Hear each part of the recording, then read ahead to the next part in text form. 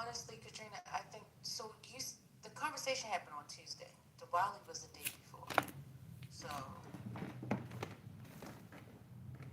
I don't know. It's a hookah party. I seen it on YouTube.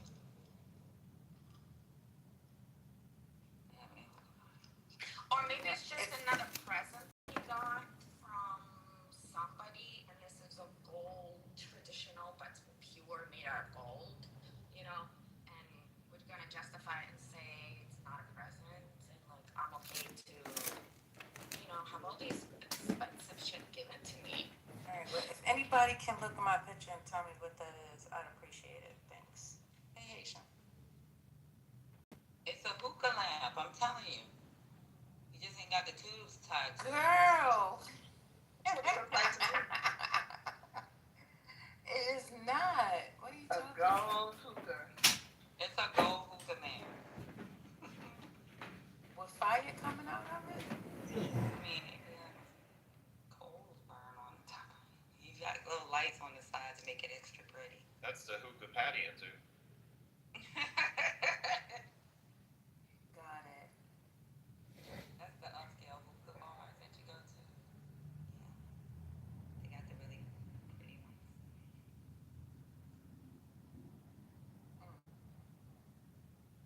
Well, it says the cost of owning a car, insurance up 5%, $700+ 46% of payments, average monthly payment on a new car loan, 700 plus. Insurance up 5%, repairs up 15% since 2024. Hey, Johnny's. Hey, Fish Valley. So I would hate to bring in any car person here right now. So Yeah, please don't if say it that. happens. Forgive me if it happens. But You sounded Trent? Trent, you Yes, ain't just sir. Don't have to say the name, bro. No, but do you guys think, this is a serious question, I don't know. Do you think that the car industry, like, purposely did not build more economy-like cars so that we could end up in a situation like this? And before you answer, let me just say, I do remember growing up, like, a huge part of the market, and so many people I know, my family included, we only had the option to buy, like, the Toyota Corollas or the Volkswagen Rabbits or like their, smaller, more efficient cars that were more affordable. And they were everywhere. And now I'm just seeing like that market almost doesn't exist anymore. And I'm just wondering if you guys have seen the same thing over the years. I don't have a way to gauge that. It's not something I pay super close attention to, but it is a good question. I would say it's fair that I would just say that price on all cars went up. New cars and like I'm talking about like expect like more of a high end models or more affordable ones. They all skyrocket, and I feel like during COVID, car prices were through the roof. Obviously, we didn't have enough chips, and the dealership's parking lot were empty. I remember I was on a waiting list for 8 months just to get a new car because I had nothing on the lot. And at that moment is when used cars really went up, right, in the price. And I think that they realized in that moment that, oh, we're making a lot more money. And at least where I live, again, everybody's different. But where I live, our car prices hasn't gone down since COVID. Even the used cars, they're pretty much the same as COVID prices, which is really hot.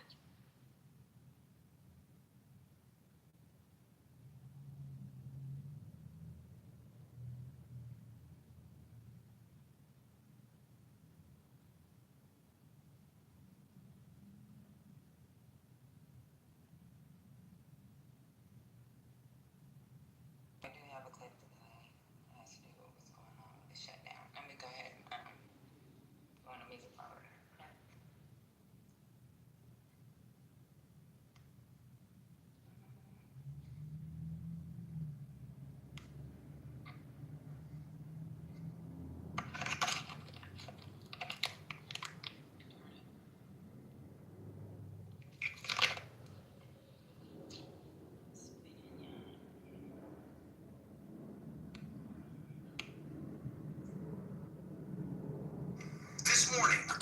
marathon speech on the Senate floor, with Oregon Democrat Jeff Merkley pulling an all-nighter, protesting President Trump. I've come to the Senate floor tonight to ring the alarm bells. We're in the most perilous moment, the biggest threat to our republic since the Civil War. President Trump is shredding our Constitution. This as the government shutdown enters day 22. President Trump showing no sign that he's in search of a deal. Hosting Senate Republicans at the White House. Trump encouraging them not to back down, suggesting he would consider meeting with Democratic leaders only after the shutdown ends. It will only be if they let the country open. Then let the country open. A message received on Capitol Hill. At some point, the Democrats are going to have to say yes for an answer. Republicans saying pass a short-term spending bill first, while Democrats are demanding a deal on health care now. Don't tell us to ignore this problem. Republicans have had all year to get serious about health care. Without an exit ramp in sight, families reliant on government assistance are trying to hold on to their current benefits because they may dry up soon. Diamond Williams has 5 children and relies on SNAP benefits to feed them. We didn't do anything, but we're taking the backlash of getting all of our benefits and everything else taken and removed from us for nothing. Her story similar to millions of federal workers on the verge of going without a second paycheck, stretching every dollar and flocking to food banks. Usually they're full, but we just started seeing just a much greater demand. And as we said, the shutdown now ranks as the second longest in American history. We're now less than 2 weeks away from key benefit programs running out of funding and open enrollment kicking off across the country. And as the clock ticks, the two sides are not any closer to making a deal. Savannah? Ryan Nobles with the latest there. Thanks, Ryan.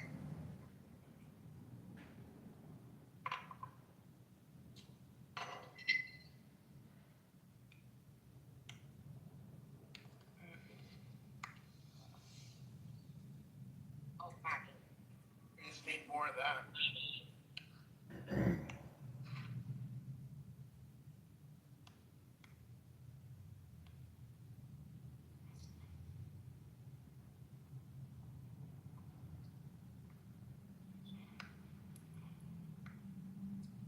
Patty, can I take your criteria really quickly on a different subject just for while you're reading the other video? Okay. Yesterday I remember you were saying if you don't live in New York, don't talk about it. So if I'm coming back, can I talk about it now? Big fun, big I'm busting your balls. Out of love.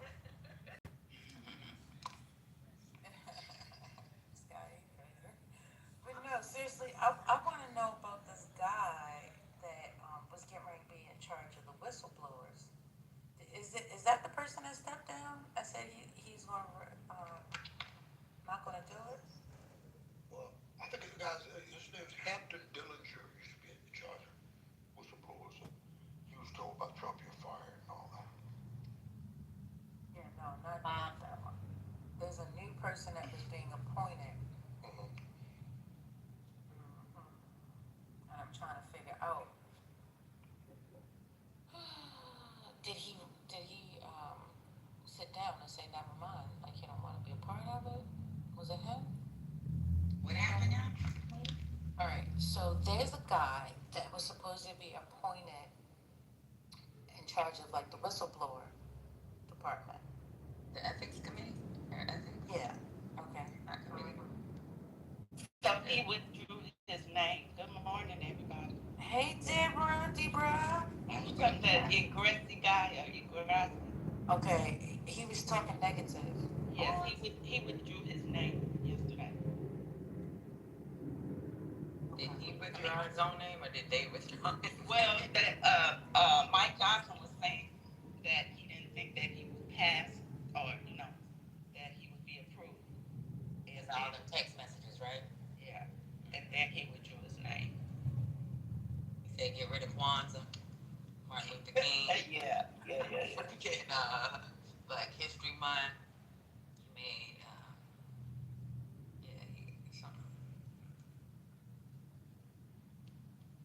He will be appointed in a role that doesn't require any approval from anybody other than Trump. Right.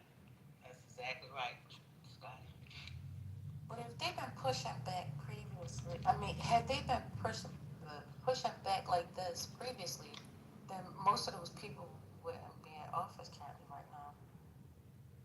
You know what I mean? Like Pam Bondi.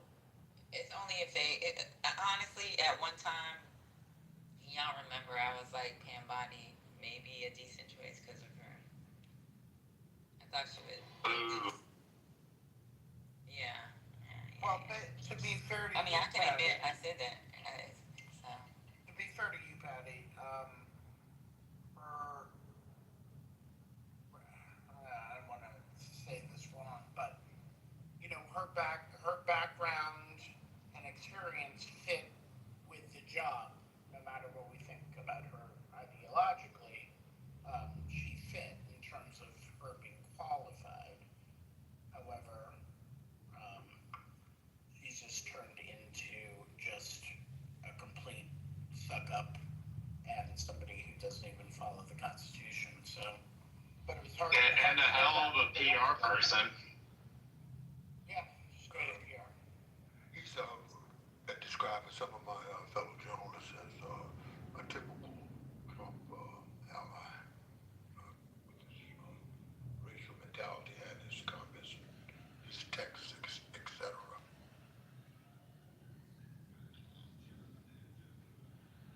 At first, when I was looking up, go ahead, I'm sorry. They may find us once.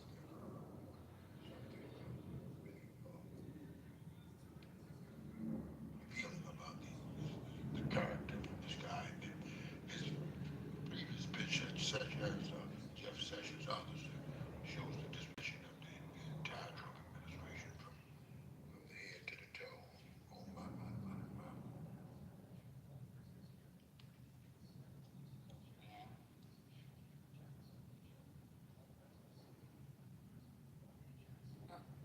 I don't think Jason found his links. Go ahead. I'm sorry. Yes, the J.P. Morgan Chase and Jamie Dimon cut the ribbon on the unveiling of a new 60-story headquarters, reshaping the New York City skyline. And this is this entire city block between 47th and 48th, and between Park and Madison. And this overtook a building called the Union Carbide building. This project is the biggest office tower since COVID. It also cost $3 billion to erect. It is 60 stories, and it will house 10,000 of the J.P. Morgan employees. And J.P. Morgan has 24,000 employees in New York City. So there you go. Or, I guess, wins for New York, I suppose. So that just means take your ass back to the office. That's what that. So that means I gotta buy a new painting, and they have their like annual art sale for them students. The skyline change. Yeah, exactly. But here's some of the other interesting detail. 97% of the material from the bank's demolished old building, the one they took out, was recycled. 97% of it.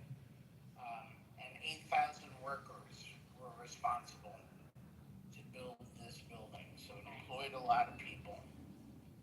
It added about $2.6 billion to the New York City economy, just building that building alone. And that's it.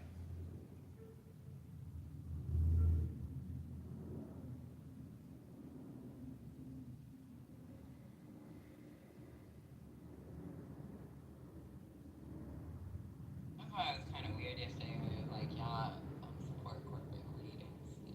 And I was like, dude, y'all really don't know how corporations actually work. They go Yeah, against don't we the want to people. change the way they work? I want them to change the way they work. So I mean, we do. We all want them to change the way they work, but then when it comes to the local economy in New York, it's a dependency on these corporations. You know, I have seen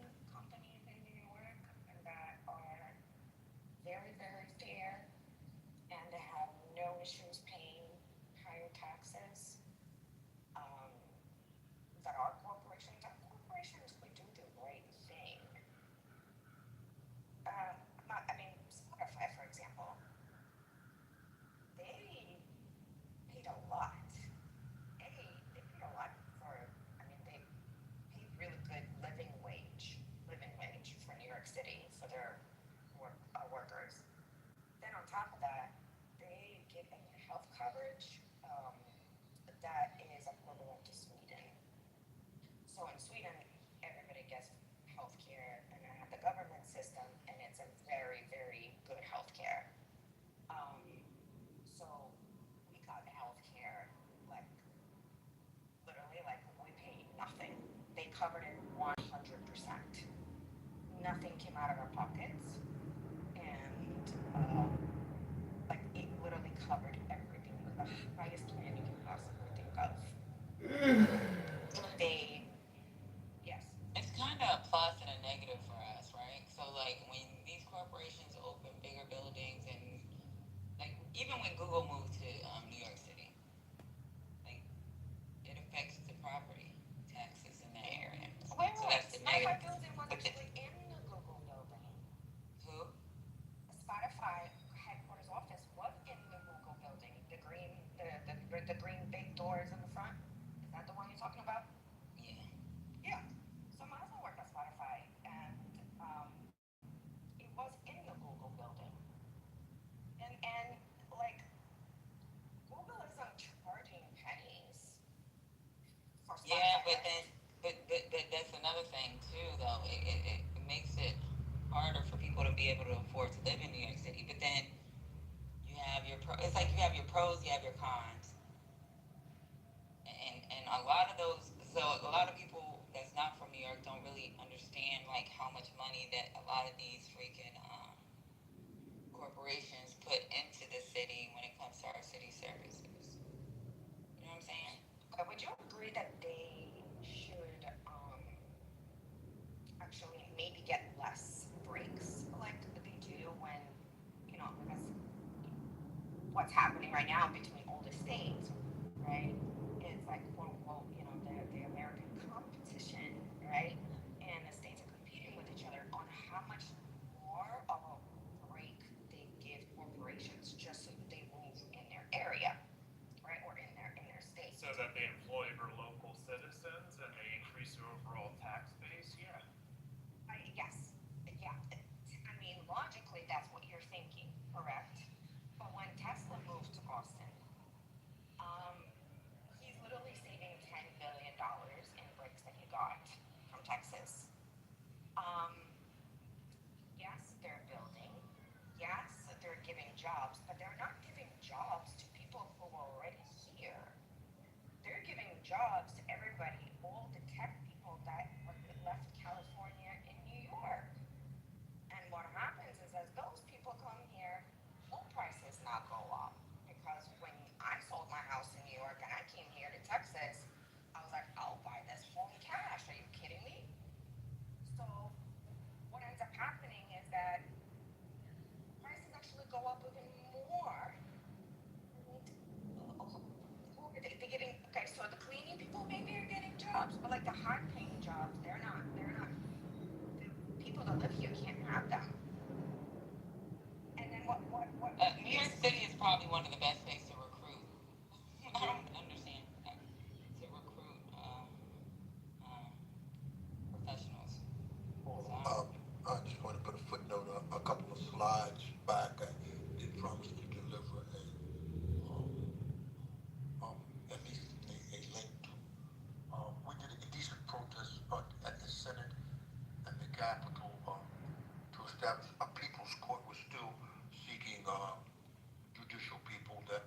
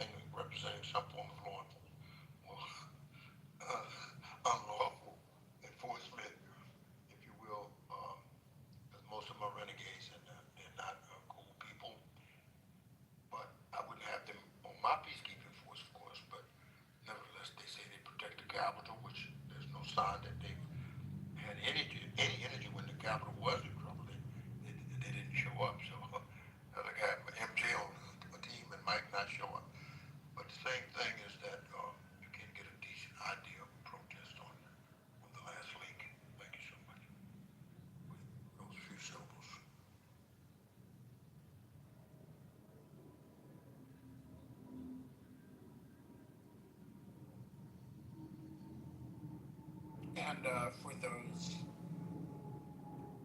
interested, the Benjamin Moore color of the year is the AF655, which is silhouette. I put the link in the chat so you can see the color. And it is essentially like an espresso infused with a little bit of charcoal in there. So that's the 2026 Benjamin Moore color of the year. Thank you very much.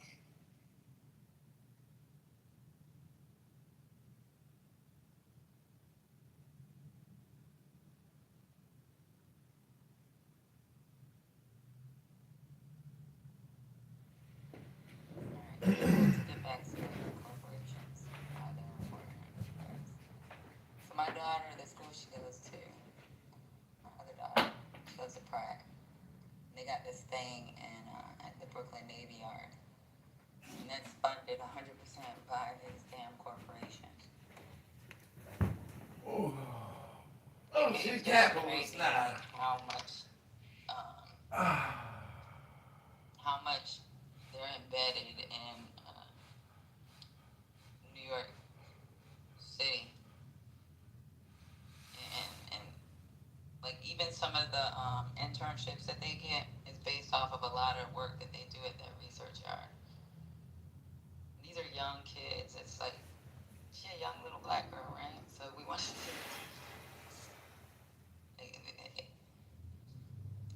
They really spend a lot of money in the city.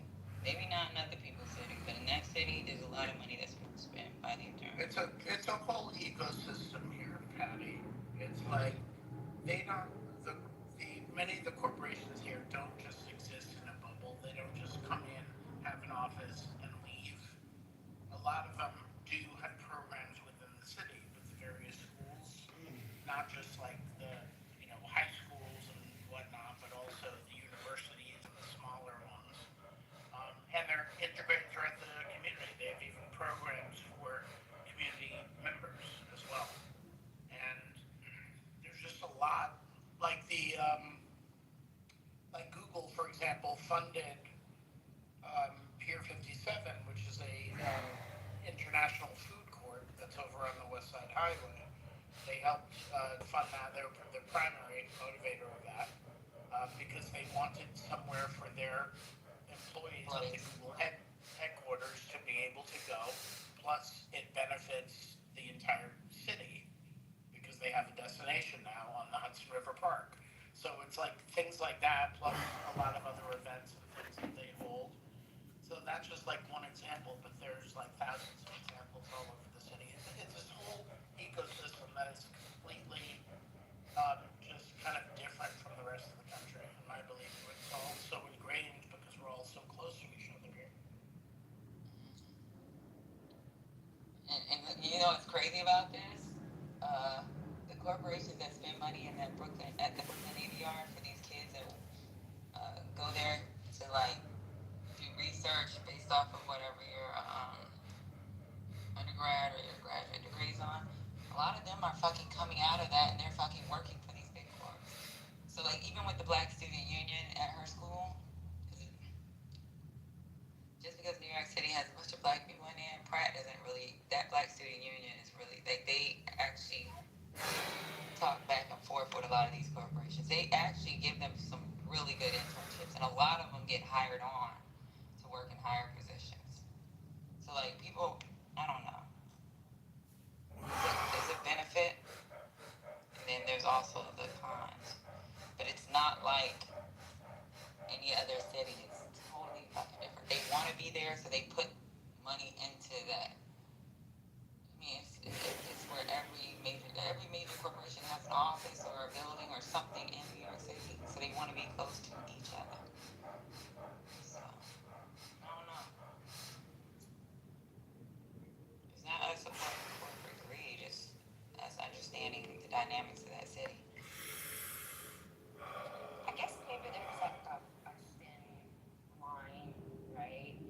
And I think that's me personally. Like I think, okay, let's take Walmart, right? They're getting a lot of tax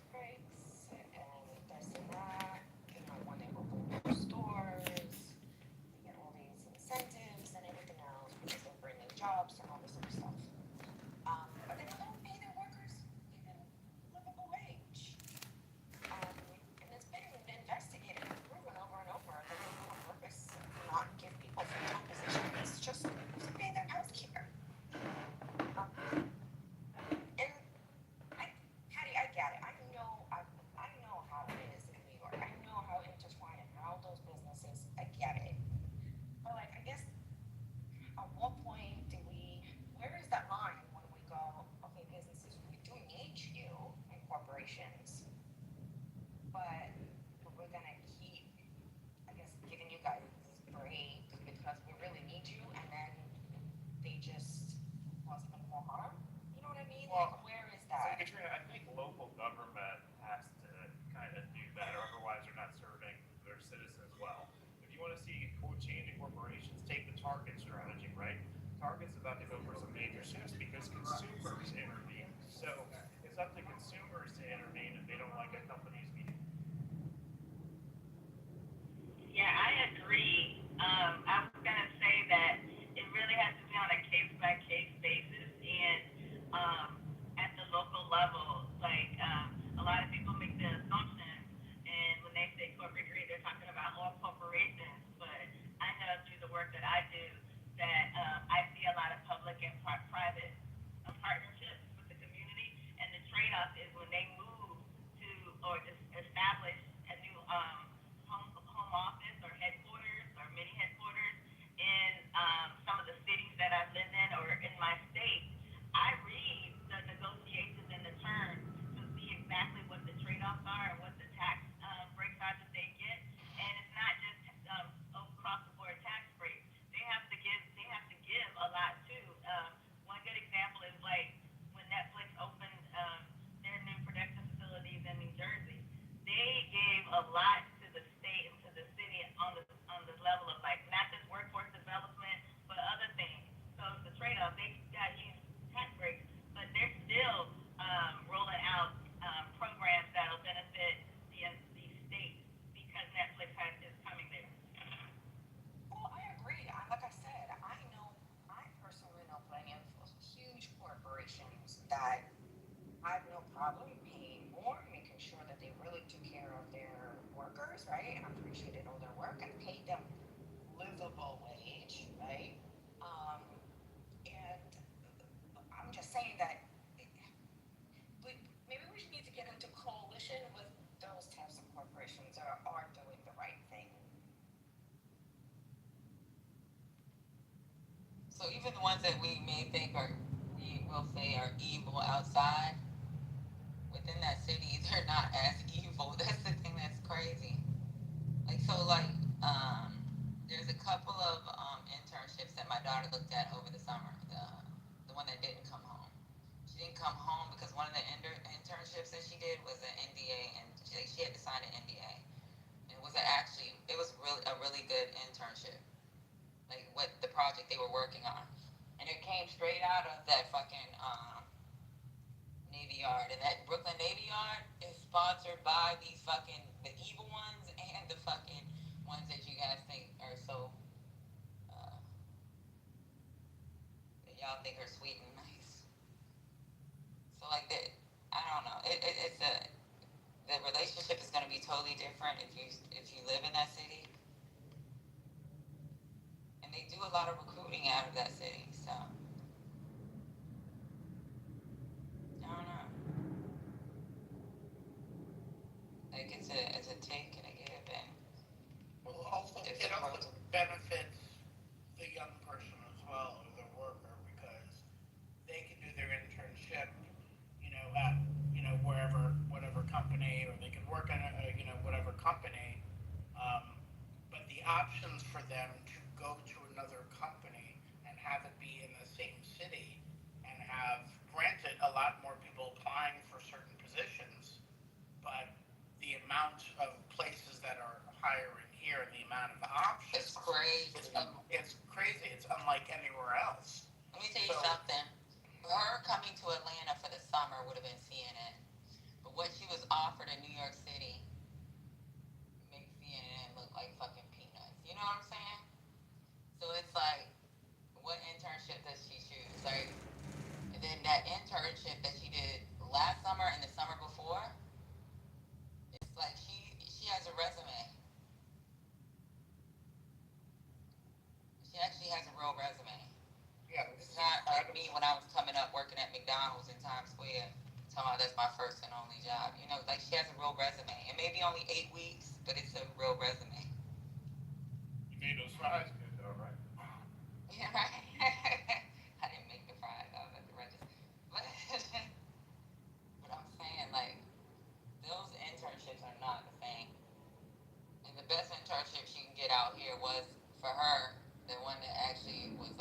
board with her coming for the summer was CNN. So, and that was based off of what she did last summer.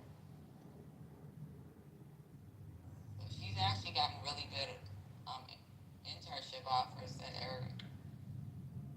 I don't think she would have got in an Atlanta, a Houston. Like, they're really good.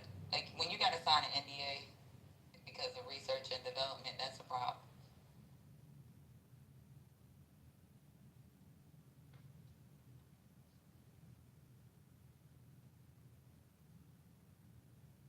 A good problem.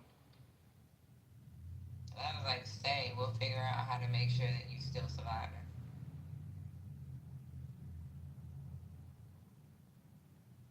You know, it's even crazier because right now she's actually working for a young black, a young black coming up designer right now. So she go to Pratt, but she's working for some young black designer. That is great. Yes, so she's working for some young black designer that lives in Brooklyn right now. And it's like so when she comes out of class or certain days, she's almost like her assistant. So she has to like get stuff together. Like when I be talking to her, sometimes it's like, yeah, I gotta go do this, and it's like she's the one that I really don't get to have conversations with because the little bit of time that she has is about studying. Because the rest of her time is engulfed in helping that black designer become somebody big, you know. And they pay her pretty good. It's kind of weird, but she's making a little change.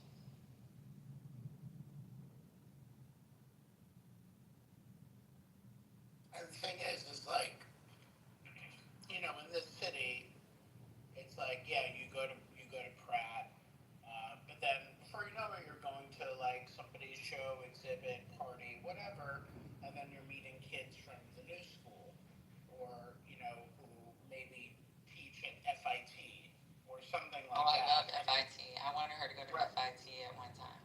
Right, but you know what I mean? It's all like intergrand, like everybody's like moving in the same circles. And you know, and there's so many different circles in that.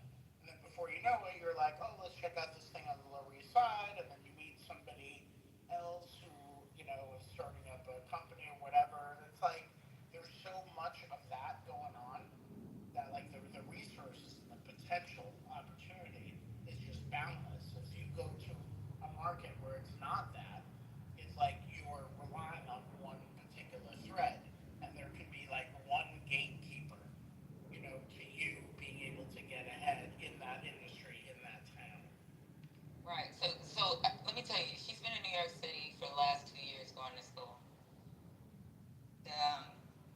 They're supposed to be getting interviewed by some little local Brooklyn little magazine because of the little internships that her and her friends did last summer and then this summer. One of her friends, her father has a little change.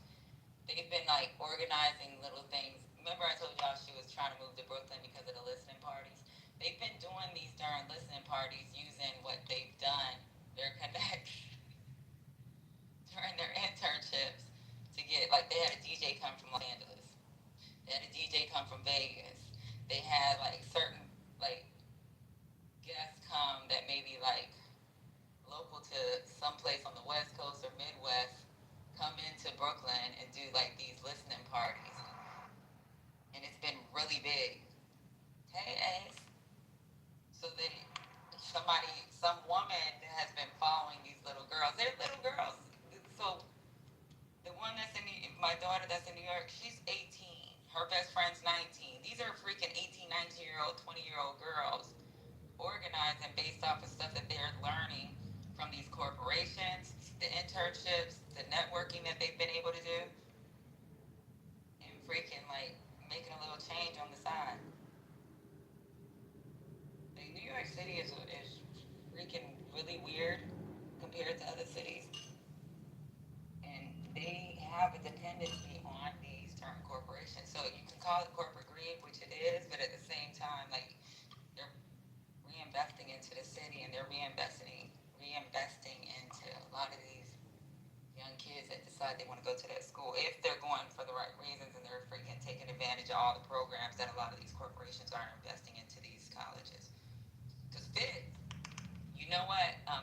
Being that you brought up Fit, I wanted her to go to Fit at one time because it's a smaller school and they have just as many, like, Pratt is a little bit more expensive, but with Fit, they still interact with Pratt. Yeah, totally. And there's also Parsons also. Yeah, Parsons is a good school too. Yeah, like it's part of New School, but still, it's like, all the design people, and even if you're not doing, let's say, fashion, you're doing like industrial design, you're doing like other types of design that you didn't even know existed, in the business world or in our, everyday life. So between like Parsons, Pratt, New School, FIT, just in that, just not in those locations. I mean, there's so many people that you end up meeting and potentially collaborating with, and opportunities and all that. It's like and people from all over the globe go to these places. Like, they are well known and they want to be in New York. So people are not only getting sold on the universities, but they're getting sold on the city that'll make all of this happen.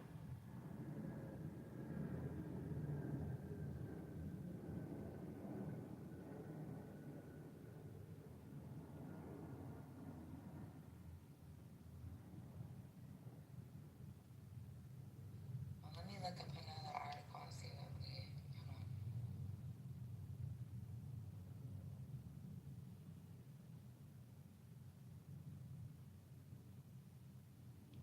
Do y'all want to continue with the government shutdown? Because I do have something that's talking about the government shutdown being purely political. Another article that's talking about, or a video that's talking about Trump wanting to break the record for the longest government shutdown. There's a live now stream that's talking about the government shutdown entering day 21.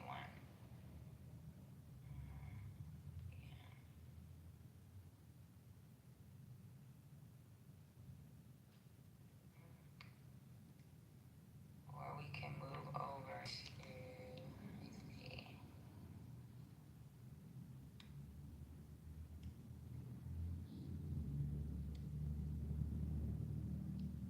What's going on with Gaza?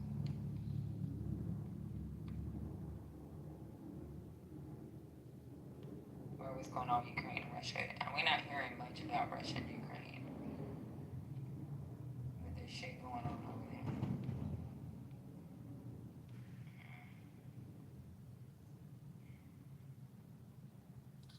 And I sent you a video from a drone footage of brand new crimes that Russia has committed.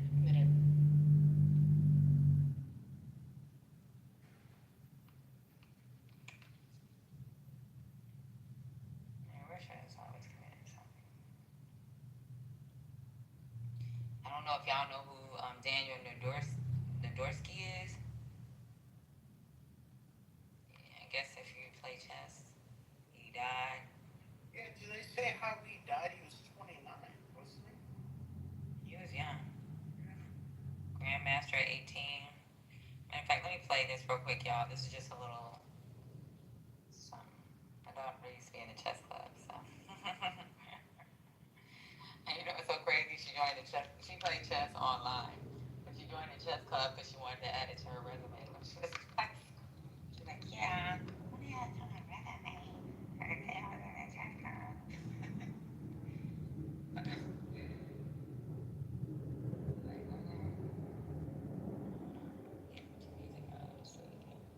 Yeah, they didn't say why. I don't think they said why. I did it. I pulled a mag on y'all last. I've only seen the article and read the headline. So. Also tonight, a whole bunch of unanswered questions around the death of a 29-year-old American chess superstar.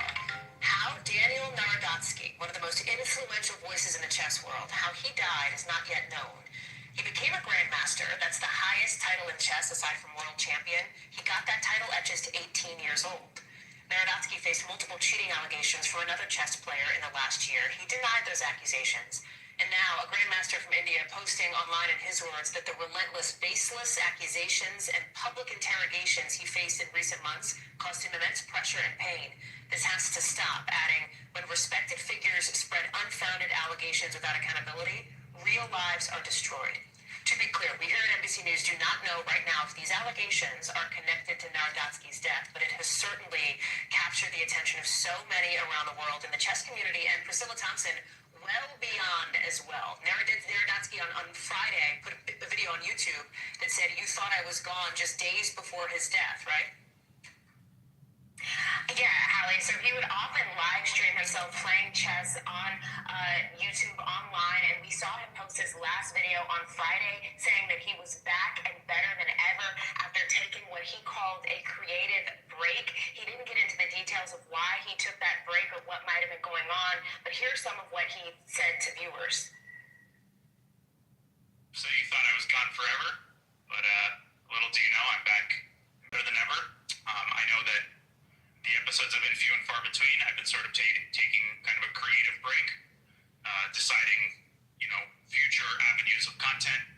So I won't delve too much into it right now because I know everybody's excited for some chess games.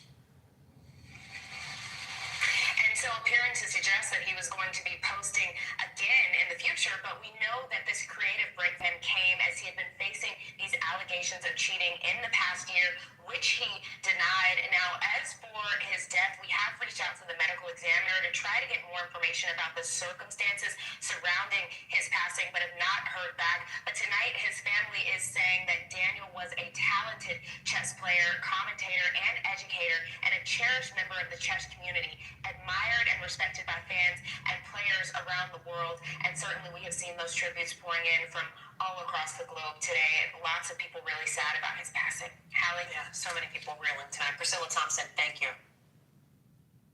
What be up with those chess players? They disappear. Those grandmasters. He either took his life or it was the Russians. The Russians have been really good at chess for a long time. In America, there are 3 hotspots for good chess: New York City, Los Angeles, and the Rio Grande Valley, where I live.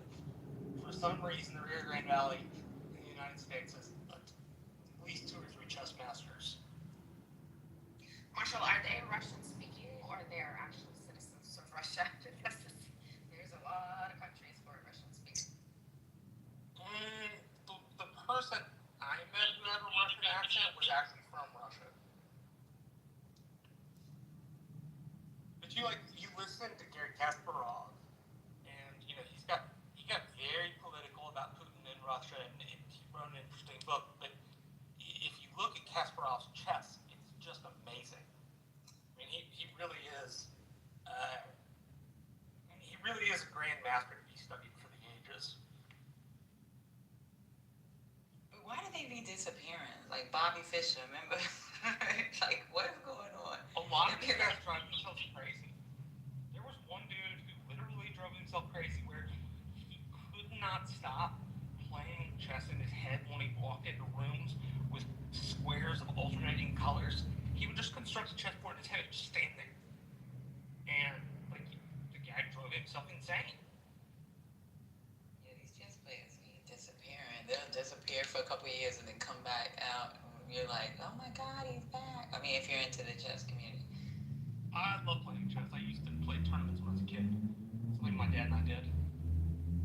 That's cute. I was never any good. I got 600 or 700 rating, which is middle of the pack, basically. But it was something my dad and I did together, which was always a lot of fun.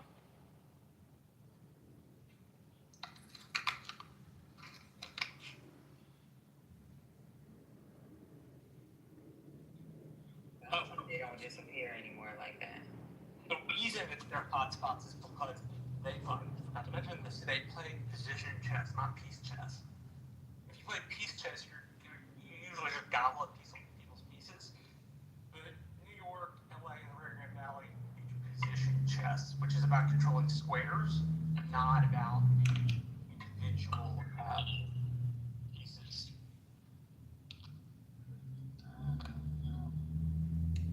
I just play chess online. Well, speaking of Russian, Katrina, I just want you to know I went to, this is why New York is cool. I went last night to a staged reading, a musical about Navalny,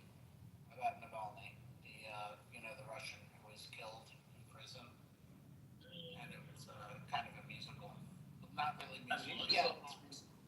Yeah, well, kind of. It was just a stage reading, but with, songs telling the story. So Maybe You not. know what's really interesting though, I gotta say. Obviously I have a chat with Navalny. I knew about him, and a lot of my family members were like totally for him and everything else. You know what the main issue is that he got so much publicity as this hero, right? But when you actually listen to what he said in his debates, when he had debates for being the mayor of Moscow, right?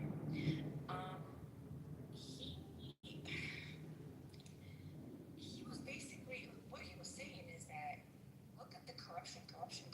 He had issues with the corruption, not with the ideology of this crazy, Russian ideology. He basically said, I want an army to be super strong, and then I want, like, he literally wanted to go and invade countries.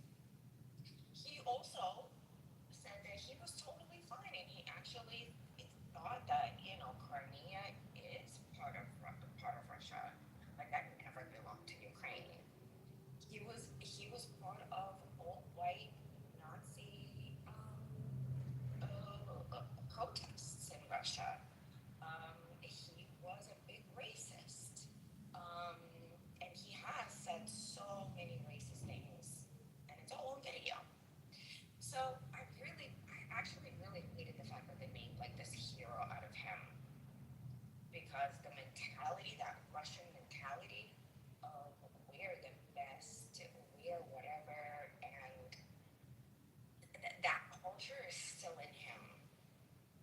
He just had issues that it was Putin who was making all those money, and other people were making the money, and there was a lot of corruption, and the army was weak. It's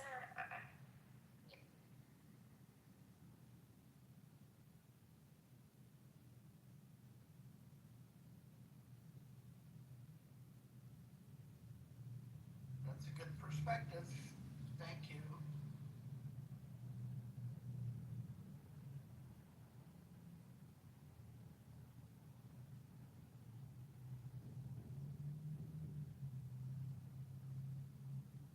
Good morning, y'all. Hey, I'm just reading this chat. Good morning. Okay, guys. Well, I'm going to New York City over Thanksgiving weekend.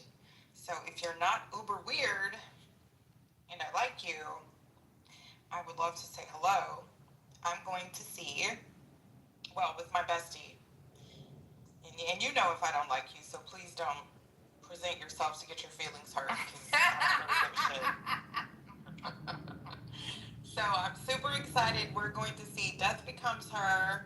We're going to see The Life of MJ. And oh my God, I'm so happy to. We're going to go see Harry Potter and the Cursed Child. Woohoo! Oh, that's exciting. Yes. It's a Broadway weekend. That's not fair. I know. I'm going from Friday to Monday so that I can see. I also want to go to the Met. I know this is a lot, but It's probably beautiful. gonna. If you're there, do high tea.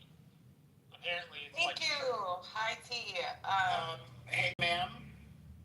Uh-huh. If you want restaurant recommendations, let me know. I will definitely get that from you, New Yorkers, because I've never been. So this will be my first time being there, like, for the Christmas season. So I'm super excited. I'm gonna be like a tourist from Japan. I'm gonna have the camera. I thought you Don't be to get your knockoff bags.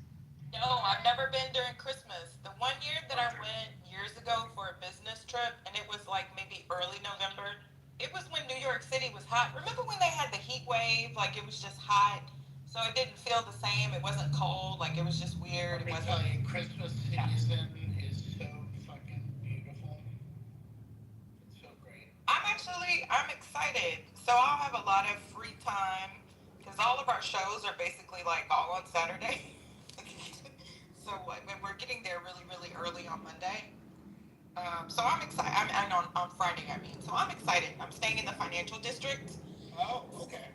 Of course, I have to stay in the financial district. They so I have can a go great harass. holiday in there. Yay.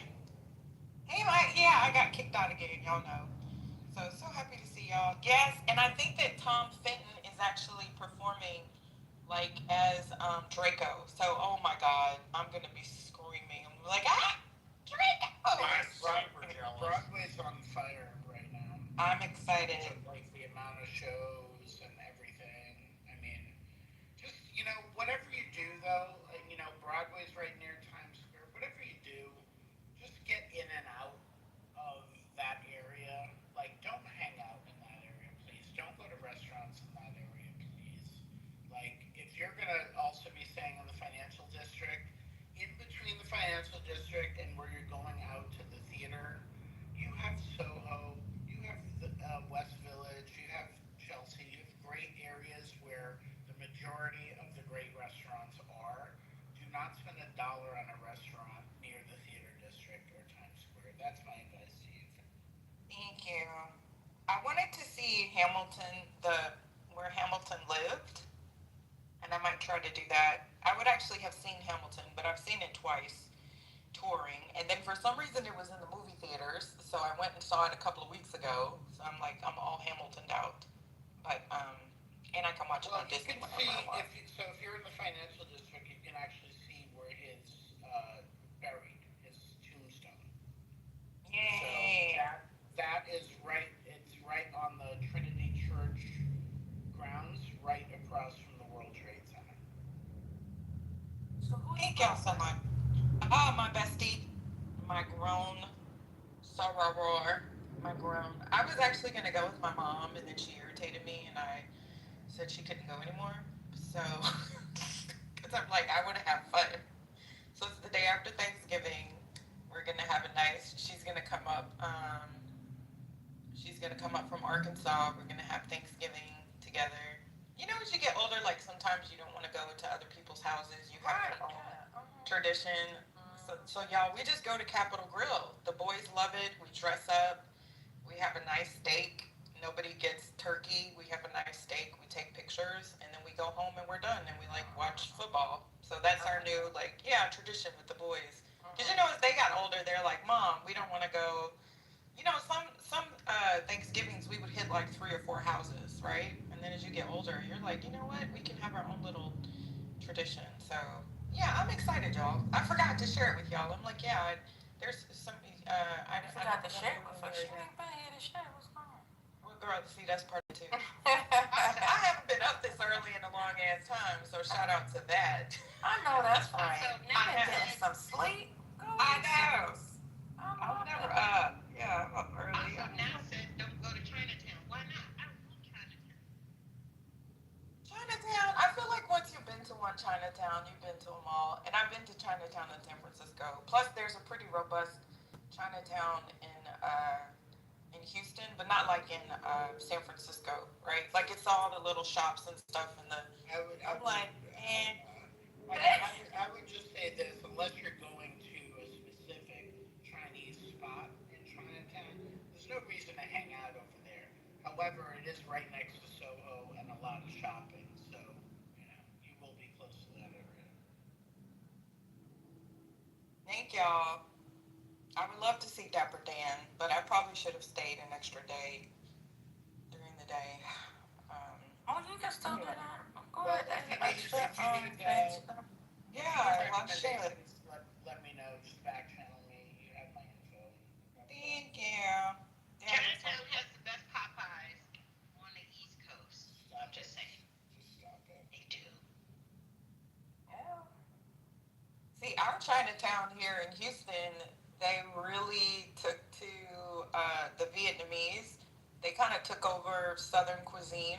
So I don't know if they learned from the Katrina people when they came to Houston, but they give a pretty good run for their money when it comes to like crawfish season. So like my sister prefers Vietnamese Houston crawfish to Louisiana crawfish.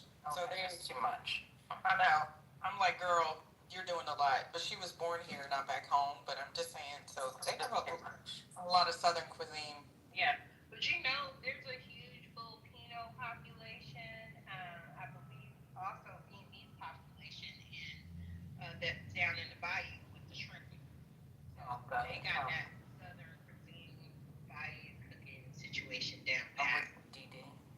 Hey Ursula. Hey Dee Dee. So what else is going on? What's your name? Reformed in the political world. Oh, I'm happy to report that a lot of people finally are responding, like, I guess visually seeing the East Wing being torn down. Yes. But I also saw that they said don't be taking no pictures of this, okay? Yes, that's what they ordered. But y'all know what? And I was gonna put this on Threads because I love Threads. There's so many people that write things out. Like all of the intellectuals left X, and they're on Threads. What did they do with all of the shit in the East Wing? Because that was like what the first lady's residence and her offices. It was like some other people's offices, like some generals or something. What the fuck did Trump do with all of that shit that was in there? Because that must have been a lot. What did he do with all that? That's what I want to know. Selling his They shit put on it in the eBay. basement. Selling shit on eBay, and then, you know, maybe going to Antiques Roadshow to get like a value. Or throwing it in the trash. What's going on? I mean, people are visually upset. I mean, I see between that and the video of him shitting on people. Child, I was just like, you know what? We're living in like The Sims. This has to be like The Sims. I was literally looking at something before I came in here, because I was like, let me go get my dose of what? Because y'all always bring the good information. Shout out to Politically Correct for holding it down. Even though some mods run away for months and come back and say, hey, oh, giving shout outs to the crew for holding it down. Yeah, isn't it crazy what's going on? We saw that gold actually fell, y'all. It's not political, but I think it is political because that can be construed as a good or a bad sign. Because people typically flock to gold when they think there's uncertainty in the market. So even though it's up like insane, crazy, that is kind of interesting. And y'all were talking about Zelensky. Did you hear the reports that Trump was yelling and cursing at Zelensky when he was in the White House No. the other day? Now I did see when Zelensky looked to the side to the man that was sitting next to him when Trump was like, I don't know, we'll see. And Zelensky looked over like, here we go again. But I didn't see or hear him cursing him out. Yeah, he's forcing him to give up land to Putin. Yes, Putin demanded. I can't remember what it is, but I just read that there were the reports. Well, did y'all see like the press corps when they were all walking out after they wanted them to sign that oath, and they were like, "No, we're not going to sign that oath." And what he's forcing the universities to do, only the University of Arizona, like, I'm stuck. I am, but this is y'all. This is like Your university, Texas, at Austin, is enthusiastically looking at this, and Governor Abbott is going along with it, of course. So for that, no, he's a crackhead, but I have something to report for the LGBT community that's really good in Houston to fire people up. So I love that No Kings happened and kind of showed people like there is a lot of support. Early voting is happening in Houston, Harris County, so I actually need to get up and go do that myself. But so there was a crosswalk in Montrose. Montrose is a notorious neighborhood. I don't want to say notorious, infamous neighborhood in Houston that is very LGBTQ pro. There are a lot of gay bars. Everybody goes there to party. It's like a great time, right? Great vibes. Well, there was a crosswalk that had the pride colors. Well, Governor Hot Wheels decided to stick his ass in Houston's business because Houston is liberal. We are blue, right? And to demolish the crosswalk. Well, y'all, a group of residents went out there. This is how petty they are, and I love it. So everybody is just like in a feel-good mood because of this. They painted the wheelchair access ramp on the street with the pride colors in a direct refutation to Governor Hot Wheels because his ass is in a wheelchair. So they're doing little shit like that. You know what I'm saying? I feel like it's almost like Star Wars with the Resistance. They're just doing shit to piss people off, and then I think isn't that sad though? But we gotta accept it where we can. That's doing more to piss people off than taking away their food stamps and their daycare and their medication. It was destroying the crosswalk. It was the same thing in Austin, actually. The crosswalk also had, because we have, obviously everybody, well, not everybody, people know the infamous 6th Street in Austin, but then there's also 4th Street. 4th Street is pretty much just all gay area, all gay bars, everything. That's it, there. And they also had a crosswalk over here in Austin, and now, they're fighting basically not to, they painted it over, and now they're fighting to paint it all back again. Did you see how Abbott sent National Guard to Austin to displace homeless people again? And what the mayor was saying yesterday about it? Yeah, he's just been doing a lot. And I don't know if he just thinks that he's super popular or he's just, but people are getting pissed off. But like I said, I've said before, it's the rural Hispanics that keep voting conservative, right? Yup, down where I am, baby. Yeah, I know. And God bless Maria and Jose and Pedro. I understand that they are very Catholic. I understand that they don't even like to pull out, which is why they got all them goddamn kids. Because, Saint Maria told them, what? Y'all know I ain't lying. Saint Maria told them to be anti-abortion. And I get it, Maria, Jose, and Pedro, Consuela. But goddamn, but you know what?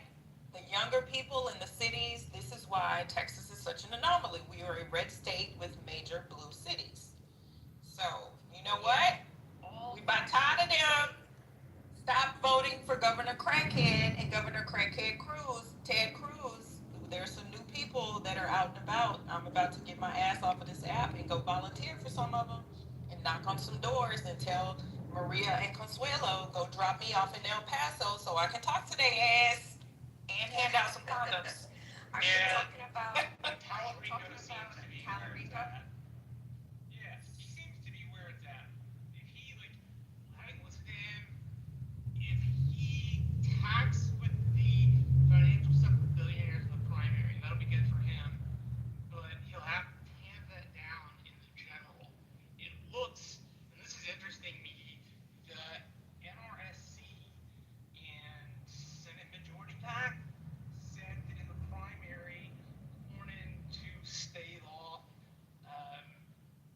our terrible Attorney General would need $90 million. And in the general facing Talarico, we would need $390 million to compete.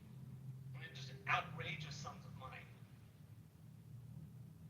Yeah, did y'all see how much the Republicans wanted to offer? Oh no, go ahead, Katrina. But there was just something I think the Republicans have outraised, maybe at a rate of 3-1 the Democrats.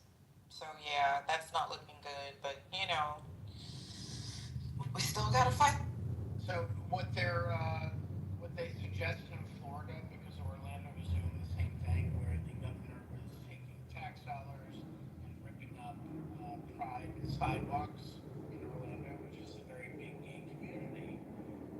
So the suggestion was, and I think they should do it in Texas, any potholes across the state should be painted in a rainbow pride so that the government will actually go in and remove and fill those potholes. So that would be the way. Oh my God. That's a good idea. That's a great idea. I'm telling you. But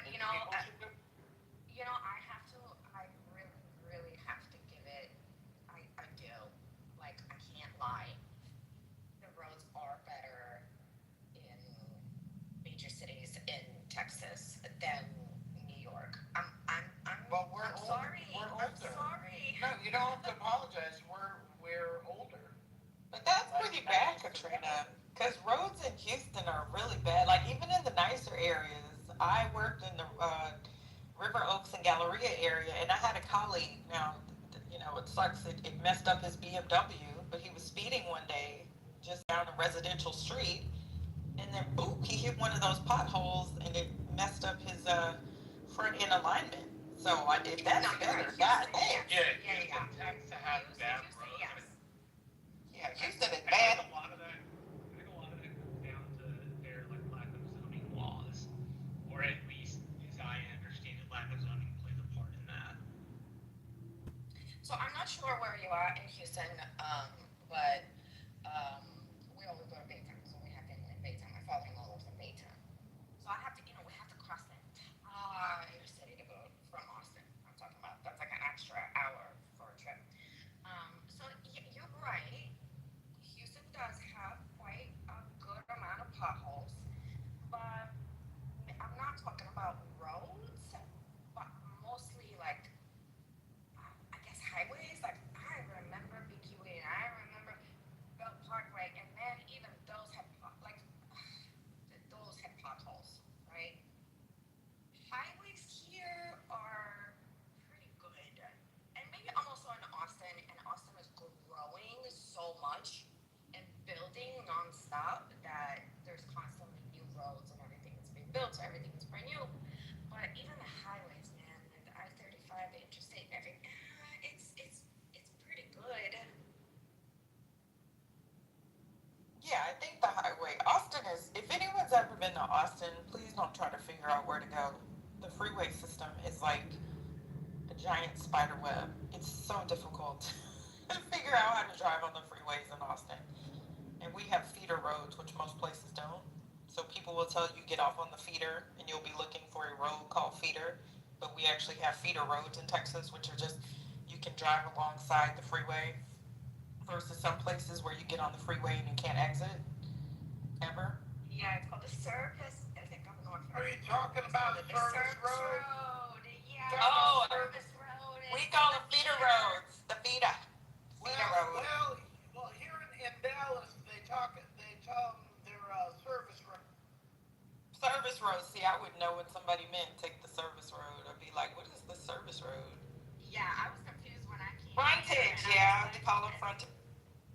Yeah, when I came here and they were like, take the frontage or the feeder road, and I was like, what the heck are you talking about? Like, yeah. But hey, I'm excited because I'm getting the F out of here, so.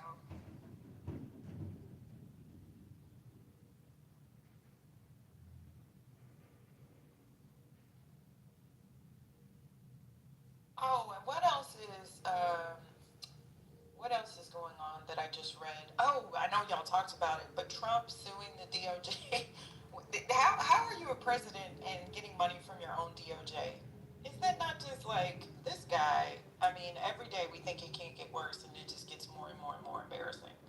But it's, what's even more deeper and disturbing is that the people who can approve, right?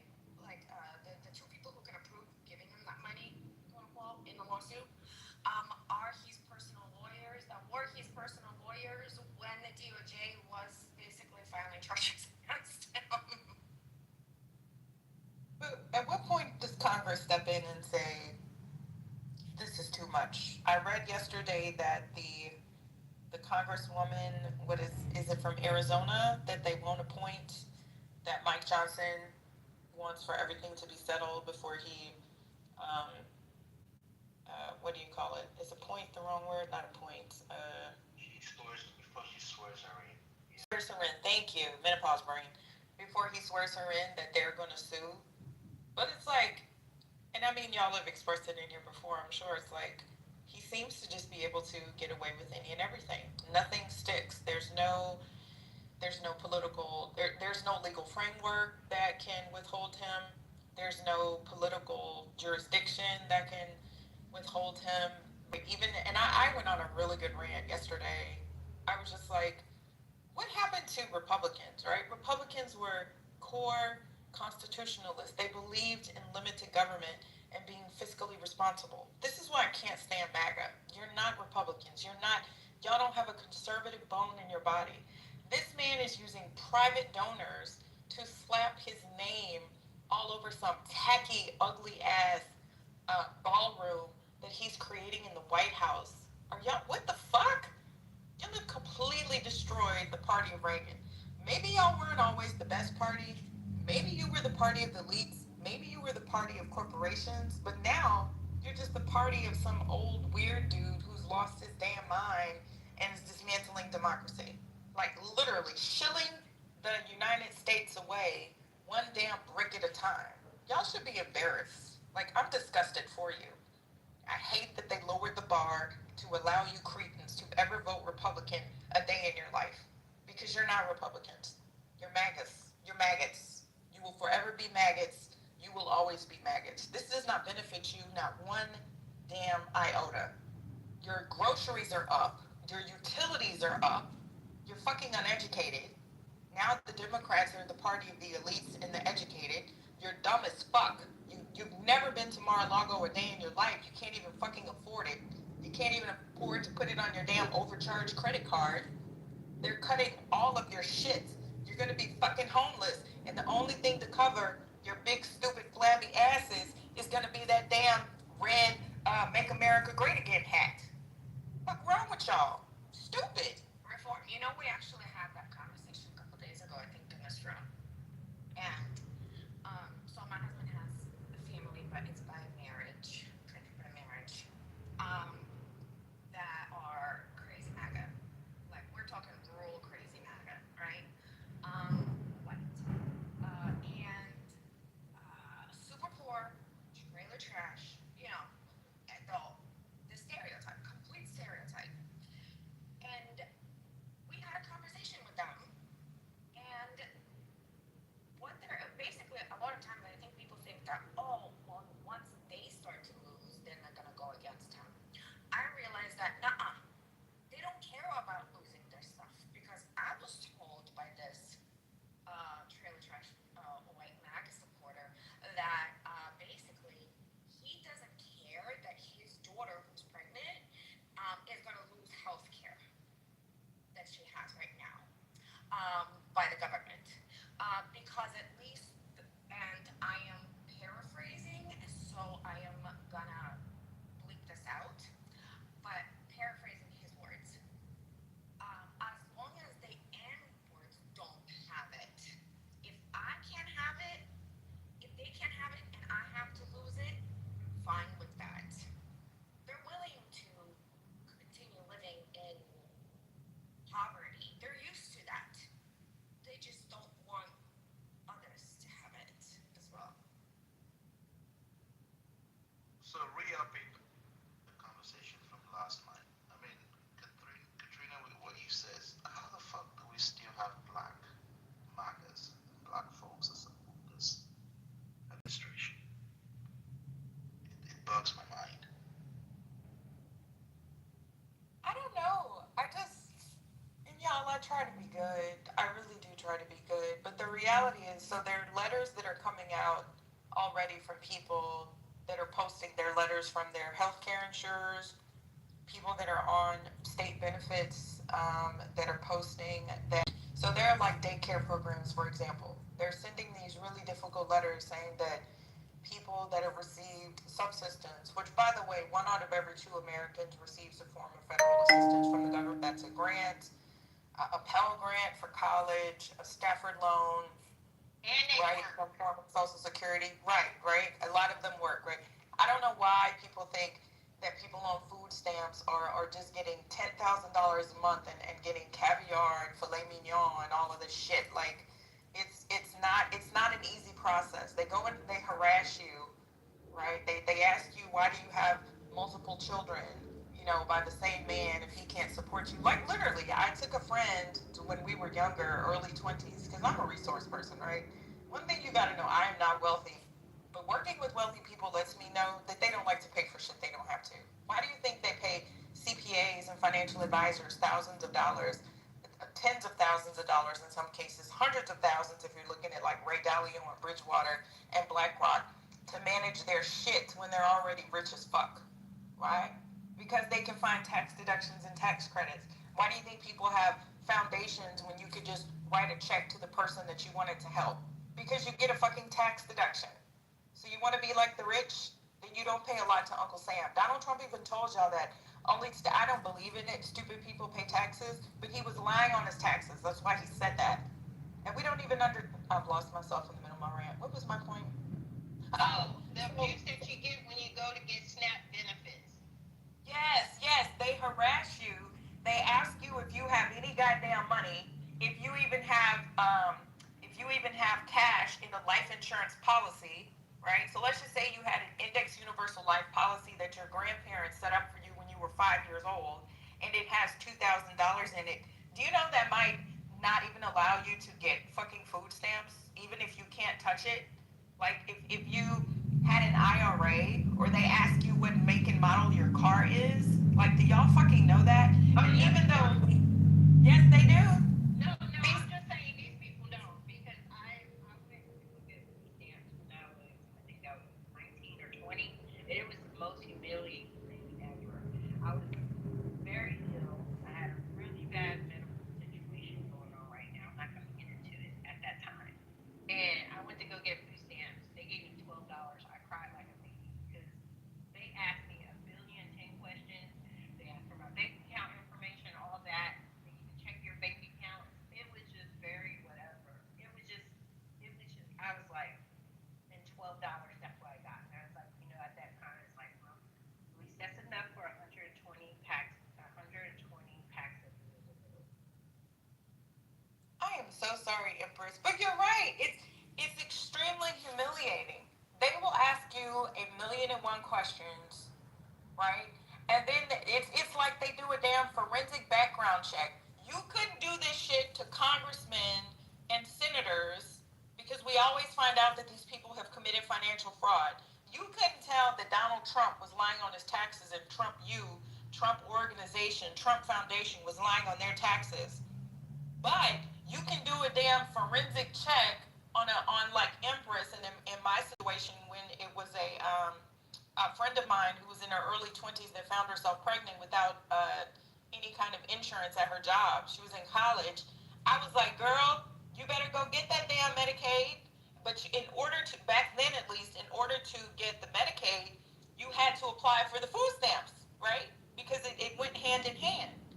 And they literally asked her how she pregnant, sitting in the office. These people were asking her, well, how did you end up pregnant? Why did you get pregnant, knowing that you couldn't afford it? Just all kinds of bullshit to go through that. And you're right, Empress, they don't pay shit.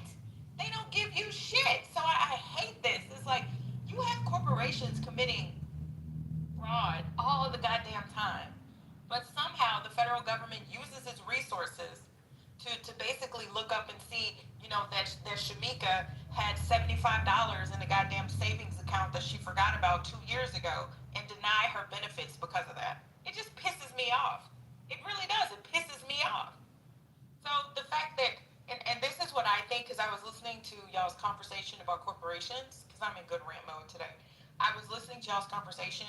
What I'm thinking is people that don't benefit from this system, that they feel it does not matter, and they're going to cape for billionaires and multimillionaires and people like Jeff Bezos and the Kardashians, when you will literally sit online and poo-poo them to death about what they have, but for some reason, you maggot and filled cretin crustacean individuals, you don't see Donald Trump the same as you attack the damn Kardashians.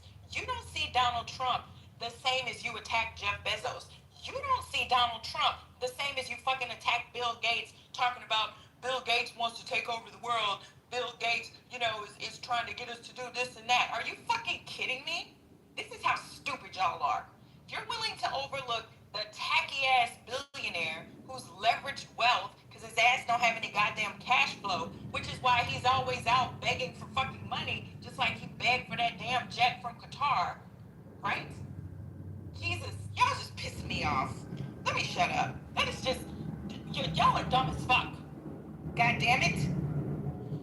Okay, anyway. I miss y'all so much. I am so sorry. It's okay, just drink some water. Just drink some water. I have some water. Y'all, it's like we can't make this stuff up. And when that market crashes, Okay.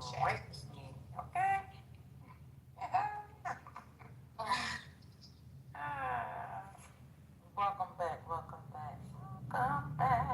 like the Carters, welcome back. Does anybody remember that? Was that Carter? The thing, the TV show? Yep. Hey, Your Honor. But carry on. People seem to like it. No, I know y'all talk about this, First Lady. It's just with everything that's in the news, the begging for the the begging for the award, all of that, the pardoning of another financial fraud guy. Think about that. He just pardoned what was his name, y'all? Santos? Yeah. That Much guy more should have embarrassing. stayed in prison jail. He defrauded veterans. He defrauded veterans. He also lied about two of the most sacred things. He said his grandparents were in the Holocaust and that somebody in his family was in 9/11. Really? Like, those are the things you're going to use? He You can't stole find 11 anything ideas. else. And he lied to all of his constituents who voted for him. Yeah, I mean, that's... Okay, y'all. He can go vote. Go get him some Botox. Go down to Brazil. Go get some designer shit on a dime of the United States government and the constituents and out of his little donor poppers. But, he only gets less than 3 months in prison for it. Okay. Yeah, it's wrong. His sentence simply should not have been commuted. Like, that would not happen for any other president in America. But when did it happen, Marshall? When did the pardon happen? No, why? Why did Trump do it? I don't actually know. Do you think it's because he loved George Santos? Or do you think he's trying to send a message? I think he's trying to send a message, which is if you break the law and you're my friend, you get to get away with it. Exactly. Which is wrong. The whole point is everyone this side of George Santos, which is basically everybody, if you do some fuck shit while you're in office, not to worry, you're under the protection of Donald J. Trump. That's the point. Which means all of these people who are in government doing all kinds of fuck shit can rest easy that before he leaves office, he's going to pardon them. Your Honor, wasn't there a list? I saw a list the other day. I can't remember how, but they listed all the GOP reps or folks in government that's pardoned. I think from the beginning of his first term, there was closer to 13 or 14 of them. So to your point, I guess the message is, yeah, you can do whatever the fuck you want to do in government. Just rest assured that, yeah, you got me. I can pardon you. Yeah, I mean, that's why I always talk about it's all about power on here, right? Like, if you're Tish James and they pretend to have found some, on page 48 of the loan application where we asked you to draw an upside down U, you drew it, 90 degrees to the left, so therefore we're going to prosecute you, right? That's what Democrats get. And George Santos can be the most obvious criminal of all time and get pardoned. It's just about power. It's like, it's not about the thing. Like, I don't even see the utility in discussing, not that, whatever, it's a sensational story, I'm trying to talk shit, but like, in terms of like the analysis of it, in terms of what it all means, like, it's not about George Santos. It's about like Carolyn Levitt and Pam Bondi and, Besson and all these other people who are just grifting and know that they have a get out of jail free card where he can just, blanket pardon them for absolutely everything whenever he wants. So I just think that's what this is all about.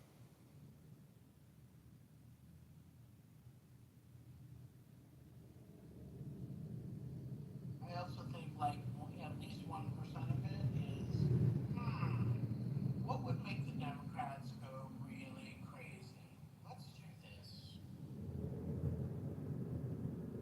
Yeah, I think that's real too. Like just the distraction thing. Like don't look at the Epstein files. Don't look at the gaping hole in the White House. Like don't look at the million scandals that are going on. Just look at the Santos thing, which is ultimately kind of inconsequential, at least in its own on its own. So, did you guys see James Comer come out yesterday and say that after everything they've reviewed on the Epstein file, that they've exonerated Trump from it, but that they've implicated Bill Clinton? He had a press conference yesterday talking about it. I mean, the question is, yeah, if that's the case, then release the fucking files versus having a press conference. Marsha, I don't know if you guys saw the press yesterday. Well, the thing that the Republicans still don't get is that if Bill Clinton is guilty, there isn't a single one of us on the Democrat side that is like, no, we must protect Bill Clinton. If he is guilty, then fucking lock him up and do whatever you need to do. We are not riding by Bill Clinton or anybody else that happens to be in there. So go for it.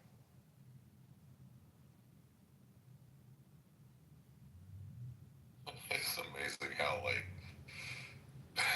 just completely melted MAGA brain is.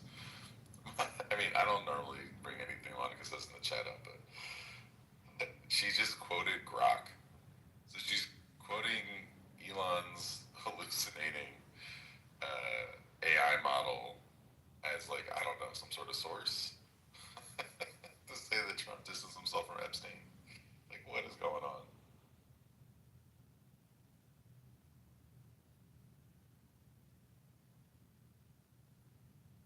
Now she says that it's documented because Grok said it. Amazing. Well, for those who don't know, social media, AI is not a credible source. Well, do you know about the kind of scandal that happened, was it yesterday or 2 days ago, with Grok? And what happened was it was about the crowd size in Boston, the No Kings protests. And Grok had initially said, oh, the pictures that you've been seeing about Boston was from a 2017 protest. And immediately, all the right-wing MAGA influencers took to that and started having that go viral, that photo that was being presented for the No Kings 2025 was actually a lie. So they took that, spread it all over the internet, and then it wasn't until later that Grok corrected itself and said, no, the photo actually was. So that whole lie was created by Grok, put out there by everybody, and then retracted by Grok. But of course, that retraction didn't happen in any right-wing media outlet.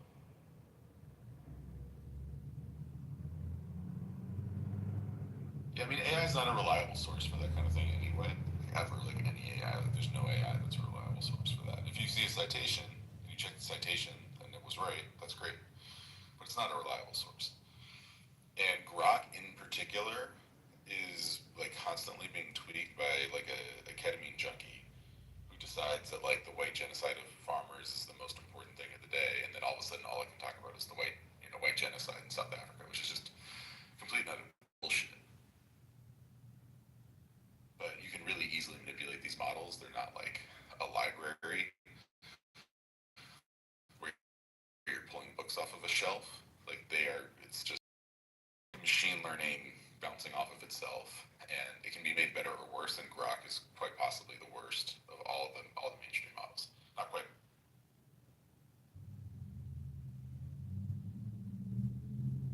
Yeah, I agree, Yana. I remember somebody came in arguing, was giving me an argument, and they were saying that, they were basically saying that the stats are the amount of violent crimes or murders or violent crimes in New York, right? And it was highest number than any other city in the United States, right? That was their claim. So New York is one of the most dangerous and crime, ridden city. And it was 2,000 something a year, I think, or homicides or something like that. And that's the thing, they hear that information, and when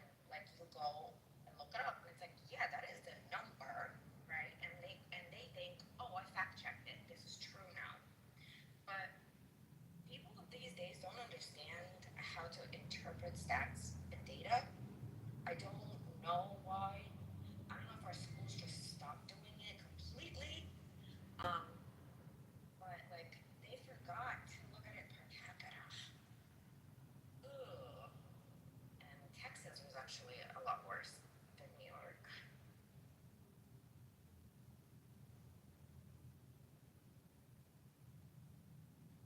What is the correct information about the statistic of criminals? Or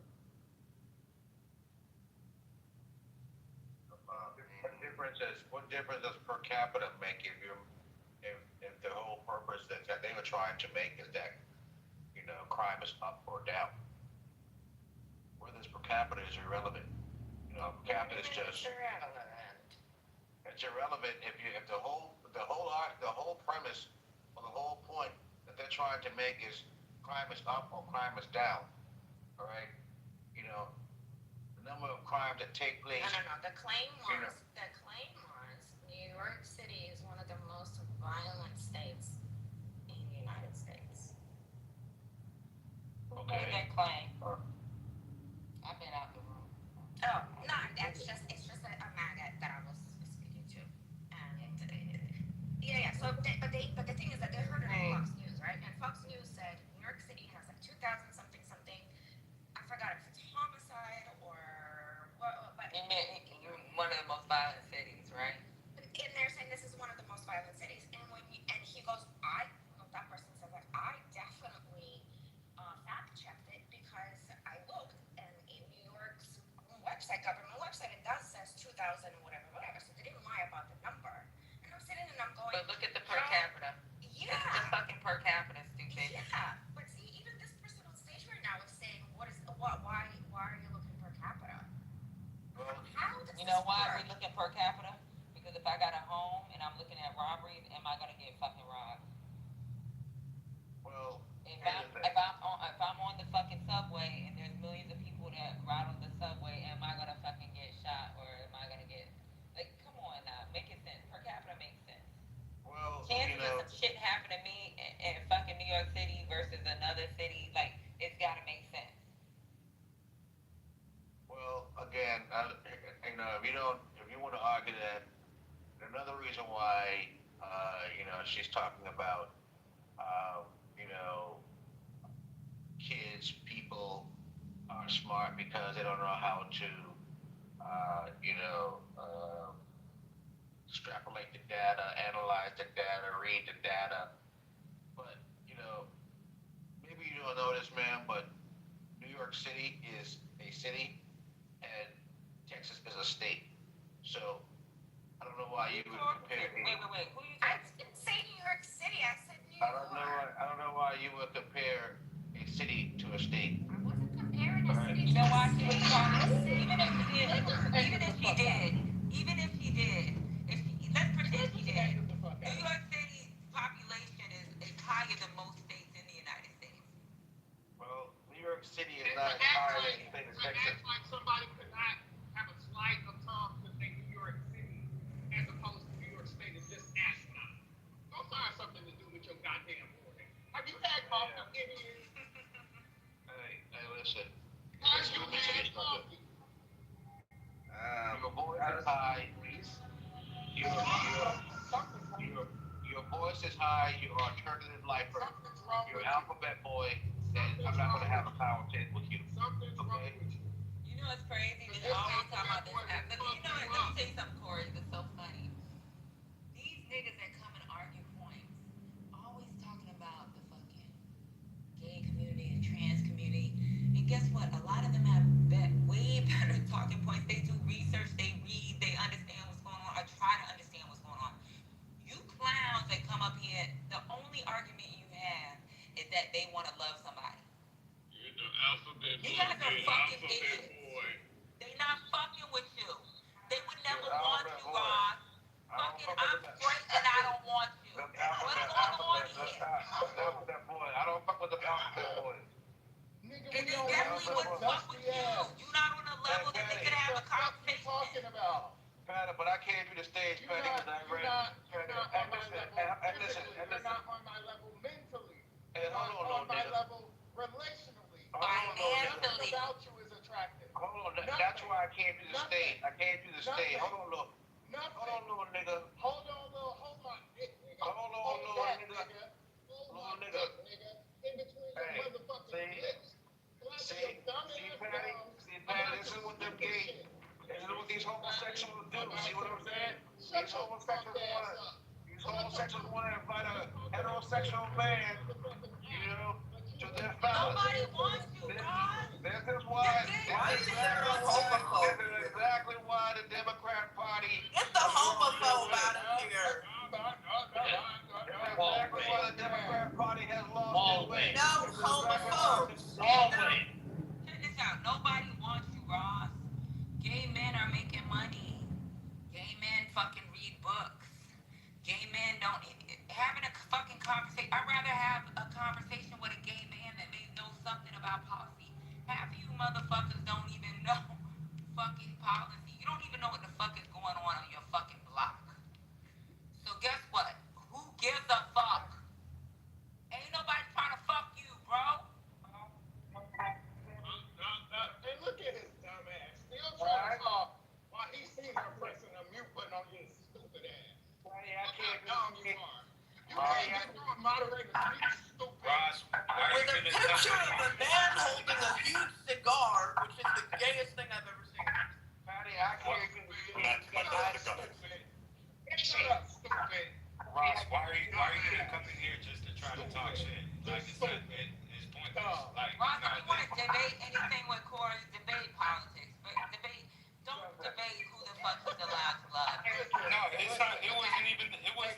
He fails to recognize the fact that he was the one talking shit You first. couldn't see me and Jordan on our worst motherfucking day, let alone today. I came to the stage to talk about the topic. On our worst What was the point of you bringing up ABC? What was the point of you saying ABC boys? Huh? Why can't you have a conversation and fight him on the politics? Because he attacked me, and so I No, attacked you him. attacked him. You was called him attacking little the nigga politics. I didn't attack him you until said I didn't calm attack down, him About until you he just attacked get a me. woman that would even appreciate you. You had the nerve to say something about ABC boys. He's not talking about I didn't attack him He until was he attacked me. attacking your fucking conversation. I did not attack Attacking him the until he attacked conversation. me. Don't attack You told somebody and somebody loves him back. Okay? Ross, you told him You told him to calm down, little nigga. How do you expect him to react? He's a homosexual. How would you react if somebody called you little nigga? I did not attack that homosexual until he Is that not what you said? Is that not what you said? Why do I keep getting murdered when I say homosexual? Why does he think repeating that is an insult? I keep muting when I say homosexual. He don't need you to fucking let him know he's a homosexual. He got a man. He's engaged. Guess what? They took their kids out. They took their kids out on an outing. They do shit together.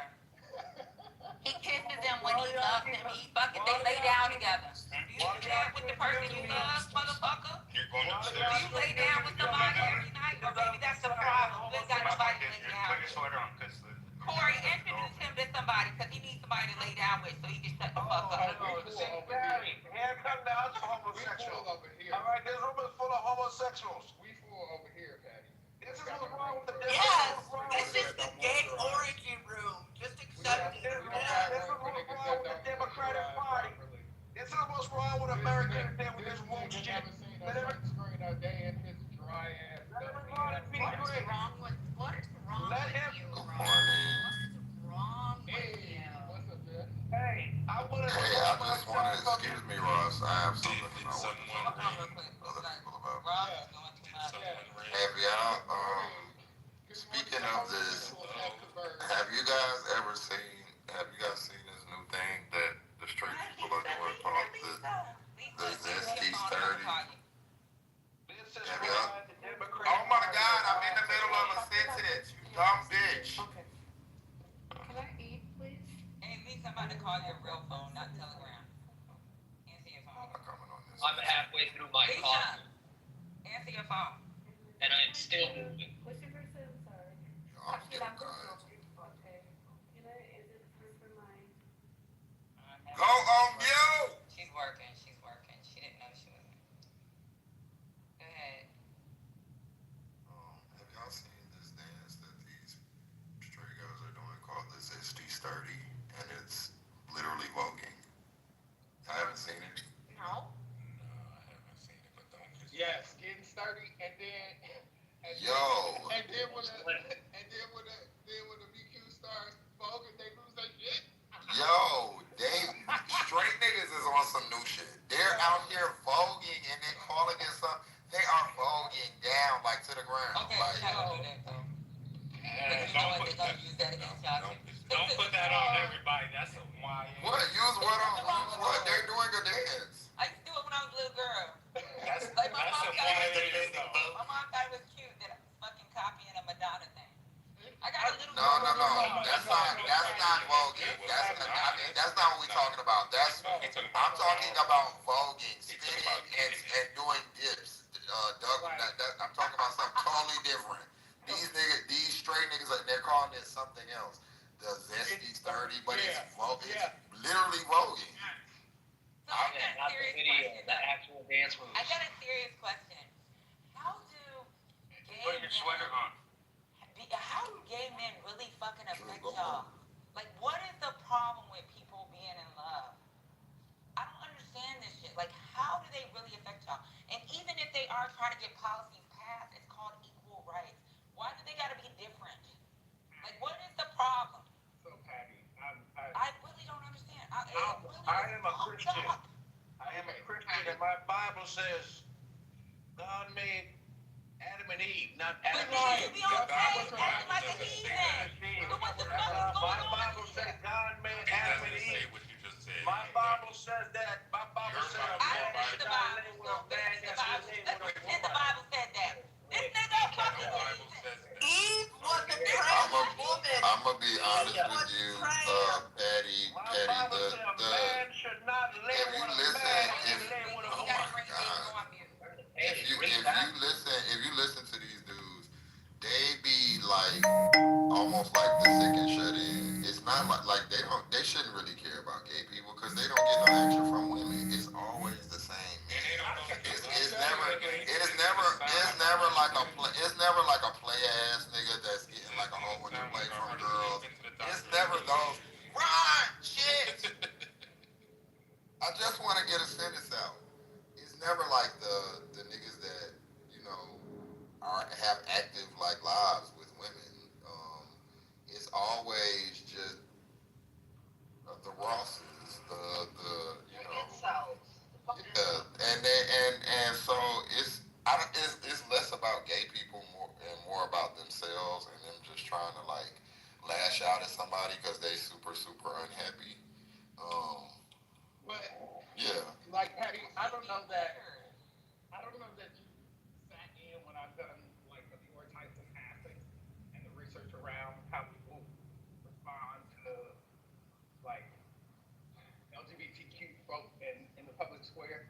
It's literally textbook angry passing, right? That they use rage and hate for queers to pass for straight, right? It's literally a mechanism to cover up for their own internalized hatred of their own queer identity or curiosity. And so literally, the only thing they can do is like lash out, I hate it, it's me, I hate it, it's you, I hate it. That's literally it. And then they be so like, it be so weird because I promise you, it'll be somebody like Ross, and then if like time will go past, and then they'll be, we won't be like at odds, and then we may get cool, whatever. I promise you, Patty, I promise you, within 5 days, they try to come on to me. Well, what made you gay? Like, what made you feel? It's always like that, and it's always like, oh, so girl, you was gay the whole time. You was just like mad because you didn't want to come out. And it's like we're never interested in them. So it's like then you have to let them down and be like, okay, I'm not, I was just trying to be cool with your lame ass. But that's usually what it is. They be secretly a mode. And if y'all don't know what a mole is, just use context clues. With hole in front of Don't it. don't that shit be weird to y'all? Don't y'all be like, what the fuck? I It's swear to God. exhausting. What did I do that's really affecting your life? Because the I same don't civil even- rights I want for me also affects you. And the civil rights of someone that's part of that community really does, especially when it's black people. Y'all niggas the last one to motherfucking open your mouth. Because we just got a little bit of civil rights in the last, 40 years? Well, 60 years?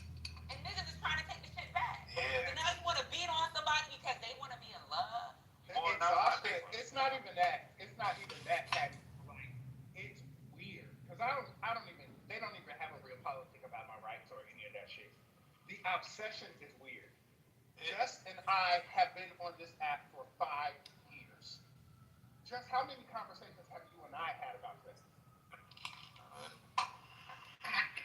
Can you repeat that number? None. Like, we don't get together as gay people and talk about being gay. Like, me and Ron and Corey never get together and, like, pass ideas about being gay. Together and they talk about the best way to suck the dick.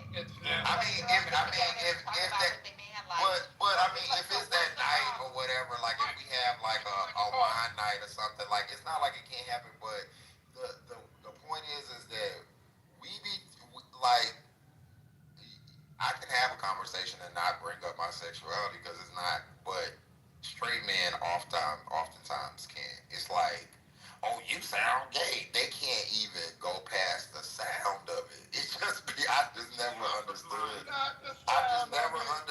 Like, if I noticed somebody, like, imagine if I did that every time I seen a nigga who didn't have a haircut or didn't have the money that I thought he should have, or, was fat.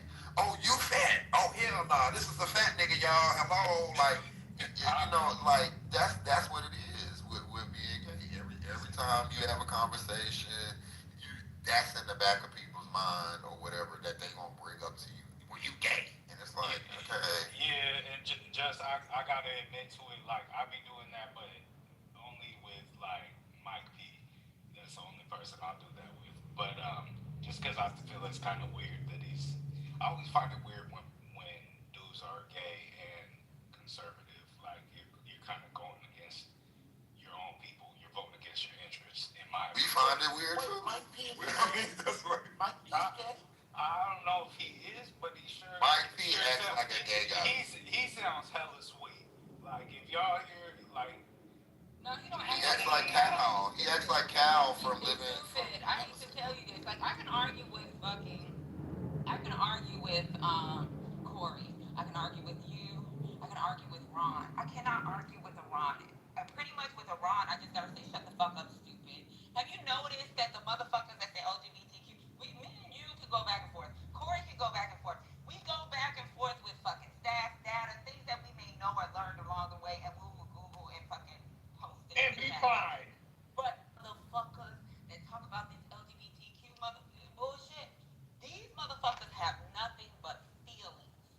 That's it. Yeah, and I get it that like the black community has been like kind of indoctrinated to be, heavily homophobic, but it's always just kind of off-putting. You hear it coming like this, like dude that was just up here, when it's coming from the black community where it's like, white people used to talk the same exact way about us, for no fucking reason. It was just the basic existence of black people was an issue for them. So, it's kind of like, I don't know, it just blows my mind that like people can't take a step out of their own shoes and be able to see what they're like perpetuating.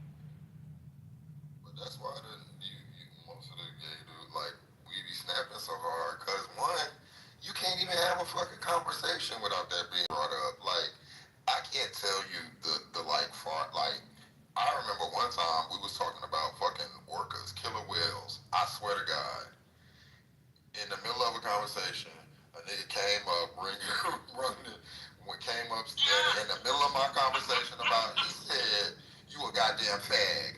I said, what does this have to do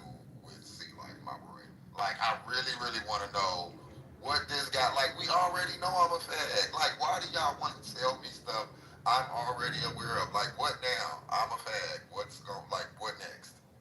Like, can we move on? I just really want to know, can we move on? Nobody's gonna make me stop being a fag. Like, just accept it. You just, but you know you gay, right? Every time. Oh, Ron, So you let know me that tell nigga y'all was what's so gay, crazy. right? Corey, I heard he was gay, bro. You know what y'all should do? You know I that gotta nigga stop gay, letting right? people use this as an insult. I'm just We saying. don't. It doesn't bother us. Oh no, I call these gays an insult. Y'all should start calling people But that's straight. just like us sitting around saying, like people using, okay, so for the straight people using, black issues as an insult. Like this shit is getting retarded at this point. And you know, the saddest thing that I ever seen, so I went to a military ball in freaking DC. This is like the biggest ball, right? So most of the senior leaders. There was this guy, right? This general, his name is General Kerr. He spoke at that bar and he spoke about his boyfriend. And I was like, I would have left that motherfucker. Now, I'm gonna be honest with you. I think he a fucked up ass individual because he had somebody in the hiding for years. And that motherfucker obviously loved him because he sat there. But I'm not sitting there for no nigga. Like women sit on fucking Instagram talking about, I've been with this nigga for 3 years, he still ain't proposed to me. This nigga been with him for 20 years and wants to proclaim his love at the military ball 20 years later because he held him down. What the fuck I look like holding you down, acting like I'm your homeboy? Like you can't love out loud, you can't love in public. Like there was people crying. Like you could see tears. How he explained the relationship, but at the same time, deep down inside, I was like, you ain't shit, nigga, because you let this nigga suffer so you can maintain a fucking position. But that's a lot of our story. Like, I understand that's a lot of people's story. And honestly, Patty, it would have been mine. Had I not said at like 20 something, nah, I ain't finna do this. Because I used to be in the barbershop trying to pretend like I was straight, then having to listen to them trash gay people and not like fight to not say nothing. Until one day I was like, I'm just not, like, who's gonna beat my ass for living my life? Like, I'm not doing this no more. And so I just started telling people I led with the shit. Yep, I'm gay. So we can just get it out of the way. Whatever you gotta say. But yeah, I've seen a lot of my homeboy. He was in the same situation, and it wasn't that he didn't love. He's a lot older than me, but it wasn't that he didn't love his partner. He had to provide. You know what I'm saying? And he had to like make a life for her. But it ain't like he had a broke, dusty partner. No, but he was in the military when it was don't ask, don't tell. So he had to hide him. But you hiding him for 20 years. Like I can't imagine being with somebody, or even like pretend. Like, could you imagine? I just want all you guys that are fucking like that you're able to be outside. Just imagine being with the man you married, right? You're not gonna be able to marry him. You allowed to kiss him when you go home, but when you outside, the only thing y'all allowed to do is act like we on the boys' clique or we homegirls. Like I can't touch you, I can't hold your hand, I can't fucking like lean on your shoulder when we're fucking we're in the airplane because I'm tired. I can't do none of that. 20 years and not being able to be publicly affectionate. I'm not talking about kissing them in public. It's just the little pieces of what public affection looks like for you. That is literally the story. I'm sure, probably not now, but me, Ron, and Corey have probably all had relationships like that at some point. I absolutely did. I definitely have. I just crossed over 40s, a couple years in my early 40s. I didn't come out, quote unquote, however you want to call it, till 29. My first relationship was a very long-term relationship at 21. So, and we was homies, just like you saying, right? We wasn't doing all that, and I was in the military before Don't Ask, Don't Tell was repealed. And sometimes you just don't feel like going through that shit. Like now I'm cool. I could fight these motherfuckers off or whatever, and I don't care, and I could go back and forth. But when you in your early, you don't want to deal with that. You want to be quote unquote normal. You know what I'm saying? You trying to figure yourself out, and like this is new to you too. You know what I'm saying? As a young adult, so you trying to like figure yourself out, and it just becomes easier, like just to not say nothing. Like I remember my mom. I told her, I was like, please don't tell nobody. But she told my whole family, and I was like, why the fuck would you do that? And she was like, I wanted to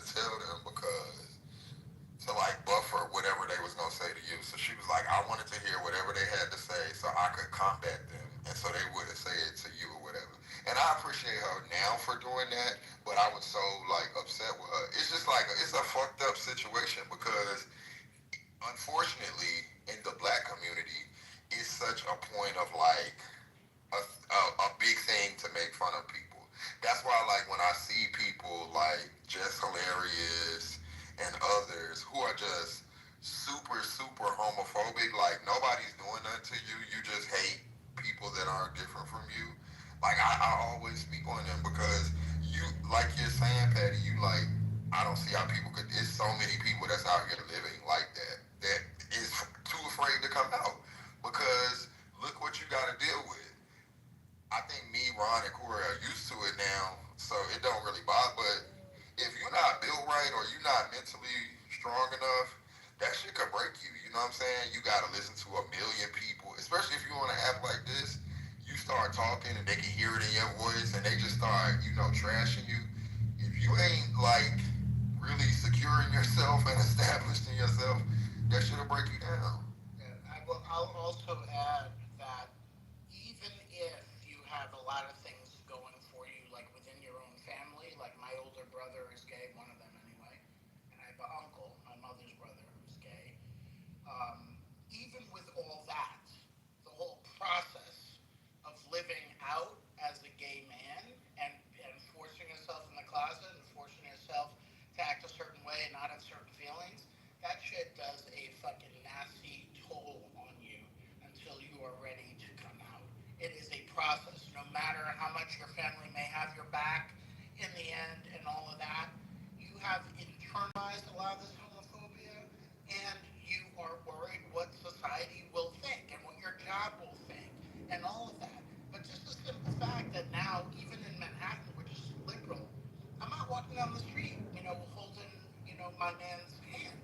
Like, unless it's a very specific area, I'm not going to Times Square and doing that. Because I just don't want the gays. I don't want the issues. There are still shit that happen. And I can't travel anywhere in America and do that or sit at the airport and do that. I mean, that's on me. I know I could, but I don't want the attention. And that's the reality. As out as I am, as proud as I am. That's the thing, Scotty. I think that another problem is that you have people like Scotty and like me. I would say we're like generally reserved people. Like I'm not into having my business like gay or straight. I've just never been that. I'm a private person. I've always been like that. So I really don't want to say I'm gay because I don't feel like that's nobody's business. One, I just have to address it because somebody gonna say it to me. But people feel like, oh, you should come out. You have to tell. I don't have to do shit.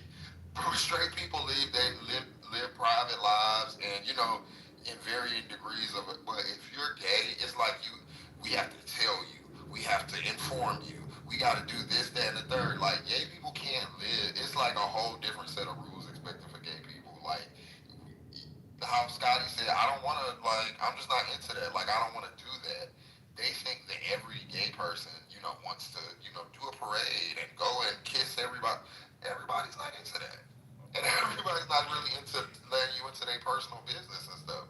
But we have been conditioned, especially straight people, to think that gay people owe us their business and we have to tell you. We don't have to do that. Also, from my perspective, and I have what people would call, and I guess Justin, I think we all do, sort of like this masculine privilege, right? Where I'm not complaining because it is a privilege, I guess, but people just assume. So I'm gonna speak for myself. I have to come out all the time because you got people at your job asking about your wife. Right? You got people that you just meet. I got frat brothers asking about my girl or what bitch I'm fucking or whatever, right? And I'm not trying to play into that, right? I'll be like, well, what makes you assume that I'm into that? You know what I'm saying? And it's like over and every week you got to come out, especially when you're quote unquote masculine passing or whatever. I mean, honestly, guys, I think it's just America's weird. Where's my daddy at? Where's she at? Where you at? Who your baby? Oh, yeah. Oh, I was like, ooh, who got a baby? Hey, baby. I love you too. I missed y'all. I got my still in community. Me and Miki's still in community. Yay.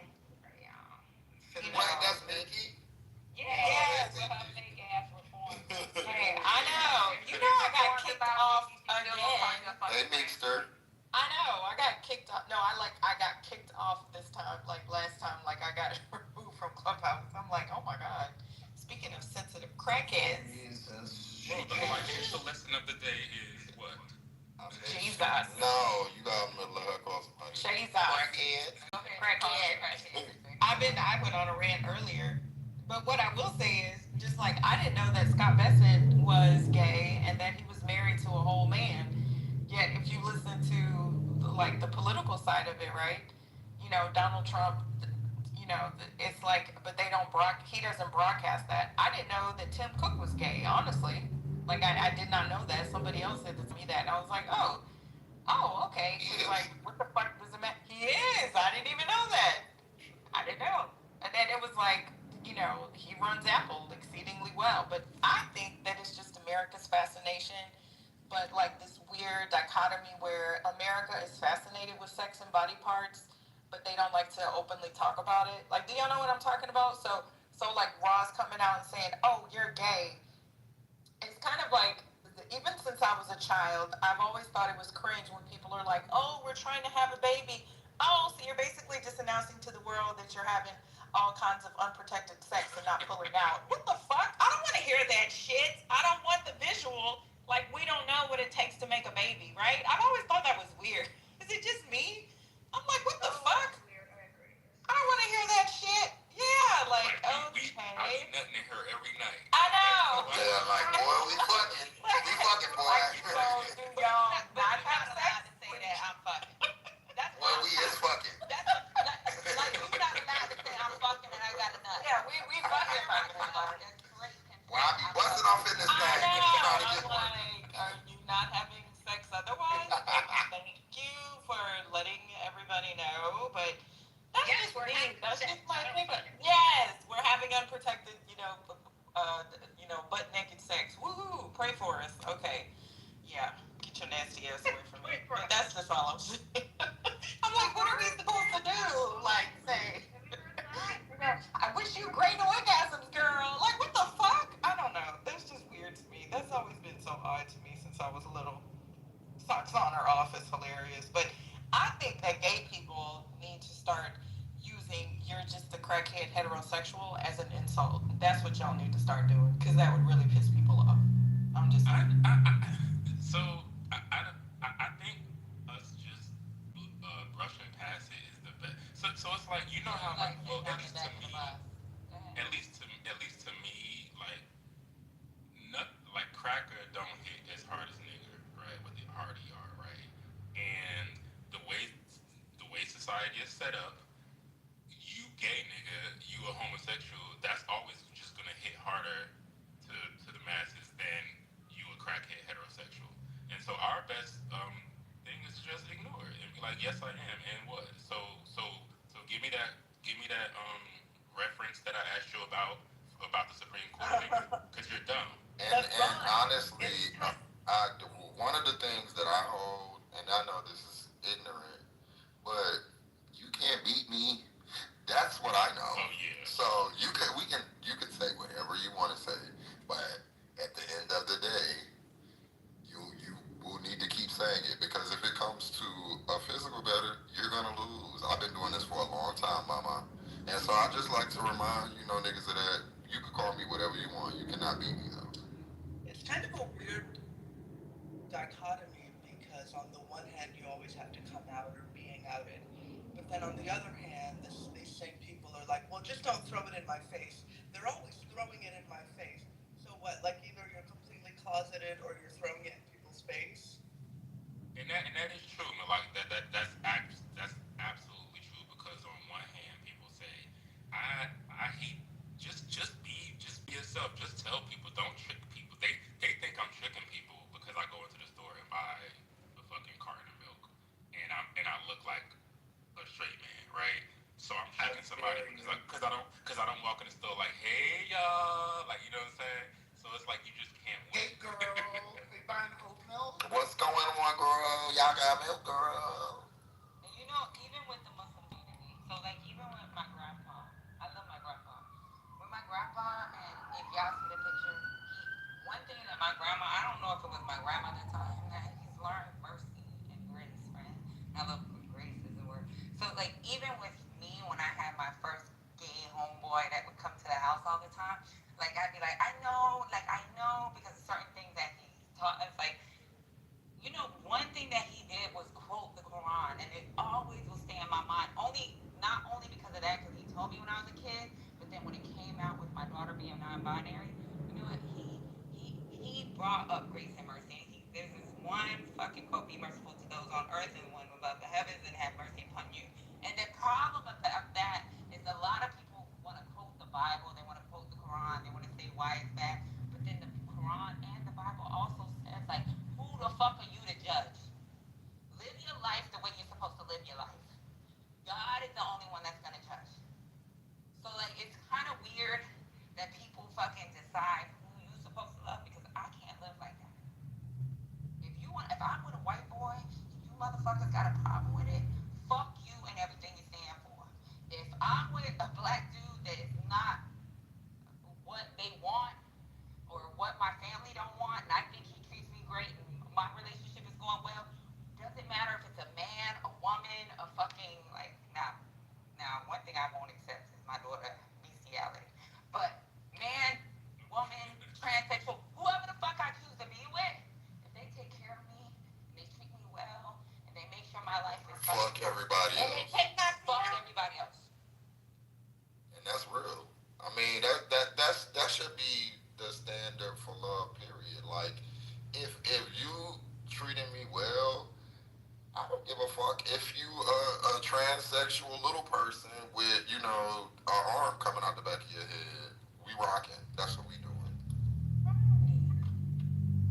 Like, stop using the gay, ABC, LGBTQ.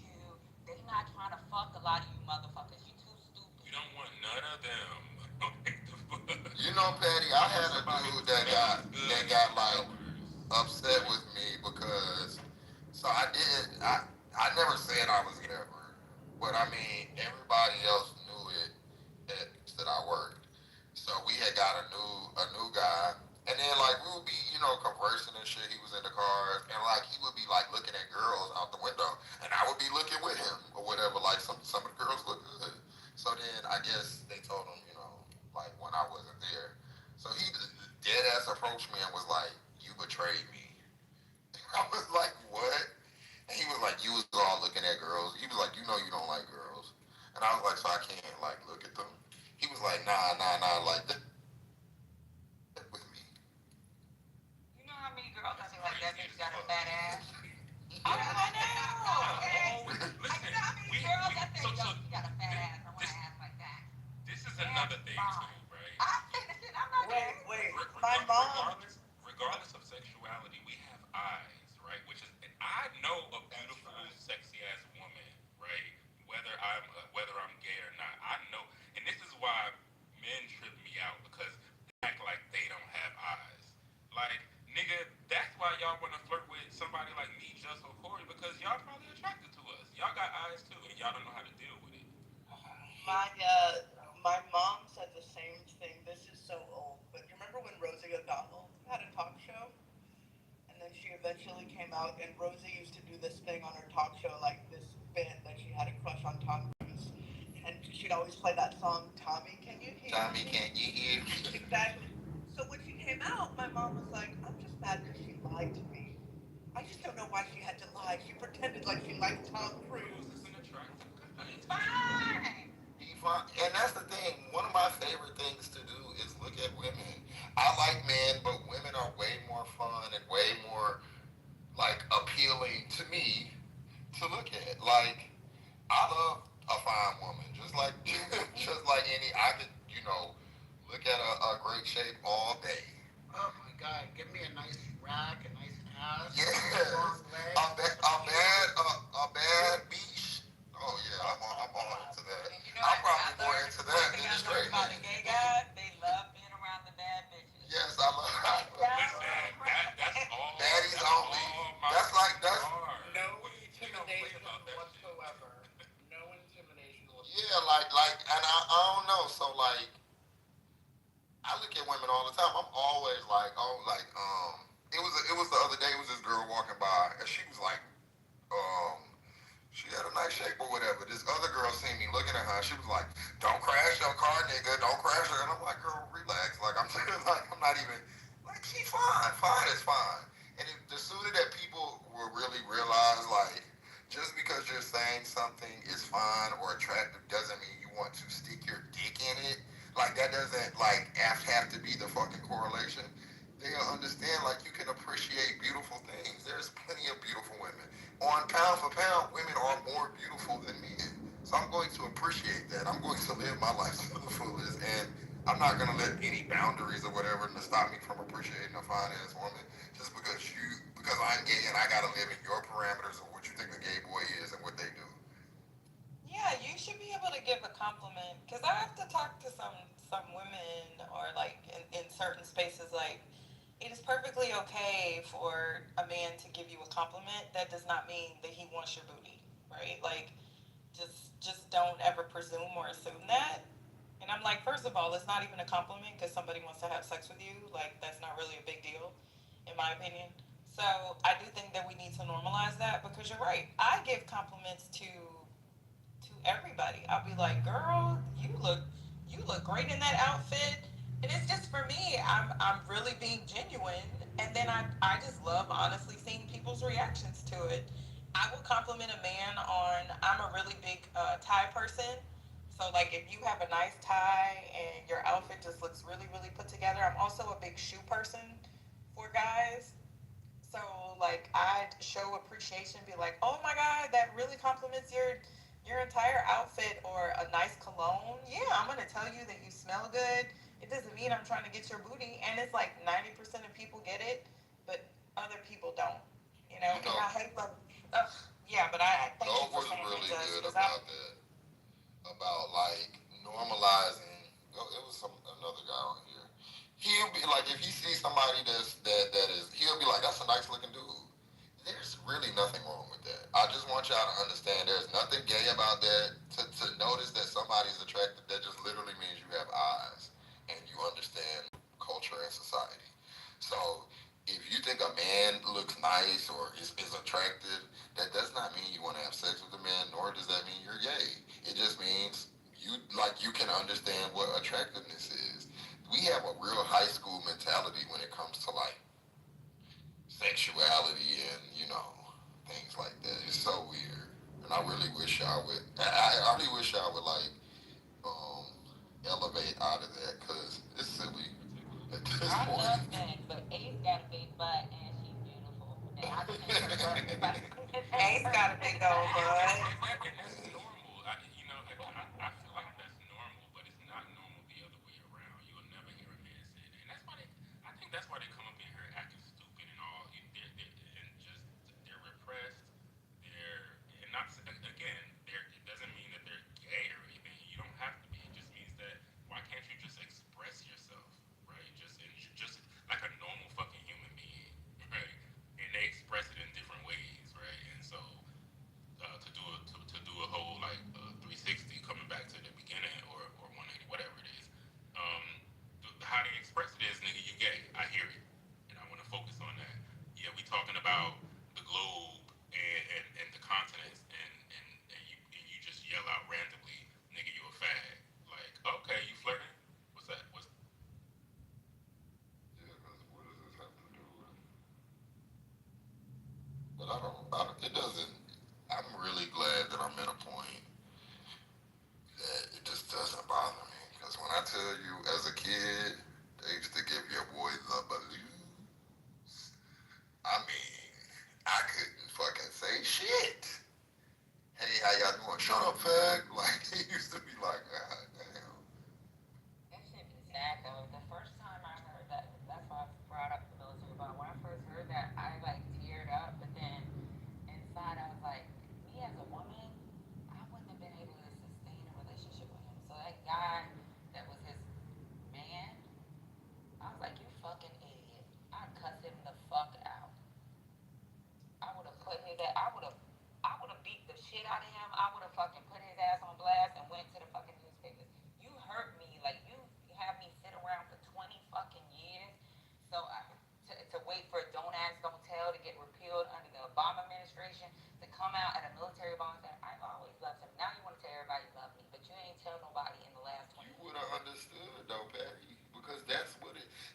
don't think that's It's not like. fair. So I'm gonna It's sit on the back of the not. bus. It's not. Back of the bus for the rest of my fucking life. No, it's not fair. But it's such is life for the gay man in America, especially up until then. So I'm sure that he didn't do it because he was embarrassed. He did it because you can't like if I'm gonna lose my job, I can't provide no like future for us. Let me tell you a secret, culturally. The man he was with was a pre-professional, number one. Number two, if you're a general, you done been through so many goddamn schools that you could have been a pre-professional outside of the fucking military. But you wanted to maintain a position so bad and then have a teary ass goddamn fucking conversation how you love Obama for fucking taking away Don't Ask, Don't Tell. Now I'm gonna introduce you to my man. Like it took you 20 years when you could have fucking left the fucking military and been a professional outside. But so Patty, another question. Do you think that marriage is everybody's goal? No, because I'm gonna be honest with you, the next nigga I'm with, because I know what marriage consists of and how much it can cost you if it doesn't work out. I'm not gonna get married. I can just So what if they was just cool with what they had? That's fine, but because you're not allowed to love me publicly and I gotta pretend I'm the homie, I'm not gonna pretend I'm your fucking homie. You're not gonna introduce me to your friends as my best friend. That's not gonna happen. I hear you, but what I'm saying to you is that is the life we lived up until recently, and a lot of people still are, not because of legal reasons, because most of it is legal, but just to save face. Like you gotta understand, it is hard as a man, especially as a black man, to tell the world I'm gay. That's like one of the top 5 things they don't want you to be. So you got to take all that into account when you thinking like it's probably. I'm sure the husband understood because he probably had those same things, same thoughts or whatever. So. But to me, the husband loved him, or the man that was with him loved him more than he loved him. Because even though I was teary-eyed and listening, the guy that's the professional could have went and found a whole other nigga that was okay with being open. But it's not as sat there and waited. No, I understand, but it's not as important for some people. Like this is the arrangement that they make from the get-go, whatever it is. And when they decide to come out, that's the agreement that they both make. And until then, they just live their life so they can have their careers. It sounds fucked up, but it's the thing that is already ingrained in us, I think, as we're growing up and getting into relationship, that this is the path that we may have to take in order to thrive in society. And both parties are okay with it, even though it is fucking sad and shouldn't have to be that way. That's just what it is sometimes. Yeah. And it's this thing, right? It's either you is or you ain't. And I'm talking about being out, right? Like that is a life changing decision, jumping into the deep end of the pool, like and saying fuck it. And until you do that, then you're not, right? There's really, I mean, yes, you can say if you ask me, I'll tell you I'm not the ill, I'm discreet. We use all this kind of like terminology, but it's really two very stark contrasts.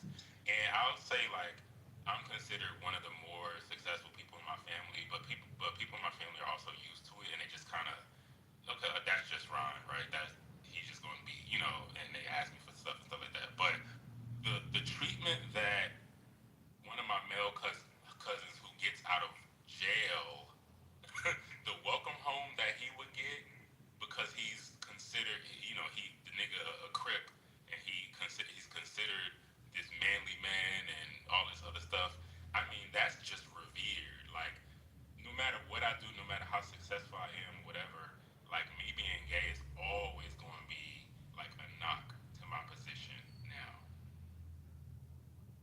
Dang. I mean, except for that's why I'm so tight with my mom and my dad because they never. But I have other people, of the boys or my generation. I'm definitely the most successful.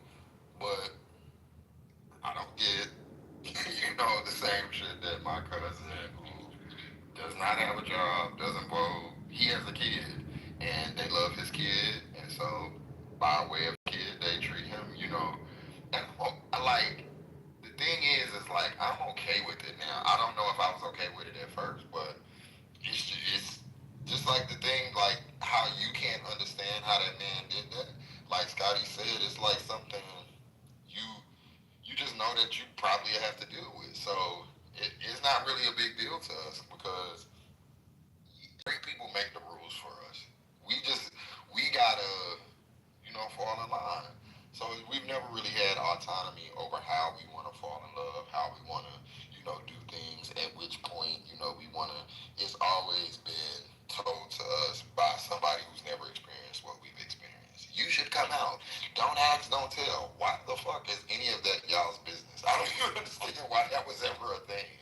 Right. Also, another thing that I want to add is that a lot of gay people, I would say most gay people, we are all late bloomers. You know how you have your first kiss at, I don't know, 14, and you go to the prom and you do the sweet 16. We gay people, we're not doing that in high school because we can't. Once we find ourselves and get the courage, we're in our early 20s, mid 20s, sometimes late 20s, and so we're like 10 years behind y'all romantically. You know what I'm saying? Doesn't that depend where you are? Like the state too. No. I mean, the stigma is all over. Just because you live in like a California state, like, doesn't mean that everybody's gonna be like you. For a trans kid or whatever, non-binary, that shit to me is the most brave shit ever. I would not have been able to do it in school. So salute to them little kids, cause I mean, the that's not an easy thing to like just say, all right, I'm gonna make this decision. It's not like the kids. I know we think that everybody's more accepting of LGBTQ, but it's not. It's still not an accepted thing. And the government's going after you.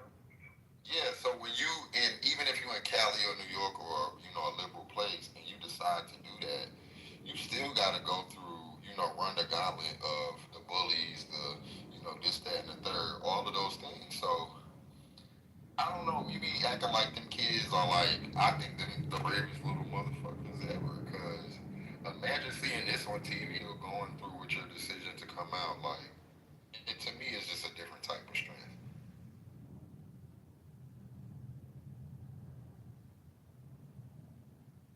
And then to be told, oh, you're just influenced. Social contagion. That's just weird. Cause like if you lived in like I lived in New York, my freaking boss when I worked in McDonald's. When I didn't understand gay and I was like 15, used to be the door greeter like, welcome to McDonald's, I'm gonna help you. Welcome to McDonald's, we got register 4 open, most of register 4. Like even him, when I asked him, I was like, how did you know you was gay? Like, did a girl make you mad? And he pretty much was like, no, a girl didn't make me mad. I always knew I was gay. Like he had to explain to me like it's just a feeling I've always had. Like people are born that way. Even with my daughter, like not she's non-binary. It's like she loves personalities. And whether it's a woman, a man, if you got a great personality and she thinks she can talk to you and you're gonna be okay with her, then she just falls in love with the personality. Has nothing to do with and there's no way. Even with my grandpa before he died, he was the one that quoted that to her and told her like, no way, like you're my baby and I'll kill everybody behind you.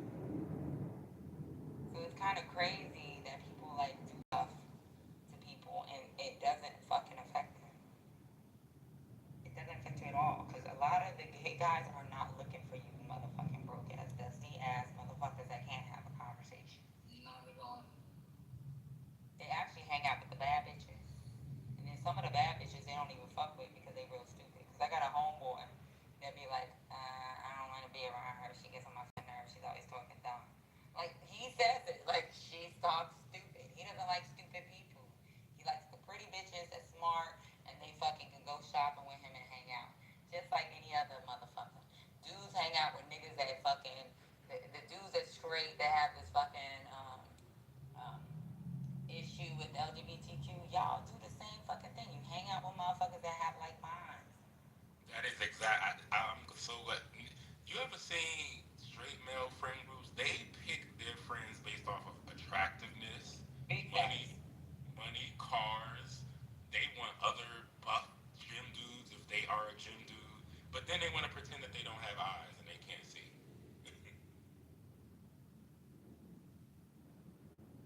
And then come on this app or come out in public and complain about policies that have to do with civil rights. And when it's a black person complaining about civil rights policies, whether that's LGBTQ or black policies, they're okay with the black policies, but they don't understand how LGBTQ policies can also hinder your fucking policy when it comes to how you want to fucking move around as a black man in America. They should be the biggest fucking supporters of fucking LGBTQ community, whether they're white, black, Puerto Rican, Asian. Fucking support them, because when something goes bad for them and shit, they get pushed to the side. Guess what, nigga? You next. Because legislation not only doesn't say LGBTQ, legislation says Patty versus the United States government. So guess what happens? When you go to court, they're going to use Patty against the U.S. government fucking as legislation that could fuck you as a black person. It's all about civil rights. And then another thing is that what's surprising is that when they talk about the agenda, they don't understand it's a difference between the, what black gay people and trans people are doing and what white, gays and trans people are doing. They don't understand that concept, but they can understand the concept when it comes to everything else that, in just general, black people and people of color are on a different wave than a lot of white people. And so when they talk about like a lot of the more aggressive things, no shade, black gays don't have nothing to do with that. One, we don't have the power. There's no real like unit of black gays anywhere. And two, that's just generally not our politic. We're way farther behind in as far as progress than the white community. So I just don't think most of us are worried about kids and trying to indoctrinate kids and things like that. I want freedoms for myself and for my friends that we don't have. But you don't see it as a form of cooning when you say I don't give a fuck. Like, I'm gonna be honest with you, when you fucking say I'm gonna sit back and just let these motherfuckers live, it's not fair for other people that actually want to fucking live. Like, and I get it, you don't want to deal with the bullshit, you still want to be part of the community, but the community needs to figure this shit out. And y'all need to be more vocal and like fight it back. Well, there's two different communities, just like there's two different. So we're not a part of like the white. Where I'm not a part of the larger white gay community. I'm not a part of that. Their politic is totally different than probably what me or Ron or even a Scotty is trying to accomplish in life. A whole different, like, I don't want to say sinister, but it's some shit that the LGBT Q movement at large does that I just don't agree with, nor do I think is pertinent or relevant right now to, what gay people should be trying to do. So I think it's like, even for Ron to sit up here and say, well, and you said it too, we have to accept. You don't have to accept shit. Because I'm not sitting on the back of the bus unless I want to sit back there. I'm not going to sit in the fucking, if I want to sit at the lunch counter, I'm going to sit at the fucking lunch counter. What y'all saying is, and I'm just telling you from what I'm hearing, and I could be totally wrong, but what y'all saying is you have had to learn how to accept it. I'm not accepting shit. Because there's a form of Jim Crow that's going on when it comes to the LGBTQ.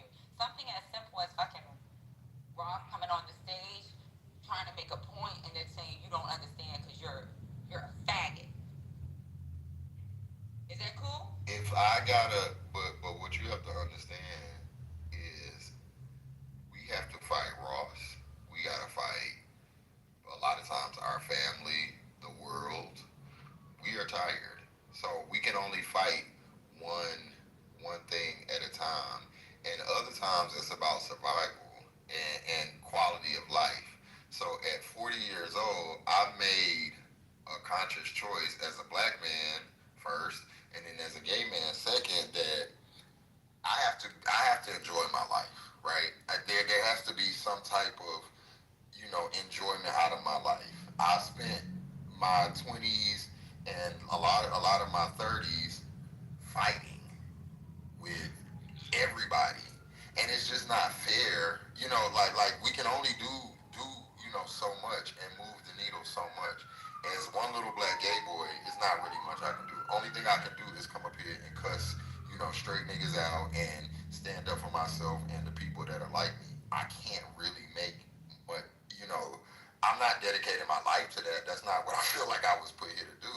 So it's like a balance thing. Like, I have to. That's just what I think. And I think the same thing of people. Like, if you're not put here to be a freedom fighter, you can't dedicate your life to black issues. You can speak on them, but like, we are humans at the end of the day. We want to live and enjoy life too. I don't want to be fighting all the time. I But can't. so did black people. And then John Lewis got his head busted at 15 years old. But Put that's it the out. thing. So they got somebody that's willing to get their head busted wide open. I've figuratively gotten my head busted before. You can call me a John Gunn, and Justin probably has too. But like, do we want to do that every minute of it? Every time somebody like Ross comes up, we have to do that.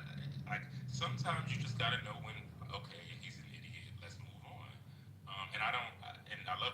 I think Coonan was used probably in the wrong way here, because like, to me, when we're talking about Coonan as far as like black people, like like a Omari or something, that's standing on the side of the oppressor. That's arguing for Trump, for MAGA, against your own people. We're not out here doing that just because sometimes we decide to sit the argument out. You know what I'm saying? Or move on, or ignore it, or be the bigger person. I don't think that that's necessarily the same or Cooney. I'm not arguing against gay people, for straight people, for the elimination of the LGBTQ. Nothing like that. Yeah, but So y'all sit that's on stages and may have a quick, brief argument when people talk stupid about y'all. And just fucking, they go back on mute. I can tell you, I've seen y'all fight when they talk about the black movement. Y'all fight, cuss some motherfuckers out, and even with Just, he might fucking block the bitch and kick that motherfucker out and be like, that motherfucker never come around me.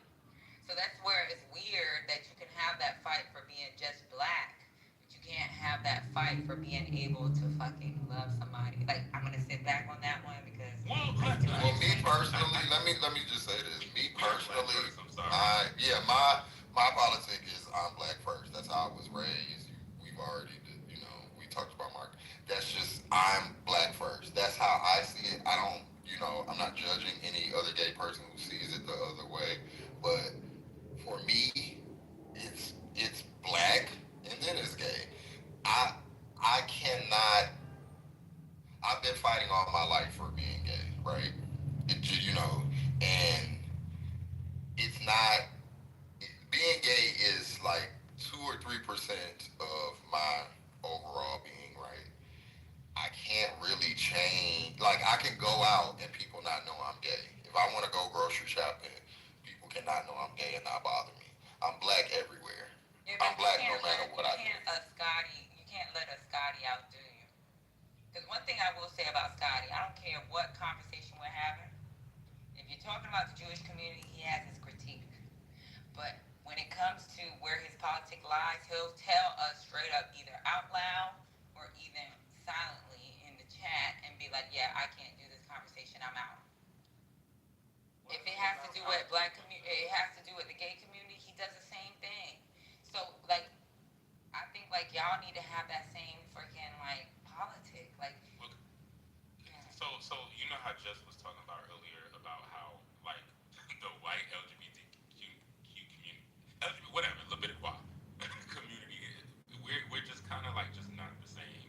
We did say we put black first. White gay people, being gay is their thing, right? That's what makes them a minority. That's the thing that they scream about, because other than that, they have privilege everywhere.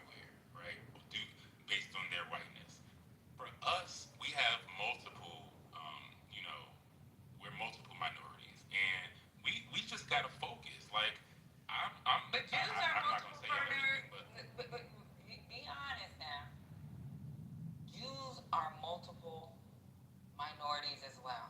that can also We're not gonna pretend that they're not. Yeah, but They're not that, yeah, accepted absolutely. When it comes to whiteness, they're not accepted when it comes to blackness. When we actually use them, when it came to the fucking civil rights era.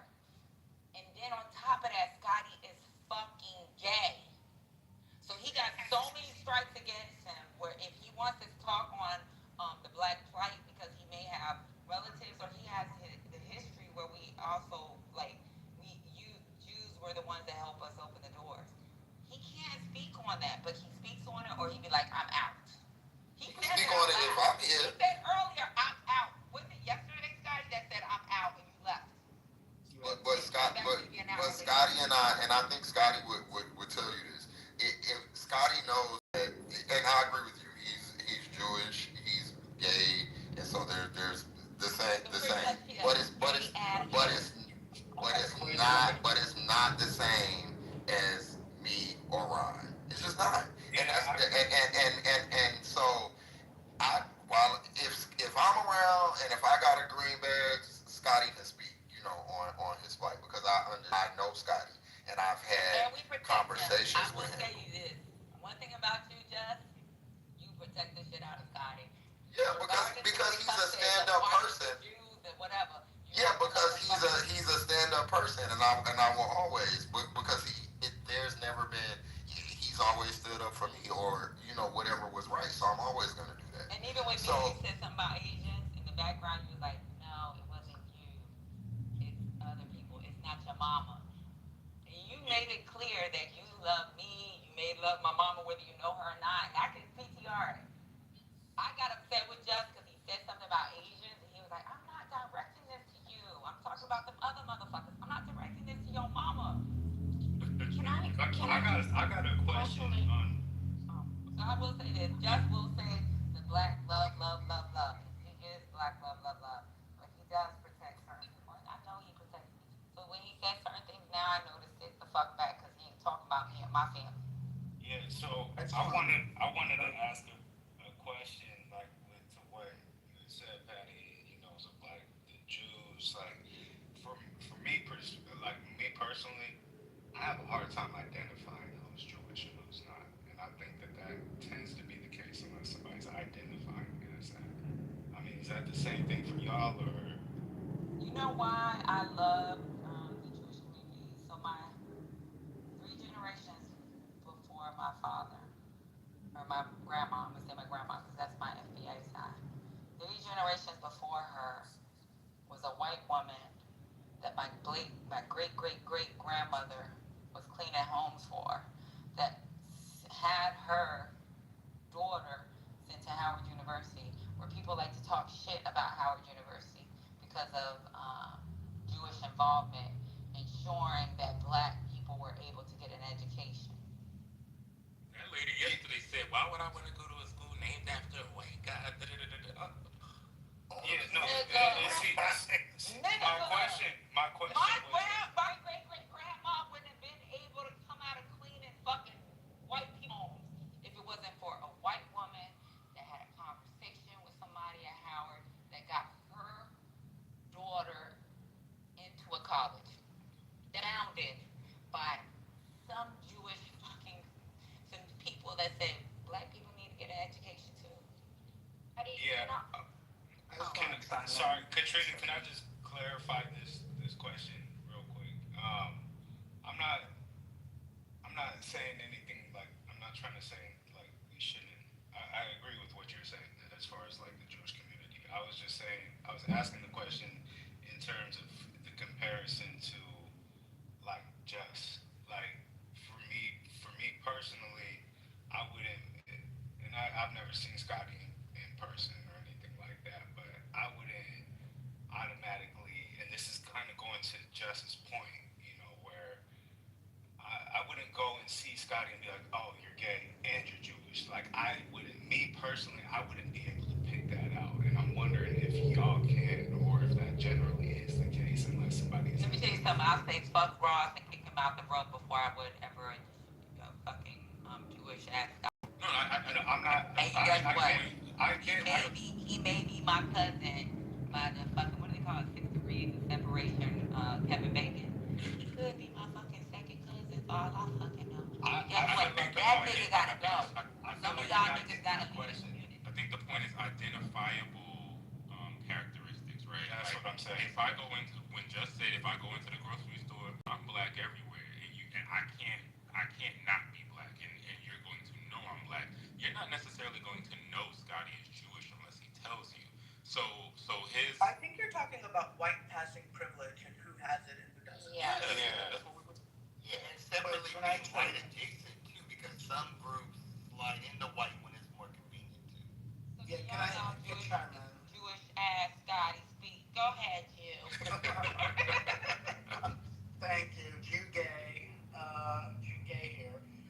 No, I wanted to go back to an earlier point that Justin said, because a lot of people do ask, like, oh, wait a minute, this guy's gay, but he supports MAGA and whatever, or this a white gay supports MAGA. How can that be? Because we get that question a lot. And what Just said about, like, he's black first, for a lot of these white gay MAGA and a lot of white people like white gays in general, it is their whiteness first. It's the LGBT thing secondary. So they will ride on the whiteness, they'll ride on the white supremacy. That's what they adhere to first. So that's why it's very easy for them to be MAGA, because they prioritize that. The whole Jewish question, that's a whole nother thing. I will only engage in conversations where we can actually have conversations, but when people are throwing out like anti-Semitic tropes and shit like that, and they start conflating the Jewish community as a monolith, vis-a-vis, let's say, what's going on in Israel or God knows where else, the bigger conspiracy is George Soros, controlling New York, all this other shit. I can't have those conversations, and I won't, because I also know where my limits are. I will crash out immediately. It won't go well, and it's not good for my health either. But I'll have conversations separately that are adult conversations about how difficult it is to exist in both camps, particularly like in society, but also really on this app, and being able to have conversations with people and not go into rooms where 20 seconds later I'm going to get dinged on for being gay, but then also have to catch strays on being Jewish because you assume a certain thing about me and my family that are completely not true, because you don't have Jews in your life to make you understand how things are actually different, and how the community is completely mixed all over the place with their ideologies, their beliefs, their upbringings, their class, all of that stuff. So I will just... You know what's crazy, Scotty? My best friend Z. So, I think the only person that actually been in the room with her before, and we talk about fucking hip hop, has been Mel, Womack, and freaking Just. Do you know, like, when it comes to the Jewish community, she loves the Jewish community. She's Palestinian. She left Palestine when she was fucking 13 years old, because she understands Hamas, she understands what's going on with Israel, she actually understands the politics. But she also has an issue with the IDF, or what orders are being pushed out by freaking Bibi. Yep. She understands the Labor Party that actually wants to have this two-state solution and trying to figure shit out when it comes to... She was the one that explained to me the president's role in fucking Israel versus the prime minister's role when it came to Bibi. I thought all my life Bibi has been in charge. She's the one that said, no, there was a break. That guy got pushed out. And then she also talks about what Jews look like in fucking New York. And me and her have been best friends since I've been in high school. She was the one that sent me my invitation. If they used to show the invitations, she was the one that sent me the invitation, because she worked with celebrity when it comes to makeup or whatever. She's the one that sent me the invitation originally on Clubhouse. But she was part of the community back in fucking October of 2020 when a lot of y'all came on in December. So like, it's weird that like actual Palestinians understand where we have to be fucking... The Palestinians that actually understand politics, that understand the dynamics of what has happened after the British partition of fucking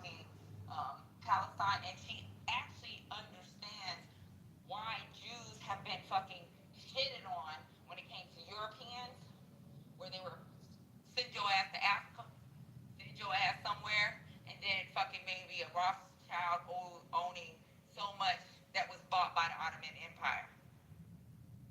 So like, it's so crazy that we fucking fight with Jews. And yeah, there are some Jews out here that are fucked up. But there's a lot of Jews that especially the ones in the United States, that actually are the ones that actually support our movement. And we're pushing them away. Oh, Malak, I'm sorry, you have been trying to go. I'll go after you. It's very brief. Just on what Spirit was saying about a lot of white gay people, or I mean, white gay men, putting their whiteness before their queerness. I do think. Well, let me just say this, because I was watching a documentary called The Outlist, and I think they were talking about gay at the time, like gay marriage or whatever. And there was this one rich white gay guy, and he said something I'll never forget, which is, this is a direct quote. He said, "I can't wait to be out of the civil rights business." Basically saying, like, as soon as I get my civil rights, like, I think it was like related to gay marriage and stuff, I'm out of here. I don't give a fuck about anyone else in the LGBTQ or people of color or, whatever it might be. Like, I just can't wait to be out of the civil rights business. So I think there's a lot of truth to, like, the community not necessarily being in full solidarity. But go ahead, No, well, I want to add to that specific point, but Katrina, you can go ahead, but I want to add to that. Well, maybe Go ahead. respond. Yeah. Okay. Yeah, super great. So I would say maybe it was about 25 years ago, I'm not sure. I had worked out in the Hamptons, and every year they had a fundraiser with, rich white gays and their allies out in the Hamptons. It's one of those you can imagine, everybody's wearing white linen, it's beautiful, lovely setting at some super wealthy person's house. It was for an organization called the Empire State Pride Agenda. Their agenda for these wealthy white gays primarily was just to get marriage passed in the state of New York. They fundraised millions and millions of dollars, every single year to kind of try to push this legislation through. Eventually, they got it done. What they did right after, because you would think with such a fundraising organization that maybe you would, switch this into like fighting for fair housing across America for LGBT people, or like, to cure homelessness, or to fight for other rights, elsewhere, whether, being fired for a job. All of these things where, wealthy backers could help move the needle in support of civil rights for gay people, for gay kids, gay adults. You know what they did with that organization? Once they got their gay marriage, they pulled up the stakes and they disbanded the whole thing, which told me something which I already knew. They didn't give a fuck about anything else except securing the one right they wanted, which was the conservative ideology and institution of marriage anyway, so that they could protect their fucking assets, fuck everybody else. And so that goes to your point, Malak, about they don't give a fuck about anything else. Trans rights, they don't care about homelessness, LGBT youth, they don't care about conversion therapy, they care about their pockets and maintaining their hold or their contribution to white supremacy and their finances, and that's it. And it was a disgusting wake-up call that I had to endure 20 years ago or something, that still to this day I have to remind people in our own community that this is what they did, and this is why we have to keep fighting for the little guys, because the rich guys going for the marriage all the time, they don't care about us, and they don't care about you. That is exactly right. I couldn't have put it better myself, and that's why we said we are different, right? That everybody in the community is not the same, and it is stratified, sadly, by race. I just want to say really quick, for the push for gay marriage to be legalized, that's also very capitalistic, because gay people who were not allowed to be married, especially wealthy gay people, say wealthy gay white people were missing out on immense tax benefits, right? Because you would have to, I've literally seen this in practice with a couple of clients. They would either adopt their significant others in order to have them added on to generational trusts, right? Because otherwise, a lot of these old documents would not allow for someone you were not married to. And also, when it comes to passing down assets, one of the only times that you can pass down billions or trillions or millions or thousands of dollars to someone at death, tax-free, is to a spouse. So thank you, Scotty, for bringing that up, because of course it would be worth throwing millions of dollars at to get that accomplished. And then once they're accomplished, once that is accomplished, which it has been, for them to abandon it because it's confusing it with like LGBTQ rights, like in terms of civil rights, but then that's also very capitalistic. So that's all I wanted to say. I'm sorry. Right. Also, and I'm sorry, super quick, and then Katrina, because I've mentioned this before. So yes, I do think that gay marriage is actually very important to have as a right for gay people. And to that point, it's not only for rich people. My older brother, who I mentioned was gay, and they're just regular, middle class. They, before marriage was even legal, they got married in a commitment ceremony in Chicago. They could only protect themselves a certain way. They were actually able to adopt my nephew, thank God, who, by the way, is now 22. So it's kind of amazing, since birth. But when they moved to Massachusetts, it wasn't legal. Massachusetts made it legal, so they got married right away in Massachusetts because they made it legal there. And that way they could not only protect their finance, but protect their kid and protect their home. And God forbid anything should happen. All the regular legal protections that you would want in being married. It wasn't about like having estates or anything. It was just literally about protection. And then when they left Massachusetts, they went to Connecticut where it wasn't legal. So they were not legal again, but then coincidentally, Connecticut legalized gay marriage about 2 years later. They got married again in Connecticut for the same reasons. They ended up moving to fucking Minnesota. Minnesota, it wasn't legal, so they had to, do their best to whatever survive, try to protect whoever they could legally. Minnesota then made it legal. Then they had to get married again in Minnesota. And then finally, the country legalized gay marriage. So this way they could solidify their rights together, but also protect, their son. And they had to go through all of that shit, and I'm afraid that people will have to go through all that shit again. And imagine having to, because of your job, move from somewhere you're protected to a state where you're not protected. And God knows what could happen, because we can see what the government's doing and how they will break the law and they will fuck civil rights just to prove a point or just because they hate you. So this is why we have to keep fighting, and it's not just about gay marriage, it's about all the other stuff as well. I'm done.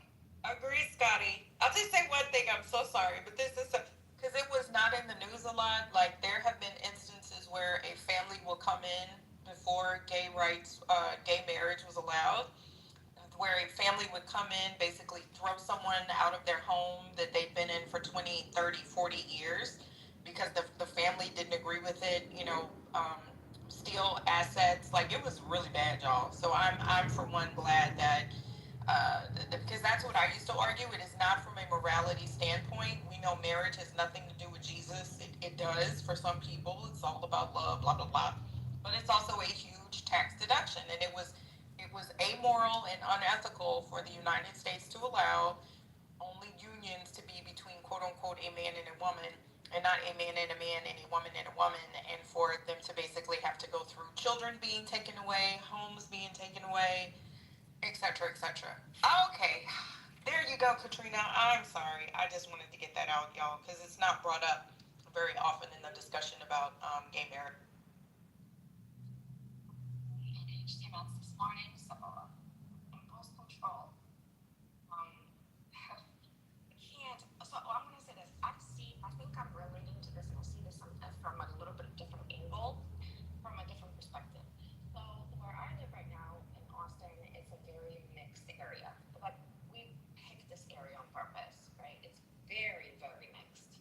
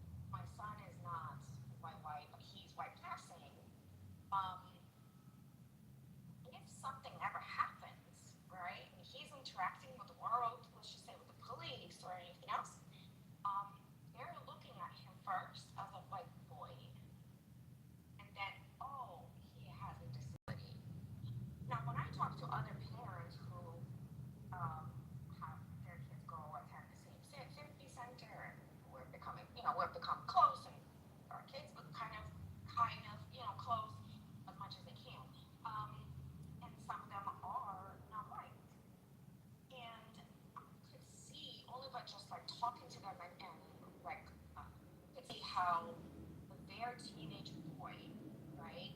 My son is about to go through his teenage stage. Let's just say he's having a hard time. And you can see the police is gonna get called on him, right? And they're gonna treat him first as this violent black boy. Where in my case, right, that's not going to be the first thing that's assumed. So I mean, I kind of like I understand I'm different. It's a different, you know, field, but I kind of understand because I have been,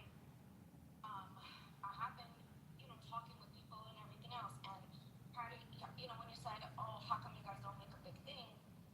I could see how, like, a friend of mine who is not white and they have a child on the spectrum and he's a teenage boy and he's not a small boy. How her first priority and her basic, probably the biggest fear is that something is gonna happen to him not because he's autistic but because he's black.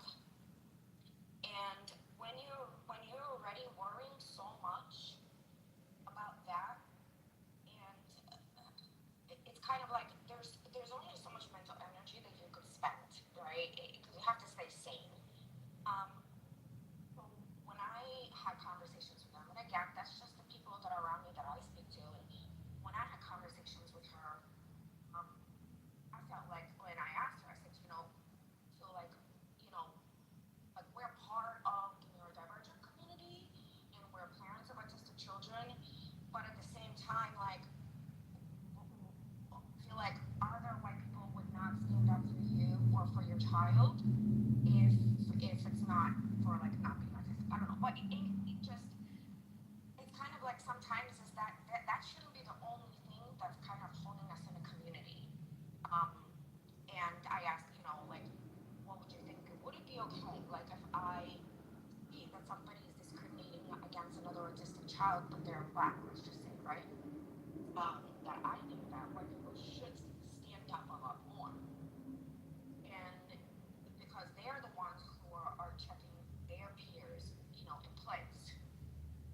I don't know, but that's just me. And I was told that it would be nice the burden of standing up not only for disabilities and then standing up for racial discrimination to kind of like have some of it, that work being done, some of that work being the load taken off of her shoulders.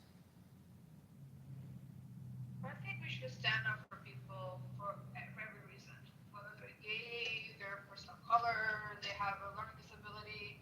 I think that just should be a basic human action that gets taken. I don't think it should be classified as this group or that group because I get that we relate with certain things because I guess we have children or certain things that we kind of relate to and then we see things in our field, but it's just a general rule.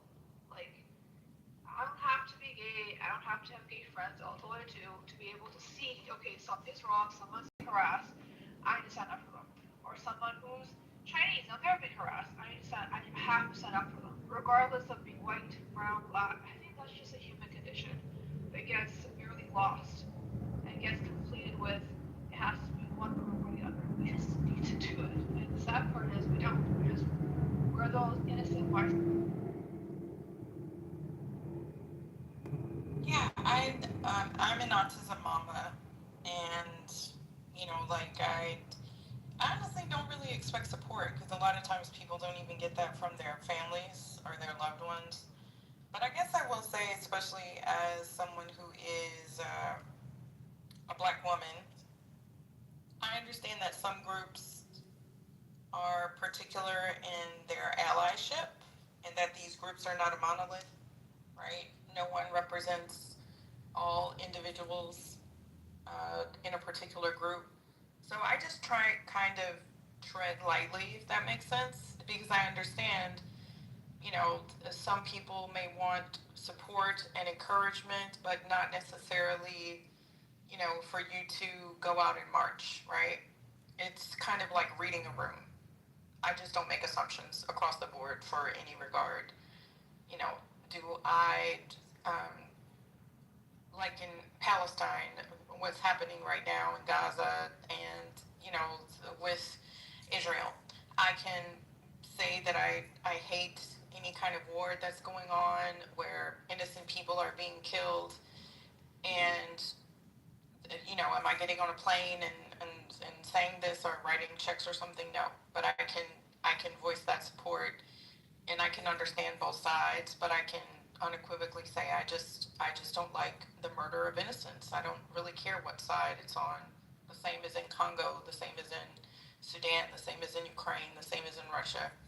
Can I separate leadership from a country? Absolutely. I think that that's important to do so, because Lord knows there are a lot of people looking at the United States and hating this country because of Donald Trump. And I would hate for someone to take that out on me as an American by going to another country because they associate me with America. That's very small-minded thinking, but then I also realize that a lot of people are small-minded. I can think one thing and understand my biases and my prejudices, my prejudices, um, me being prejudiced, and I know when to keep that to myself for the most part. There are some things that I fundamentally, as an individual, do not really agree with or support. But I understand that that's not a very kind undertaking. But then at the same time, I'm like, it's nobody's business how I feel about some things, right? It doesn't matter, and I don't need to substantiate it to anyone other than myself and maybe to my family, because I want them to have black love and black wealth and black trust fund babies. But other than that, honestly, it's nobody's business, and I keep my opinion to myself, right? Because I know it may not be popular or the right thing to do or to think, but it doesn't matter to me, right? What someone else may think. But I'm also smart enough to keep those things to myself. That's on a macro level, right? I'm talking about just in our daily lives. We're walking down the street, and I've seen this happen, or you see someone being harassed. It's happening right in front of your face. This person may not look like me, may not look like you. We may have nothing in common with them, but the fact they're a human, right? Like I've seen stuff where there's a man beating a woman, I kid you not, Times Square, and everyone just stood around. I got involved. I'm like, what the fuck is going on here? But to that level, it's like we kind of have to start off there. On a macro level, I get it. Not everybody is, I guess, interested or invested in certain things, and that's totally fine. Not everybody has to be a part of every single protest. But I do believe if we do want to speak out in any shape or form, we should actually understand what's happening fully and completely before we start to form our opinions, and our biases need to be put aside. I think that's something that needs to be done when it's bigger conflicts around the world. Ace, I guess my point was, I'm really horrible at making my point. My point was that I understood, and yes, it's late in life, and yes, I'm white, and I get it, and it's fucked up that I only understood this recently. But I really understood and felt how the difference between that mother and me. Like it's not easy to have a child on a spectrum, and how the society and the world treats your children a lot of times, right? It's already bad enough. The amount of stuff that we have to go through in public and in schools, and I mean, especially if parents have to fight so much more. Like there's so much energy that goes in, and um, for me, I was like, oh, well, she's dealing with that. But then on top of that, right, she's dealing with the fact that constant worry about her son, but not because he's autistic, but because, like you guys were saying, first, like Jess was saying, first thing you see is that boy's black. And I was like, that's such a huge weight on this mother. And try to explain to this child about cops and everything else. Like it's, I don't know, it really, really, really like opened my eyes. And I'm ashamed to say it at this late in life, but it did really open my eyes. And instead of standing up like only for autistic kids, like you were saying, like there's only so much we can do, right? So people kind of have a tendency to target the things that are the most important for them. And I get that. And I'm a big advocate, and especially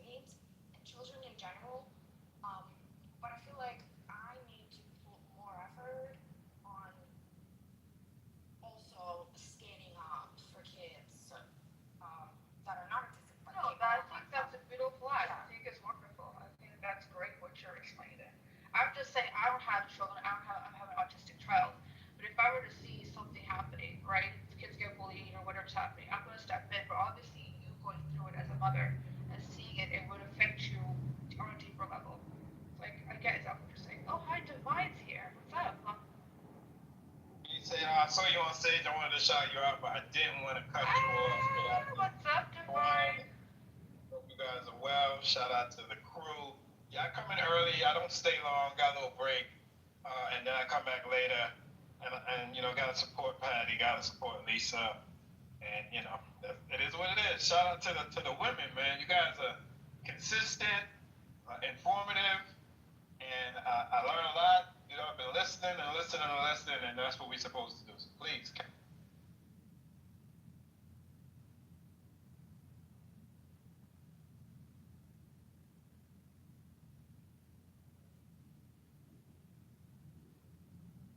how did you like that No Kings movement? Oh God, a lot of I guess we're trying to say it's AI. Yeah, I was one of the first to rush in here to tell everybody. Did you see the meme video? You know, the president reposted, which is crazy. Like, Wait, wasn't him in a fighter jet wearing a crown on? Yeah. Oh God. After you lost the Nobel Peace Prize, he made up a video of some sort, AI, a true social of him getting it. Yeah, that's not new, right? We know this is a man that used to answer his own phone and act he was a publicist, right? And denies it. He made a fake Time, you know, Man of the Year cover. Then Time came out and said, no, he was never Man of the Year. This guy, he fakes it till he makes it. You gotta, you know, king of the scammers is what I call him. Crybaby, overgrown. Yeah. The king of the scammers. You know, right now, I feel like if you're gonna go do some shit, say you're a Republican, go get your bag and do it on a federal level so that he can pardon you. Because that seems to be the rinse and repeat with what we're witnessing right now. My thing is this, and I keep saying it every day. Whatever y'all want, just go ahead. Let's just go on ahead and get it over with so we can get past this. Because I don't know, it seems they're never satisfied. Right? Is you want to sit back and bitch and moan and complain, still bringing up Biden's name, you still want to bring up Obama's name, that's fine, but what do you really want? Just tell us what you want, give them what they want, and let's get it over with, so in 3 years we can hopefully return to some kind of normalcy. I'm done. Wait, what do you mean give them what they want? What would that? We don't know what they want. I don't think they know what they want. You know what, they want us all in chains, working in sweat factories. I don't know what more do they want. They have everything that they've asked for. We see Project 2025 happening before our eyes. So, I mean, what is the end result? What, they want to kill us all? I don't know what they want. I really don't know. You want to continue to take away people's rights? You don't want us to vote? You want white men to run everything? Go have at it. Let's see how that works out. But you want to run us out of the country? Sure. Okay. We all leave. Yeah, fuck if we do. No. Come on, no. I disagree. Hell no. I'm saying that's what they want. I'm putting questions out. Somebody answer me. Somebody from the right. What do they want? Besides to destroy and talk about Democrats. Tell us, Monica. Hey guys, border security, immigration reform, education reform, good economy, a lot You're saying big things. Reform is big. Malak, can we agree that where we are now is not good, so that any kind of reform would be improved? Well, with the education reform part, so this education reform is eliminating the U.S. Department of Education. That's a part of it, and then what's next for education reform? Wait, eliminating and shutting down during this government shutdown the special ed Department of Education. All that. But I'm really, she named a couple things. I'm most interested in that part, along with the other. Well, you first began the conversation in not knowing what MAGA and Trump supporters and conservatives want, and then now I'm giving you a list, and it's not. But Monica, I don't need 5 mics coming at me. We just don't know what reform means. That's all. What is reform? Reform can mean anything. What does it mean? I mean, not what we have now. I mean, a wait list of 7 years for good people to become U.S. citizens seems to be you not hear? No, but like not what we have now. That's almost like saying I qualified it wrong. Oh, you know what? That's good. No, Oh, y'all good. just. Oh my God. No, It's what's like happening? saying I hate Guys, you gotta have one mic and let her just finish her point and then talk. I ain't even supposed to be hear her. You know that? They don't like answering questions. Yeah, but we can come on, guys, let her finish, and then, because I'm waiting to ask the questions about a good economy, but, let's, Yeah. what is it that she's trying to say? I thought she was blacked out of here. That's good economy. No, go ahead, was she going? No, she's down. She went to She didn't want to answer questions, but I won't ask anything. That's fine. I just want to know, Monica, as a white woman to another white woman, please tell me, what do you mean by reforming our education system? Because I think our education system sucks. I agree with you. And you're saying reform. What do you want done specifically? Not what we have now was the answer. Yeah. But what is it? How are you going to make this better? So, some people tell me, well, getting rid of DI is what's going to make it better. So, Maybe these are the concepts of a plan. yeah, just something, right? I mean, I don't know, something. She said, y'all ganging up on her. It's a mom. Oh, stop playing a victim.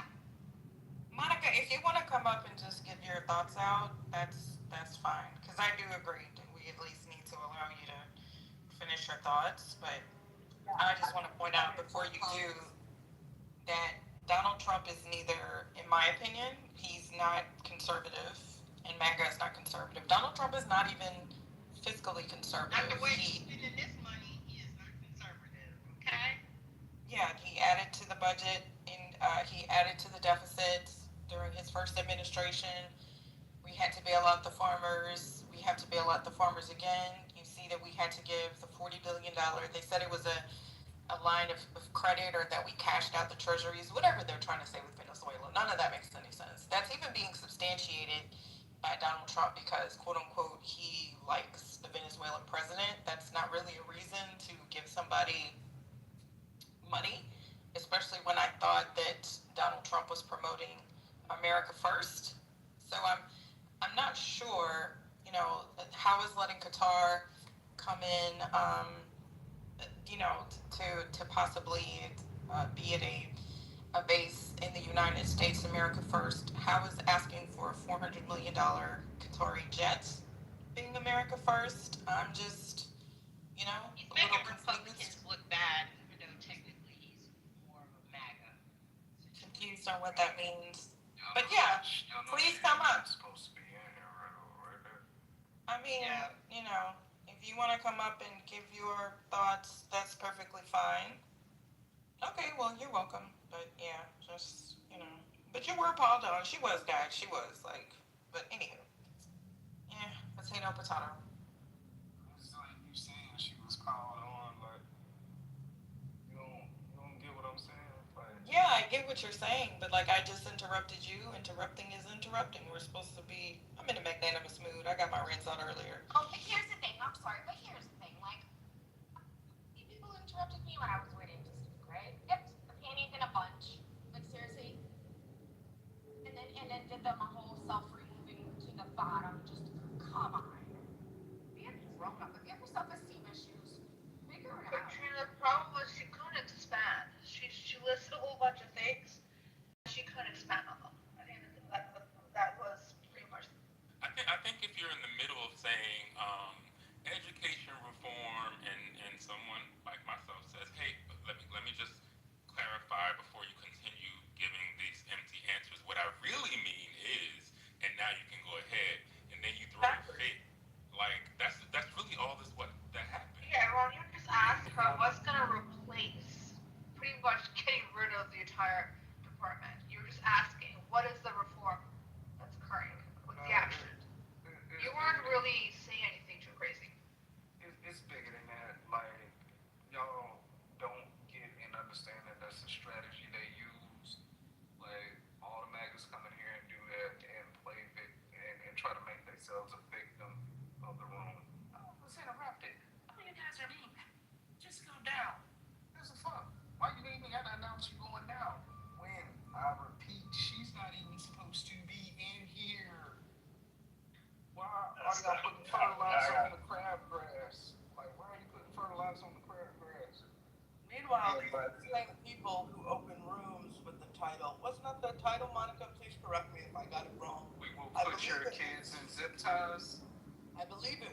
up or we'll zip tie your kids. So maybe that's what they want. And that's why you don't go in that room. Right, but I mean, Lisa does want, and we do want, real respectfully, I don't have much time. We do want to have the back and forth. We want to hear how the other side thinks. But I will say that someone mentioned the dismantling of the department that handles special education. That's my wheelhouse. And so when the lawsuits start flying, right, because it's a federal law. It's federal law when it comes to education. And so if they're going to replace it with something, cool. But you can't just shut down and fire everyone that has to deal with students with disabilities and think that that's just going to go unanswered. So Wait, that's one thing. Okay, see how we're not even the, I know we pile on, but damn y'all, come on. And I'll say this, not only those lawsuits, but the lawsuits of the people that have not been given due process. If you have not heard, the lawyers are lining up. They're just waiting. So this man is costing us exponential amounts of dollars, and Miki can attest to that with the fuckery that's going on in DC. I like. Divine, it was 8% about the dismantling of the special ed. My child is special ed. But wait, you didn't know how they're replacing the special ed? You didn't know that? All I heard was that the department was shut down. Lisa, call my goddamn phone. Hold on. That's the whole. Hold on, y'all. Okay. Lisa. I'm trying to contact her, y'all. I was gonna say that's the whole point of. Oh, go ahead. Yeah, they shut it down in the Department of Education. So the people that worked for special ed in the Department of Education, they're let go. But they're taking the money from there, of the funds, and they're giving it to, you know who? RFK. To do what? I suggest you get your lawyer up, Katrina, because you're gonna get that. Okay. I've had to fight my school with my new MAGA principal. Ooh, you guys cannot imagine. The last 2 weeks. Yeah, I The can. thing is, these funds are already allocated. Like the Congress has allocated XYZ dollars to RFK and the HHS and whatever he got going on over there, and to the Department of Education. And you can't just take from one pot and just willy-nilly give to another. Yes, you But can. They they're have been also doing that. well, they're also not following laws, right? But also, this goes to what I was asking Monica earlier. Y'all just disbanding offices, disbanding departments with no what? Okay, so what is the solution? Okay, you don't like it. You don't like how it is now. What is the replacement? Y'all hate the ACA. You hate Obamacare. What is the replacement? There's no solutions. There's just tear it down. It doesn't make sense. You're asking somebody who doesn't make sense to make sense of nonsensical things they're saying. They're looking It's for not small. that she don't. I would love. It ain't that she needs shit to make sense, bro. It's just she wants to be a disruptor, and everything that doesn't come from her God is wrong. I would shut up for the next 30 minutes if Monica came up and gave us the solutions to the things that she hates. I wouldn't say a word for 30 I won't minutes. shut up for the next 2 hours if Monica is not in here. How about that? I'm not gonna feed crabgrass in my lawn. I'm gonna try to get rid of it. I'm not gonna let it sit and fester. I think one of the biggest questions that needs to be asked too. I mean, I personally bring it up in court, but in terms of like reforming education, is how it's like eliminating the free lunch program and the benefit to kids. I'm not sure how firing people either. Real quick. And I do think, yeah, that would be problematic. No, it's something. I just want to tell Monica, this is divine. I did not say you should not be here. I did not say you were blocked. I don't even know who you are. But please stop associating me with saying you shouldn't be here. I was the one that said you need to come back. I was the one that invited you to speak 2 times. And I was the one that said we need to have the discourse. Everyone is inviting you to come up and speak. Please do not label me whatever you're trying to label me. I'm done. I'm Say good morning. I'm the one who said you shouldn't be there. Let Mickey go on because I cut her off, please. I was just trying to be magnanimous for 20 minutes, but I don't really care that much, so it's okay. I mean, potato. Good morning. Good morning. Good afternoon. Hey guys, y'all doing that thing again. It's where the person that came in to blow up your room is now the topic of the room. Where y'all can keep moving. I will say they don't have an ideal. They don't have an ideal or plan. The plan is to reallocate that money directly back to things that benefit them, and leave the gap or the hole that's there for the next man to fix. It's very obvious that they just continue to try to cut all these programs to skim the air quote the fat, when there are positive programs that help the American people, and mostly the underprivileged. But the underprivileged normally get stepped on for the most wealthiest.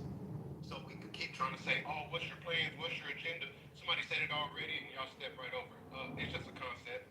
The man told you himself, all this stuff was a concept of plans to change things back. He has an ideal plan. The ideal plan is to cut as much money he can cut so he can benefit financially with his friends. He has no plan on putting any of this back, and that's because he never gave us an agenda that would set some of those things back into play. Never forget, first term, 2 weeks I'll have you a health care plan better than ACA, Obamacare. 2 weeks. He said that in campaign of the first term. So again, y'all fighting the uphill battle with a side mud hill, because y'all keep looking for the answer from people who don't even have it. They just rather get your attention, take up your time, take up your space, and then sit in your goo or your audience and scream bloody murder while they still stay in your audience. So y'all got to quit circling the topic around. The man that said don't feed the crabgrass or whatever that was, the analogy. Move the topic, keep going. Y'all doing a good job. Divine, I'm going to talk. Did y'all see that? Chris, basically I'm saying kick that bitch. Did y'all see where Trump actually sent a letter to the governors saying that he did not want them to use state funds to issue out food stamps during the shutdown? Did anybody see that? I saw that. Isn't that disgusting? It is. Like, how? It's so impressive. Y'all just gonna keep kicking that little can around. No. I was gonna tell him, Divine. So I actually asked that question in regards to the free lunches, right? I have a white trash MAGA, right? Unfortunately, and just recently, our whole family reunion. And when I said, well, I mean, you're literally cutting his lunch. They're gonna go home poor, being hungry, and they're gonna be doing really bad in school, and they're poor. So his grandchildren poor, and his grandchildren would be on that lunch program, right? So I'm like, how can you be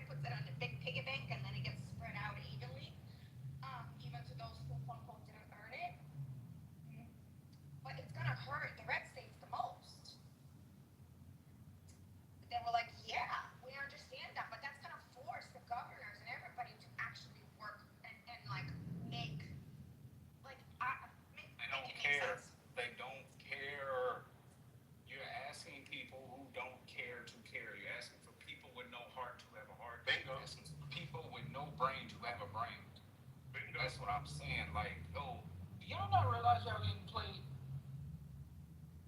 Like, maybe it's the other side of me, but I'm not gonna let somebody play in my face. And that goes to multiple different subject matters since I got into this room. Talk Y'all your let shit, right? people play in your fucking face. Talk your shit, right? Please stop it, bro. Like, somebody give me a fucking beat. Even the chicken that's in the audience is playing in y'all face. Not only is the politicians playing in your face, their constituents is playing in your face. They get to sit in y'all room and talk bad to y'all, treat y'all like shit, while y'all trying to figure out ideals just for the content. Ray, keep talking, man. I don't need to. I've said it multiple ways and multiple different times. People, well, maybe we should let them talk. We have to hear from them. Lisa said we can have a discussion. Are y'all not talking shit about the moms right now? What in the entire hell? So y'all really gonna make me holler? So you just gonna repeat what they doing? God damn! Ray, let me tell you this. If you start a room, you'll have a green bean. Yeah, that's great. That's great. Don't Green beans don't for take it personal, bro. Don't. Their content, it's funny. Their content to engage. Sometimes Don't drop your food. Okay, I got it. a stress break. We hear it all the time. Don't drop them. Let's hear them out, and we can go back and forth with them and bother them. Right? They might learn something. Right? But I get it. Some people don't want to deal with them and don't want to have them here at all. That's you. That's your opinion. Well, I respect that. Violence is always interesting in this room, so I'm down for I it. told you. And sometimes I need to play with my food. I told you, it's all for content. Ain't none of this shit in here serious at this point. Because if y'all gonna allow that, y'all never gonna get answers. Y'all just gonna keep asking people. Well, who the fuck is getting paid in here? God damn! Oh, somebody Your is, I'm language is sure. offensive. Hey, somebody is, I'm sure. Let me jump in. Who the fuck is nobody's getting paid? I can assure you. No, you can assure yourself nobody getting paid. You can't assure me. Well, how the fuck am I? You know what, nigga? I'm about to put your ass in the goo. Cause what the fuck? Listen, that'll be a better Y'all plan talking for about them, and now we've just like, what y'all really like? Y'all come up in here like, come on, bro. God damn. Hold on, make that sentence make sense, and I agree with you. I don't have to fucking make shit make sense. Let me hush, cause I'm new here too today. God damn it. Malark, I guess you and Lisa are the OGs on the That's stage. right. Absolutely. I just give away green beans. Let me just say this, going back to Divine's actual question of like, what do they want? Here's what I think in terms of Trump and the people in his world and in his administration, I think they'd like to have domestically smallest government possible, and we know that goes all the way back to Reagan. Now they want to keep collecting the taxes from most people, except the rich, of course, but they'd like to not only spend as little of it as possible on the people, so they can throw it around and do what they like, Argentina and whatnot, but they would also like to control exactly how it's spent, because that's why they believe in the strong executive. If you think of somebody like Russ Boyd, who talk about drain the swamp, is such a creature of DC. He's running Office of Management and Budget, right? Now imagine somebody like that. He has certain, policy priorities and things he'd like to see get done. Now, if he has to go the traditional route, how many Congress members are there? How many senators? What is this, like 500-600 people? That's a lot of people to have to go through for you to be able to spend the money the way you want to spend it. If they can do what they want to do, take that power out of Congress's hands, give it to this unitary executive, now you only got one motherfucker to convince, especially somebody so easily manipulatable. Now this is a lot easier. So they'd like to take all the money. They'd like to have Congress stop deciding how it's spent. They'd like to decide for themselves. And and then in terms of foreign, so when they have all this power, now they can do what they want in terms of foreign policy. Because wasn't that what Trump got impeached for the second time when he told Ukraine, listen, Ukraine, why don't you play ball on this little shit I got going on with Biden and give me what I need, and then I'm going to give you your foreign aid. you don't want to play ball, no foreign aid.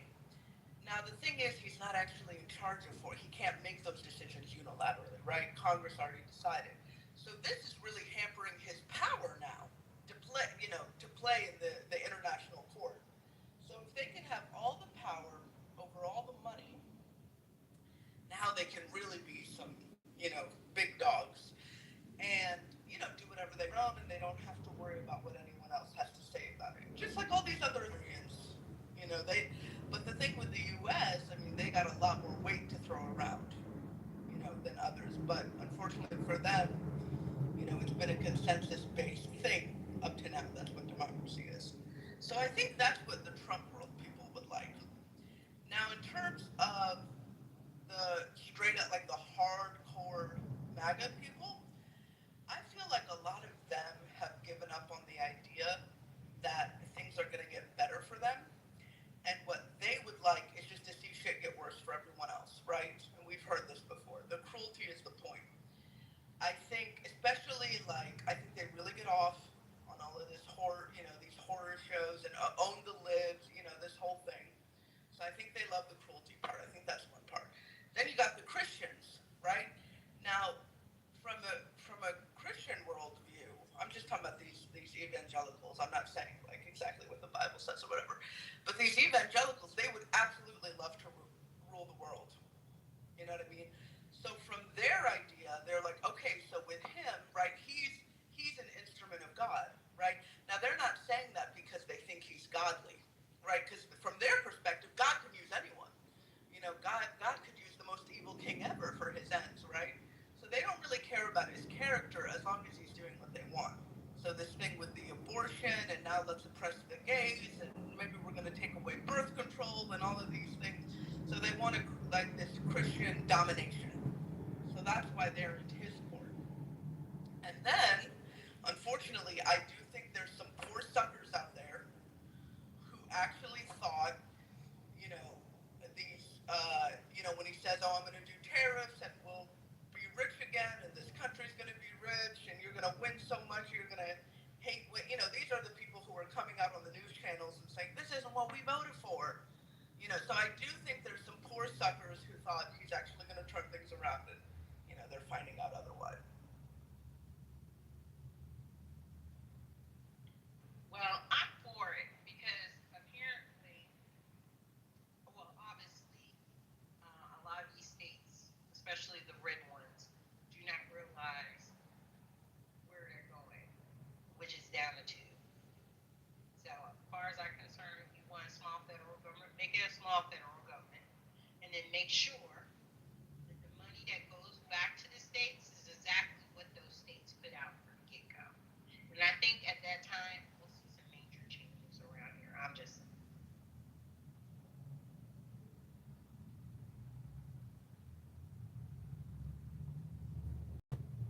Sometimes you gotta do belt the ass, sorry.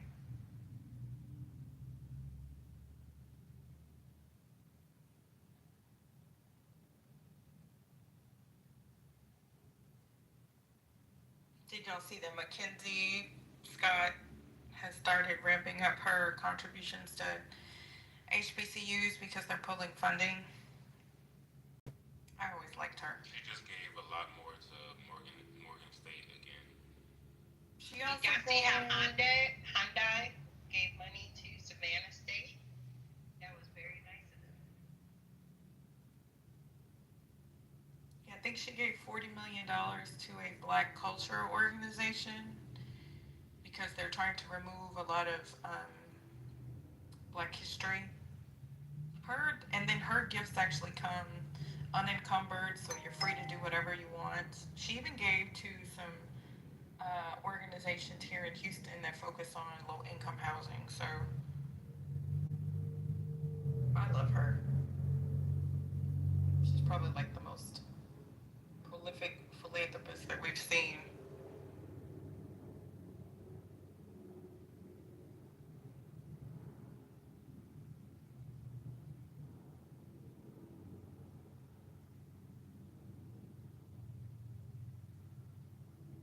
I wanted to read something that I saw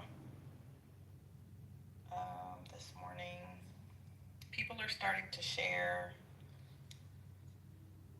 the letters that they're receiving, an indication of what's being impacted when we're talking about like these things to make it a little personal. I'm not going to read this entire thing, but this is from Head Start, Early Head Start. This is a 5-1 number, so I don't know where that is, but Dear Head Start families, this letter is dated October 21, 2025. Oh, it's Arkansas. We want to make you aware that the University of Arkansas Medical Sciences, UAMS Head Start program will have to close October 31st due to a lack of federal funding. The difficult decision is being made because Congress has not yet passed a funding appropriation for the Head Start program for the federal fiscal year, which begin on October 1st. Head Start is a federally funded initiative that relies entirely on federal funds. Currently, UAMS has not received funding and approval to continue to operate our Head Start program after October 31st, unless UAMS receives federal funding and a new federal contract to administer the Head Start program. This program will have to remain closed. We understand how disruptive this will be for your family, and we are deeply sorry for the stress this may cause. We're continuing to monitor the situation and are committed to keeping you informed. This is horrible, guys. As we know, Head Start is a low-income program. You have to be low income to qualify for this. And what we do know is that a lot of families are still struggling in a post-COVID economy. We're not out of the woods yet. So imagine if you are a parent and your children are enrolled in Head Start, which is typically going to be the lower income grades. Let's say age 2, age 3, age 4. Typically at age 5 or 6 is when a child is going to enter kindergarten, or sometimes you have pre-K. But think about it, you may not be aware of this, but pre-K, Head Start, those are income-based programs. Everyone cannot send their child to Head Start. For this to be closing, and then you have to think about the cafeteria workers, you have to think about the security guards at these facilities, you have to think about the janitors, you have to think about the administrators of the school. This is going to impact thousands and thousands of Americans, tens of thousands of children. And what are these parents going to do that are working jobs, right? And now they're being informed a little over a week that their children are no longer be able to attend these educational programs. Like, this is just disgusting, y'all. It's really disgusting. I just wanted to kind of put a label on something that's not being discussed. Yes, Head Start is completely federally funded. And this is just terrible, right? These people are not getting any notice. They don't work at a Fortune 500 corporation. They're not getting a leveraged buyout, right? We don't think of them as quote unquote government workers. They're not going to receive, 6 weeks of salary, or what does corporate America do? 2 weeks for every year that you've been employed. They're barely getting any notice. I mean, can we imagine? This is disgusting. This is disgusting. And I'm so happy that people are starting to share the letters that they're getting on social media, just so that people can be aware of everything that's going on and who this is impacting, outside of just political debates. This is extremely harmful. People are going to lose their apartments, their homes. They're not going to be able to pay their bills. Do we know how expensive daycare is? Children are going to be harmed. They're going to be left alone. Like, this is just disgusting. And that's like y'all trying to convince people to get knocked up so they can get a $50 tax deductible loan out. Right. Taxes no lower 38% any fucking way. Okay. I mean, and they used to have to beg people to utilize these programs back in the day. And I honestly, as a mom who's had to pay daycare and had 3 little people, I really can't even imagine getting a letter that's telling me that a program for my child that I rely on, that benefits my child, putting your kid in Head Start is like, that's like enrolling them in school. It's always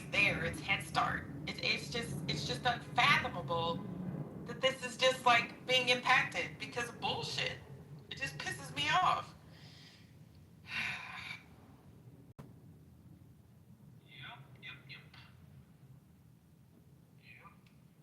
I could just sit up and I can't wait until like the end of January, beginning of February, when motherfuckers start filing their taxes. And people be like, the maggots, they gonna lie, they gonna say their taxes went down. But anyone who understands tax law is knowing that the average person, their tax rate is gonna go up about 30%, guaranteed. I was telling people that shit during his first administration when he took away all those line item deductions that you could make. I know a dude who did construction. He used to be able to write off his tools and all that shit. Straight up MAGA. I was like, yo, your taxes went down. Tried to lie and say they did. His wife popped up and was like, no, they didn't. You couldn't write off this. You couldn't write off this. You couldn't write off this. Motherfuckers lie. Lie straight to your face. His wife is probably the one who does the taxes. He probably didn't even know that she couldn't write off all the stuff. Yep, but they still fuck with him.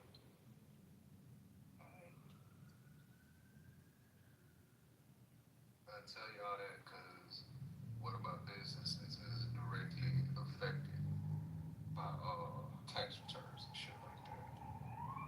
But I saw it there.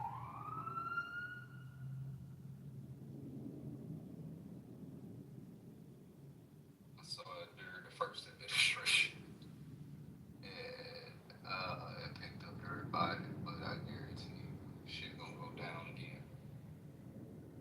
I want to read another one, guys. Just bear with me. I've been seeing these all over. This is another one from Florida Blue. This is someone that's sharing that they have a bronze plan. So look at this. This is serious. Their monthly premiums are going from $333 in 2025 to $2,300 in 2026. Because keep in mind, it's open enrollment, right? Medicare, I've been sharing this. For your grandma, grandpa, aunties, uncles that are over 65, please ask them about the premiums that they are paying. This is going to impact our senior citizens. This is not even because of the shutdown. This is because of the fucking big, beautiful bill, right? This is going to be catastrophic. We already have a large number of seniors, because at 65, everybody's on Medicare, whether you're a billionaire or whether you are a stay-at-home mom who's never worked a day in your life, right? So it's for everybody. Please check in with them. This letter basically says, what's changing in 2026? Starting in January, your new monthly payment without financial help is estimated to be $2,310.89. Right? This is in Florida. This is a plan. This is actually from a middle-class family. This is the insurance premiums for people that are on Medicaid and Medicare. Yes, they are expected to go this increase exponentially, like not double, not triple. Imagine if your shit went up 1,000%. Who the hell is going to be able to afford this? So Marshall actually told us his, so it's gonna go from 150 to 800 and something dollars. Holy shit! So he said at the low end he can look at 600 and change, but $800 is what he's looking at as a target for $150 of insurance that he's currently paying. So the Republicans,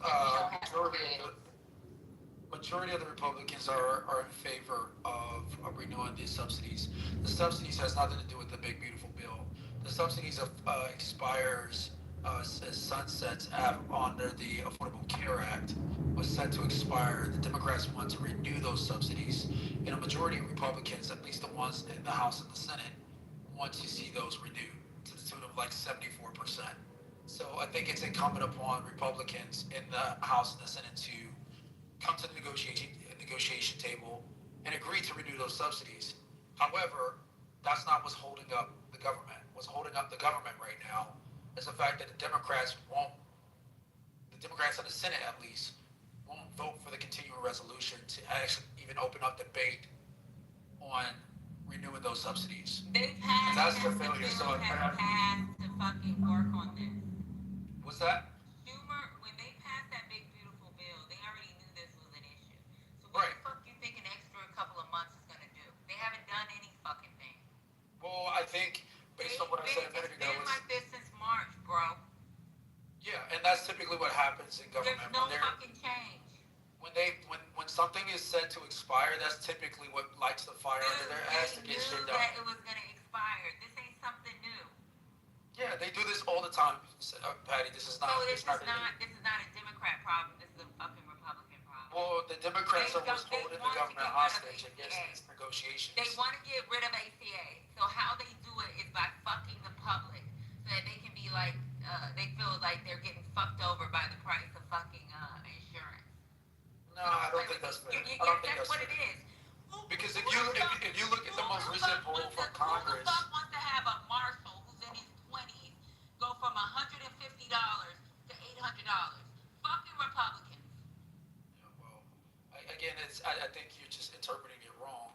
No, we're there's not. a percentage. There's a percentage. We're not. There's a percentage. We're There's a not. percentage of Republicans that don't want those subsidies renewed. We're not. But that's a You're minority. not gonna spread that bullshit on this stage. I can just get the numbers if you want. I mean, you might not believe the numbers, but I'm not pulling it out of my We ass. had that conversation after you get the numbers. Get the fucking numbers.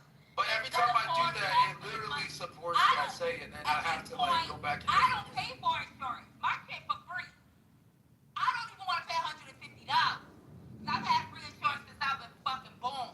And not because I'm on no Medicare or Medicaid, but because my parents have worked for the federal government forever. And I'm working for the federal government. So I promise you, nobody wants to pay for that shit. I don't want to pay for that shit. I don't even want to pay $150 for my goddamn insurance for my vehicle. So if I gotta pay $150 to go get some car syrup, then guess what, motherfucker? I don't want to do it, but it has to be done. Nobody's gonna pay $150 to $8 at 20-something years old for some goddamn insurance. Stop spreading lies. Well, Patty, here's the thing. It's interesting. So my husband's work pays 70% of the insurance, 70%, and it's a family of 3. And the rest, 50%, and then plus all the deductibles and the max out of pocket, we spend close to $13,500 a year. That is with the fact that his company's covering 70%. So,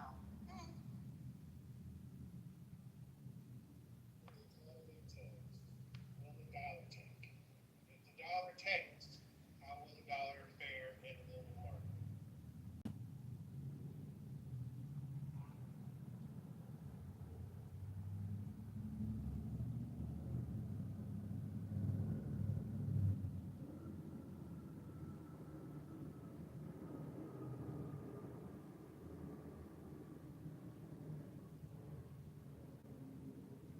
It's crazy that you have this fucking argument, TC, when you claim you used to be a broke dusty and came from a broke dusty family.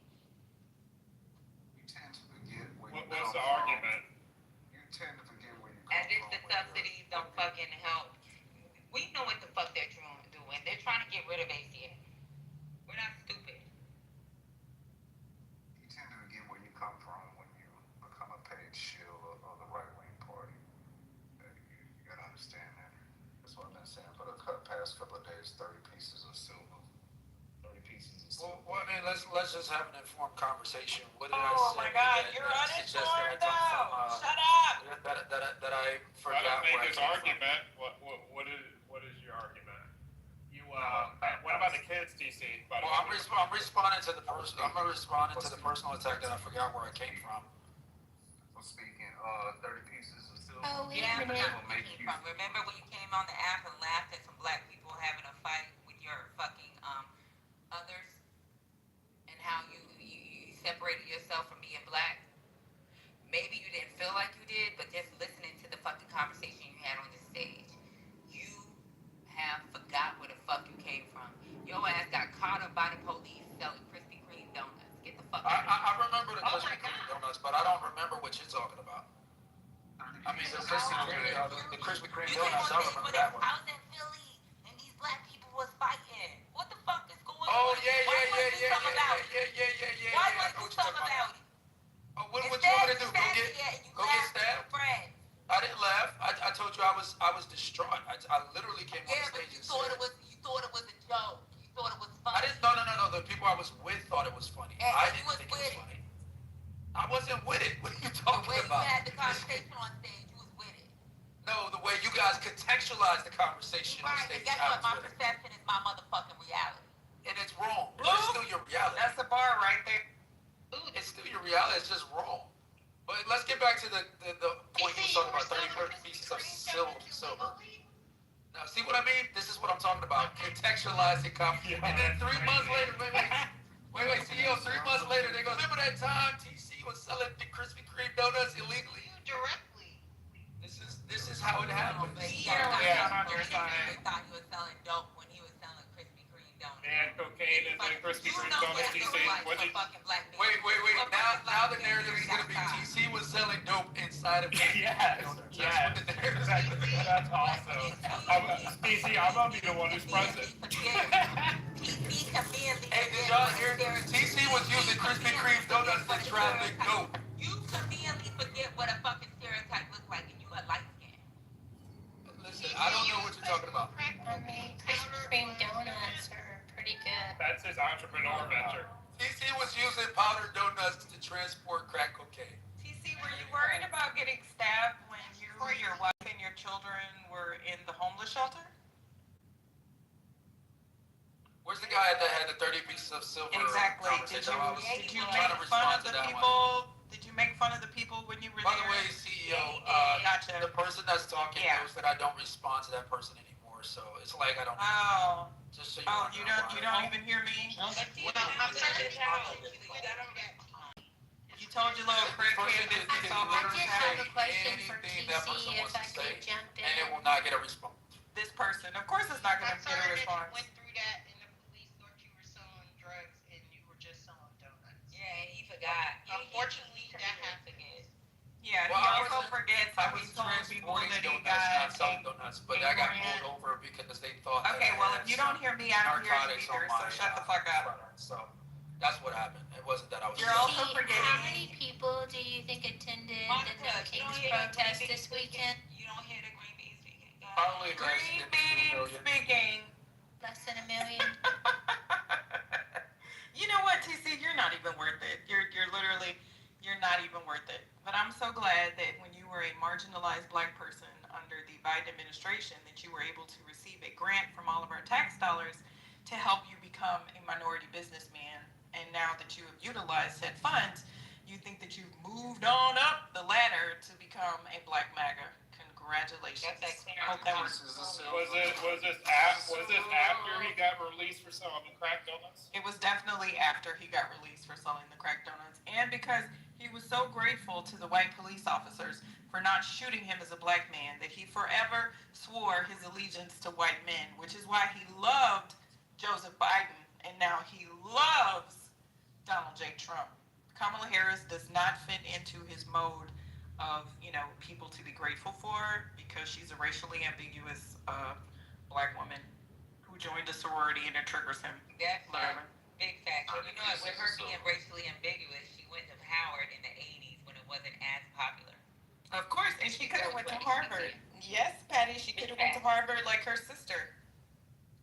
And it's funny because I thought TC loved black excellence, black people, because it's something he aspires to himself. So why don't you like Kamala, TC? You know who else went to Harvard or teaches at Harvard? Roland Fryer. Roland Fryer has to be period on education reform. I couldn't speak then. I can speak for about 5 minutes right now. Let Monica say what she got to say so she can mayonnaise monkey this bitch. Mayonnaise monkey this bitch. What does that mean, Patty? You know what a mayonnaise monkey is. Are you racially slurring white people? I learned that word from you, Monica. Remember mayonnaise? You're welcome. It's a great slur, isn't it? For white people. Yep, I learned the word from you. Go ahead and be the mayonnaise monkey. You snow roach. Yeah, don't do the snow roach thing. Don't do that. Don't do that. No, I'm only using a word that she has used. Correct. We're not gonna call her snow roach, but I will call her a mayonnaise monkey. Let's go, monkey. Okay, monkey.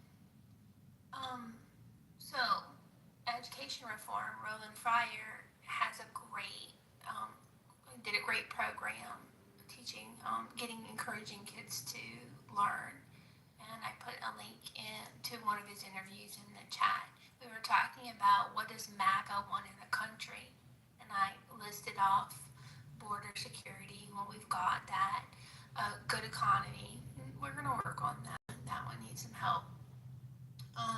I do think that other countries have been taking advantage of our country in the forms of tariffs, and Trump's working on that. What about Israel? A little bit longer. Is Israel taking advantage of our company? Guaranteed 2 minutes of uninterrupted. Oh, I'm sorry. I'm just like Donald Trump. I changed my mind. Ha ha ha. See how that works? That's fine, Mickey. I'm really excited about your trip to New York. I hope you have a fabulous, safe time.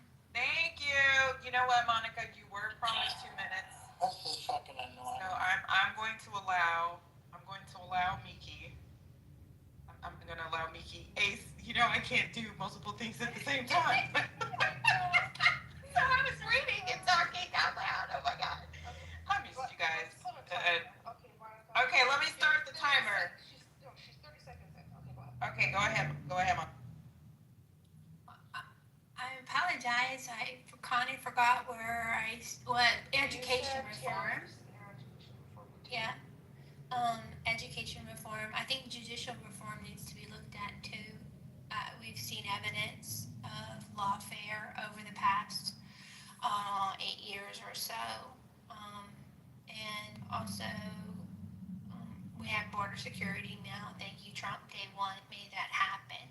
I think immigration reform is sadly overdue. It could have happened in 2018, but Paul Ryan and the rhinos and the never Trumpers and the government shutdown in Trump's first administration kiboshed that. I don't know why the Congress is not passing the clean continuing resolution bill that would stop the discomfort and allow the Head Starts to continue teaching the young. I recommend people contact their senators because I understood it passed in the House, but the senators are log jamming it for some reason. Has that been my 2 minutes? Okay, yeah. Thank you. Well, she didn't answer my question. She didn't answer my question, you guys. Monica, where's your dad from? Your mom from? Speaking as a Mayo monkey, Patty. I don't care about no Mayo monkey. Where's your family from? Which one? Your mom and dad. I'm a daughter of an immigrant. Okay. My mom married my dad and moved into the country, and my dad. Wait, with a fiance visa? U.S. citizen. Oh, that's fine. But you have a problem with immigration. I have a problem with illegal immigration. I wish we'd be impeccable with our speech. What did your dad do? He was in the military and he met my mom. No, you just don't, wait, you just don't join the military. What did your father or mother do? So your father married an immigrant? Yes. Okay. And you know, this is pretty uncomfortable for me, Patty, because you know right, how much I like my privacy. So with your father, right? I don't believe I exposed your past or delved into your history. Hey, calm the fuck down now, god damn it. You can expose my past, it'll make me none. Everybody on here know my mama Asian. Everybody know my father married a fucking Asian woman. It's not a big deal. Monica, you're the one who's answering the questions. Hello. This is the problem, Monica. Katrina, heal. Down, girl. So you know, like I know, if it wasn't for certain rules that's made for military, that your father, it wouldn't have been as easy for your mom to come to the United States. It's a whole bunch of paperwork and costs a whole bunch of money. Yeah, I'm very grateful. Yeah, be grateful. So why can't reform be a thing instead of you fucking, not you only, I'm not going to say you because I can't say what your politics is currently, but why can't MAGA look at like, hey, why is it so much easier, and I get it, they may sacrifice, they claim sacrifice, when I can tell you a good over 50% of these motherfuckers only joined the military because they couldn't go nowhere else. Yes. What was the question? But why can't you look at there is reform that needs to be made? I said immigration reform is woefully needed. Right. But fucking I'm agreeing with you, Patty. Why do you have to be so aggressive? But then running after people that's been in this country for 10 years, that have been lawful-abiding citizens, why in the fuck are you not going after corporations? Why is MAGA not going after corporations? You know why they're not? Great Because those are question. their donors. That's their fucking donors. They're not going after the corporations that's hiring people that have been here for 10 years. People that actually have been putting into our society. Even looking at the state of Texas, when 60% of fucking all construction that's being done, not by immigrants. We're not going to say the word immigrants because it's probably bigger than that. Illegal immigrants. Yep. Contractors hiring illegal immigrants. So when my mother-in-law's house was being built, this MAGA Trump supporter who built her house. And even basically before, told me right then and there how he has a whole bunch of illegal Mexicans working for him. and even before that, right? Even before, like months ago, even before Trump even won, we were talking about the impact of what it looks like for fucking a state like Texas or even California to lose the skilled labor. So why can't we fucking come up with, like, what does it look like? There was a Reagan era, and Reagan's a piece of shit too, because he started this Make America Great type shit. But there was an era where Republicans understood the freaking benefits of some of these immigrants. A lot of us are not sending our kids to fucking trade school because we have been taught that a fucking bachelor's degree, which is now to some kids a high school diploma, a bachelor's degree, going to a fucking university, going to a college is the way forward because we are a service fucking based economy. We are not a fucking manufacturing based economy. So why can't you just recognize that? Maybe you do, maybe you don't. I don't know your politics. They're beating you up and fighting you to be able to have the conversation. But why your homeboys don't understand that? I think she gone, Patty, though. I'm not gonna say what I think. I'm gonna let her say what she thinks. No, Because she's a child of an immigrant. Because I done beat Lisa up about little immigrant racist comments. She left. And that's my homegirl.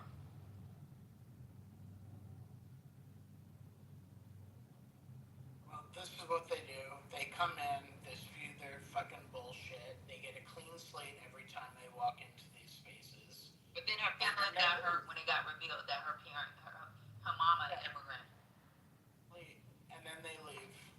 Because they're not here in good faith. But isn't she just a Republican? She's not MAGA, is she? She's totally MAGA all the way. She's Queen MAGA. A conversation with true Republicans. That's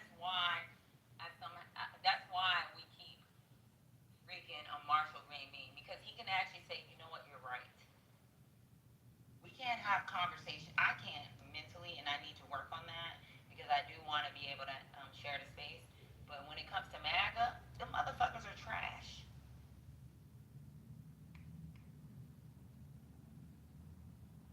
Well, I wasn't saying she was on payroll, I was saying somebody else was, but you just bounced in the middle of what you were saying Because she didn't want nobody to know her mama was an immigrant. Yeah. We know her dad found her mama in Eastern Europe and was like, hey, percolating there. Come on back. Hey. What's the person about Eastern Europe over here? Ain't nothing wrong with Eastern Europe. I love the Balkans. You gotta get it right. Yeah, but the same rules that apply for military, the only reason why her father was able to get his, let me be so crazy when it comes to military, even if you're retired, you gonna marry a foreign, your paperwork goes through quick. There are people that are waiting on this list. They go through quick because they say, oh, you're fighting for your country. As long as you don't marry somebody with a fucking history of some type of criminal activity, they make sure your paperwork goes through. They make it fast when it comes to your background check. They make it fast. Like there's fucking certain things that are fucking waived. Like they know they can do it for the masses based off of the people that may have been here for 10 years. They know they can do it for people that honestly, for me, I think if you've been over in the United States for 5 years or more and you've been working, you've been contributing to society, and you don't have any background issues, and you ain't bringing no kids into the world that's fucking shooting up the block, then make it work. Figure it out, because they do it for military personnel. I know like 3 dudes who came back from the military with some foreign on their arm. So I believe you 1,000%. But here's the thing that what I don't understand, honestly, like I'm an immigrant as well, right? And what I don't understand is when people are saying like okay, speaking particularly, and maybe somebody please explain this to me because I'm so confused about this. When they're saying illegal immigrants, right? I had this conversation with a Russian American, now white. They're from New York. So they're saying, oh, these Hispanic illegal immigrants. I go, motherfucker, you came into this country, you decided to marry somebody for a green card. Like, you stretched your student visa for 8 years until the university pretty much said, like, dude, you're done. And then you pretty much had an arranged marriage so you can get your green card. And now you have your citizenship. And you're sitting here and saying that those illegal Hispanic immigrants, and the only reason why they're calling them illegal is because they are the ones who cross the border illegally. But once they cross the border, they can ask for asylum and they can't be deported until their case is looked at. So they're calling them illegal and saying, why didn't they just do it the legal way? I said, motherfucker, you didn't even do it the legal way. And they're saying, no, we did. I was like, you lied. We are legal. That's how they think. Like, it's ridiculous. You know, a good 3 million of these goddamn immigrants that have parents that were in the United States in the 80s, they call it the legal way. And it was actually fucking Reagan and Bush saying, we're gonna give you forgiveness. There was a woman that was on TV wearing a MAGA hat. Her and her husband own not grocery store, a gas station. Had MAGA all over the fucking gas station. This is in Texas. And when they questioned her about her legalities in the United States, her motherfucking parents, when she was even born in this goddamn country, so they brought her ass and her parents came into this country and got some fucking amnesty and got the nerve to say they came in the legal way. Bitch, you ain't came in the legal way. You came in illegal. You got fucking amnesty. If there was no fucking amnesty, your ass would be crying about why the fuck ICE is at my motherfucking door too.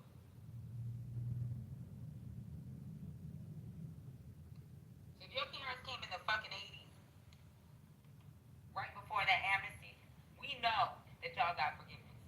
And the easiest way, and I know this because I have fucking I have migrants and immigrants in my family.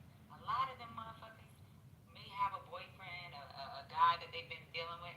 And a lot of them come on a visa, and they wait about a week or 2 weeks after, so they can apply because they're already married to this American citizen. It ain't that fucking easy to go be in a country and fucking wait for lotto. If it was that easy, all you motherfuckers would be millionaires on this fucking app. That's how the fucking lotto works. If you can fucking win the fucking state lottery, that's exact. It's a state lottery. We know your chances of winning a lottery are nil.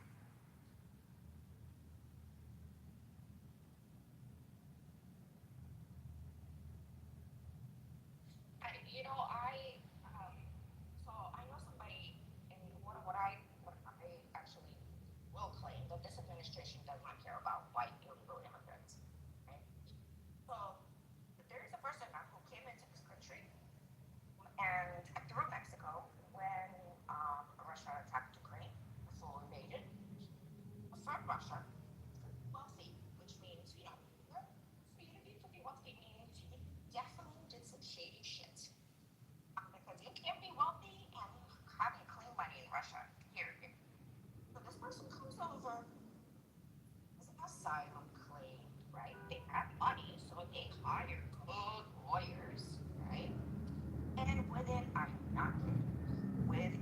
year, they have a green card. And that person says, why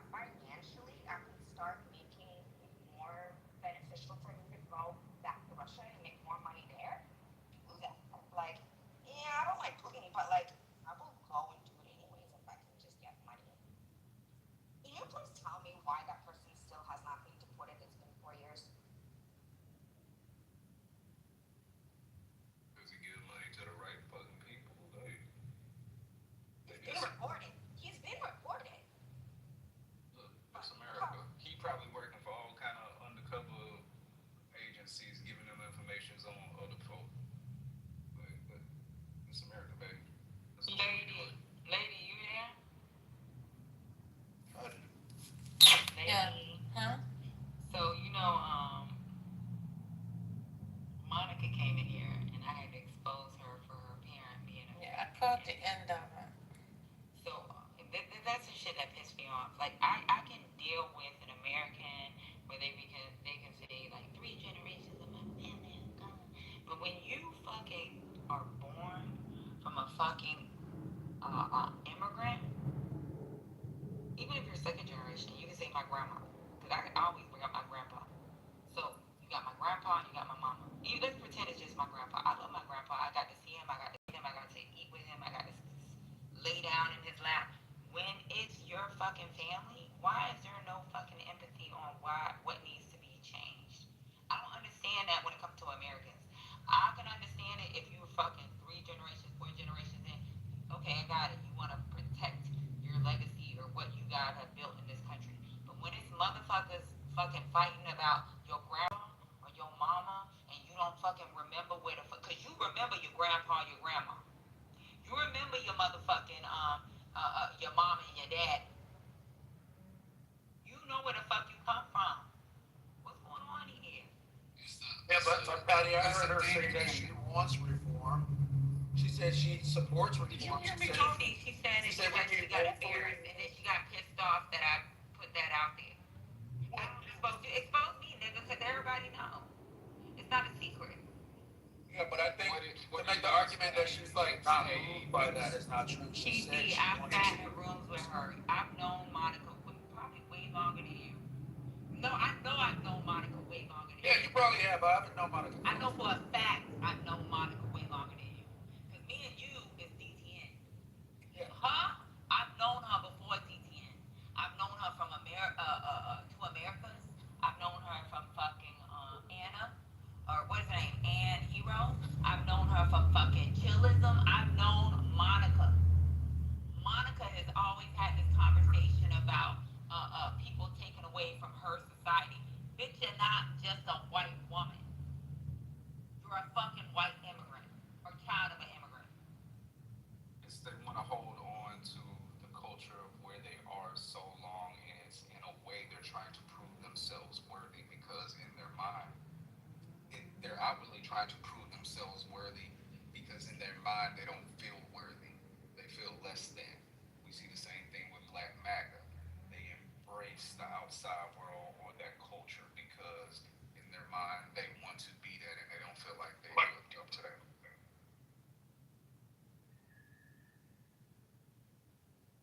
TC, I know I'm beating you up, but I understand you're just hearing this conversation here. But me and Lady have been in rooms with her when she was in a certain room that we used to bring him out in. I have been in the room with her when it was an Ann Hero and her. I can tell you, Ann Hero has more empathy for fucking immigration than fucking Monica. And she likes to use the N-word with the ER. I don't know what Monica's position is on I'm not gonna make up that lie. I've never in my life not heard her say some dumbass shit. That's why I called her a male monkey. That's why I said don't use that because I ain't never heard her say that. But you call her a male monkey because she's the one that created that conversation. Well, it's not a lie if I heard it. I've never heard it. I'm not calling you a liar at all, Empress. I promise you. I promise. Love you. You a muppet. But I've never heard that. I do know that she has said the male monkey shit. Yeah, she used to say male monkey a lot. Remember when she would have that PTR? And it was a white The monkey. flying monkey. Mm-hmm. Yeah. You know She where had the a black flying one monkey at some came point. from? And Lady probably can tell you this because we was actually in the room when she created the word male monkey. That shit came from Willy Wonka's chocolate factory. You got fucking black Oompa Loompas with a painted face. Then you talk about the fucking monkeys that's on goddamn Willy Wonka. That's why when motherfuckers like, no, bitch, I was in the room when she fucking came the next day with the male monkey shit. But in those early rooms, like season 1, where we used to just get in there and have the political discussions when Tommy Sotomayor was here and Bro. Do y'all remember Bro with his weird ass? Yeah. Oh yeah. Oh yeah. Remember Monica was always bringing up like black statistics and well, what about, there was a black woman that killed her son and black men are more predisposed. I remember that shit. Yeah, I remember all that. With the KKK men. Yes. My nickel. Who the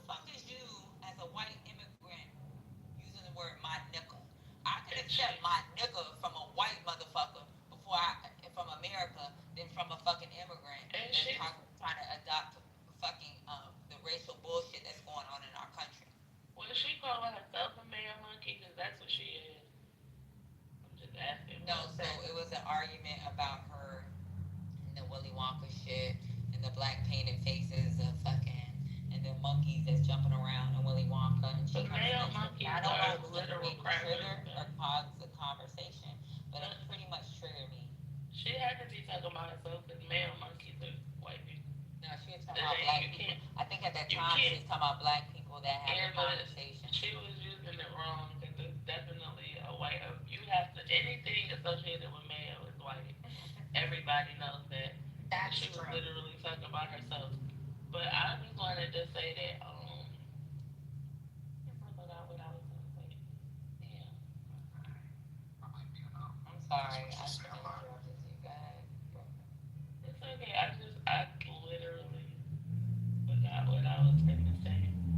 And you have the most grace on the stage because we've had conversations with her and we wanted people to understand where people's mind was coming from, just using her as the prop.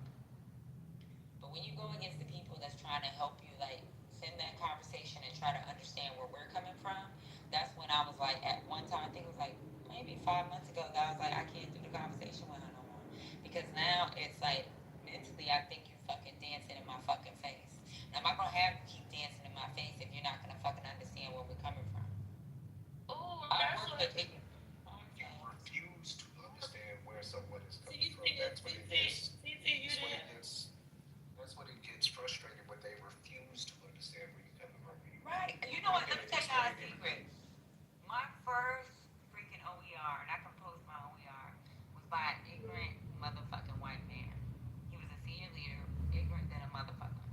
Was say ask me stupid ass shit, and I had to actually listen to this shit because I'm in the military and going the position of attention to listen to him, and then try to answer him so he understood where we came from when it came to me still being a black woman. And I think he felt like he can have that conversation with me because I may look somewhat ambiguous when it comes to certain, like, I have a pointy nose, got it, 100%, I'm on board, I got it. My nose is pointy as hell, I got thin lips, I may have a little curly hair, in the wintertime I may look a little lighter than other brown people, but he felt he could say certain shit. And when he would talk to me, I'd have to have the conversation, but I'd have to have having the conversation with people that are willing to change their mind because they look at who is supporting them or helping them get where they need to go that they can get. For him is get promoted. Like, I get it. We can have those conversations with the people. You have to be able to change their mind. But when you have a Monica who's a child of an immigrant who like fights against what freaking, and that's why I brought it up, like, your father loved somebody that was not American. He happened to have the advantage of being in the military where he can give birth to your raggedy ass and bring you over here to start talking shit about fucking immigration. You the wrong motherfucker to be talking. You need to stay on mute and protect your mama. You can still be white and racist. Be racist and protect your fucking white mama. Damn. So Patty, I also remember her from like the first episode of Clubhouse season. You remember? And Peoria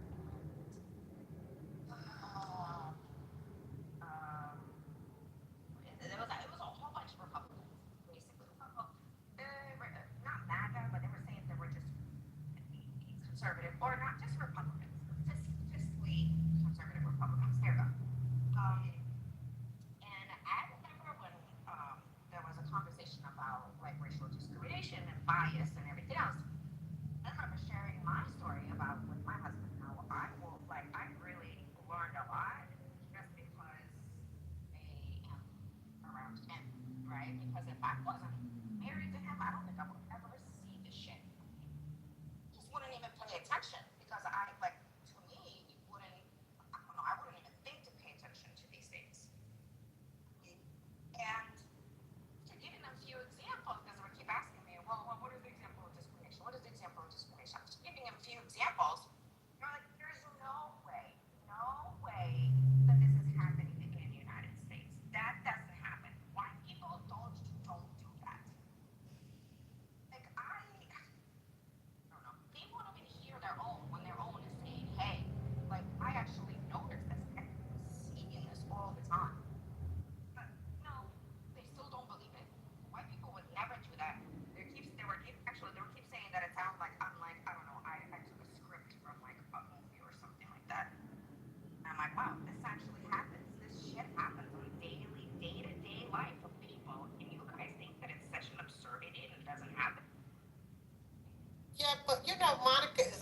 flopper.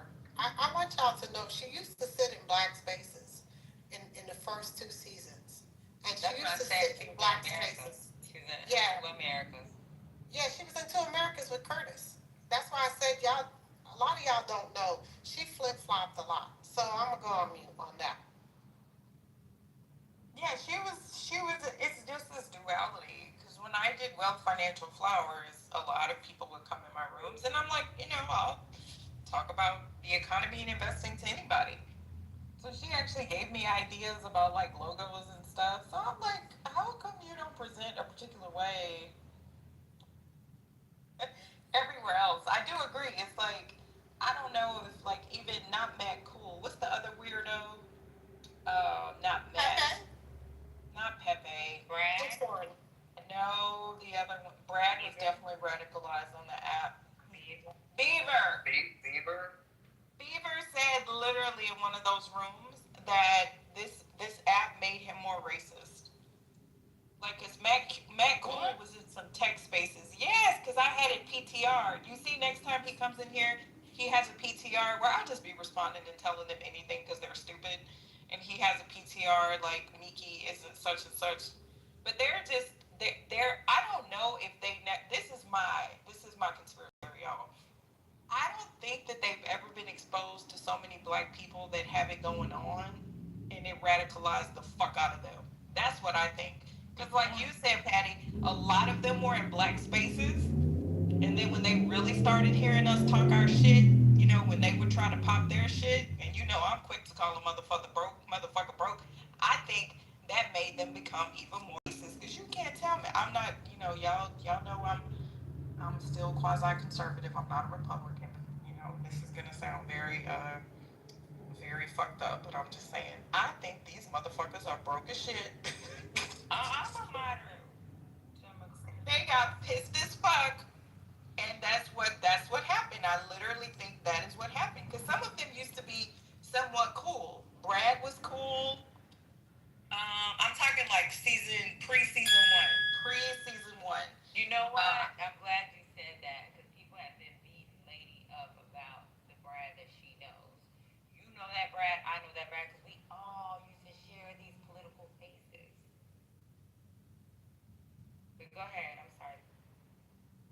That's because y'all just don't like each other. Whatever. Baby, you are right. Lady don't the motherfucker that everybody y'all can't beat her up when even Mike said Brad was cool at one time. I've been here since September 2020. Motherfucker was never cool. Okay, Brad even told me. That's good. Dark don't like him. Him and Dark don't like each other. Brad even told me that, and they used to hang out like in what's his name, Black News Space and stuff like. Whatever, Dark. But I respect it. I respect it. Out very, very okay. Very, very loosely. But Brad even told me that he would vote for me as a Republican once because when I first joined the app, I mean, remember when like what was his name? The black guy that went to prison, but he would do a lot of those rooms. He's been You're on talking the app. about what you call it? My boy. Oh my gosh. Clairvoyant. Clairvoyant. Yeah, Claire guy. Yeah, he's still on here now, but he's not on there anymore. Oh, no, he got clipped. He's still in jail. No, he's still in jail. Now, girl. Oh Lord. He in jail. Yeah. He got out next year. Oh my God. He was the BL. He stole all the BL. Yeah. Yeah, stole all the BLM money. The albino. No, not that. Oh Lord. No. This is. Are you talking about Drew? No, what is his name? But I understand like pre-season one, where when I first came on the app,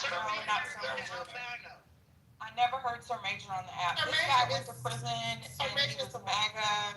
But it was like before, okay, because Donald Trump, we didn't know this Donald Trump like this extent of MAGA. Like we had a lot of criticisms of him after the first administration, but nobody thought it would be fucking like this. Like I didn't. But I agree about Brad because when we first got on the app, there were little pockets of us, and I was still going to Republican rooms. Remember, there were all the. It's okay. Brad called me a nigga yesterday. Brad used to put. Yeah, Brad called me a food. Well, we're talking about the past, not now. But what I'm saying is like we would have these discussions. We really would. Remember when there were all the black Republicans? I'm talking pre-season 1.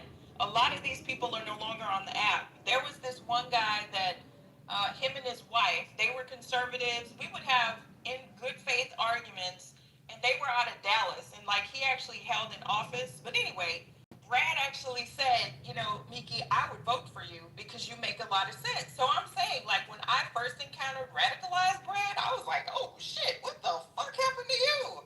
So I'm just saying that, like, yeah, I don't know what happened, but homeboy did like a complete. But I don't think I they were radicalized. I know one of the things that happened was there's a lot of talk and beating up on his dead wife.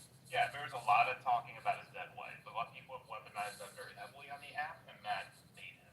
That helped contribute to being toxic. Okay, but I love. So all that has to happen is that reform just has to be a little bit flattered, and then she'll be okay with you. I see you. No, I didn't think anything was there. He was just okay. Y'all remember after the first administration, there were people that were still Republicans.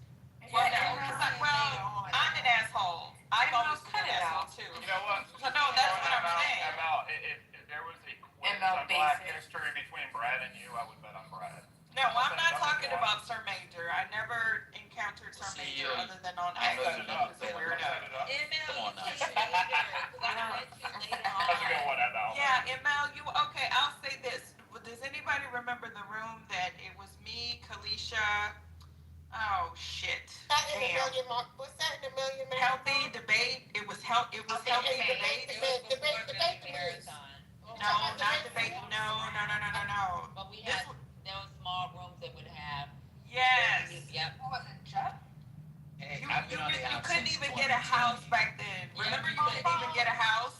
Yeah, I'm talking like we had a house with like 1,000. It was like debates, good debates, or something debates. It was like a debate. It was healthy debates was in there. Right, and it was like a group of us. And it was actually a good little mixture of us. Remember when people were like having their little social groups on the app? But anywho, what I'm saying is we would argue down the Republicans. Like we would fucking argue. Remember Tommy Sotomayor was here? Not Bro. Yeah. That other fucking coon that got up in the room and said that like slavery. Yes, that slavery. What did this motherfucker say? That like that was a big ass room. That like slavery, the slaves got paid through free food and shit. Oh my god, we clowned the fuck out of him. But anywho, I'm saying that some of these guys, they were decent. Just like Marshall has always been decent. Marshall has never been radicalized. They were like Marshall. They were like Marshall. They were Republican. Y'all can be mad at me, but I'm just fucking telling y'all. Shit, it was our experience. Mickey's right. Check this out. Y'all beat Marshall up in here. What y'all fail to realize, he's getting beat the fuck up in healthy debates. He's getting beat the fuck up in a lot of white spaces. You know, like in the morning he asked me, are you opening a room? Just so he can sit in here and have a conversation or even listen. And yeah, I do think that maybe, to me it seems like a little Asperger's, but he's a sweetheart. And he does put his guns down when it makes sense. He's not a dummy. He's a smart kid. And he's in his 20s. He is not on board with MAGA at all. Y'all think he is because of the fact that he keeps claiming I'm a Republican, but he's a rhino. They call him a rhino. Y'all, just because he's on mute, sometimes when they're talking crazy in the room, he's not that guy. No, he's not. Only correction is he's in his 30s, man. Oh my bad. That's correct. There you go. Hey, I used to like Marshall. There he is. I used to like Marshall. We used to do rooms with Gary and Marshall and those guys, and I used to like Marshall, but he listen. Sometimes Marshall went a little too far, and sometimes he would allow people in the space that would just take over, and they would come with their radicalized views, and he would agree with some of the shit, Patty. I'm gonna be honest with you, and that's where me and Marshall kind of fell. like, come on, I kind of center. I didn't think you would allow me, Marshall, to be honest.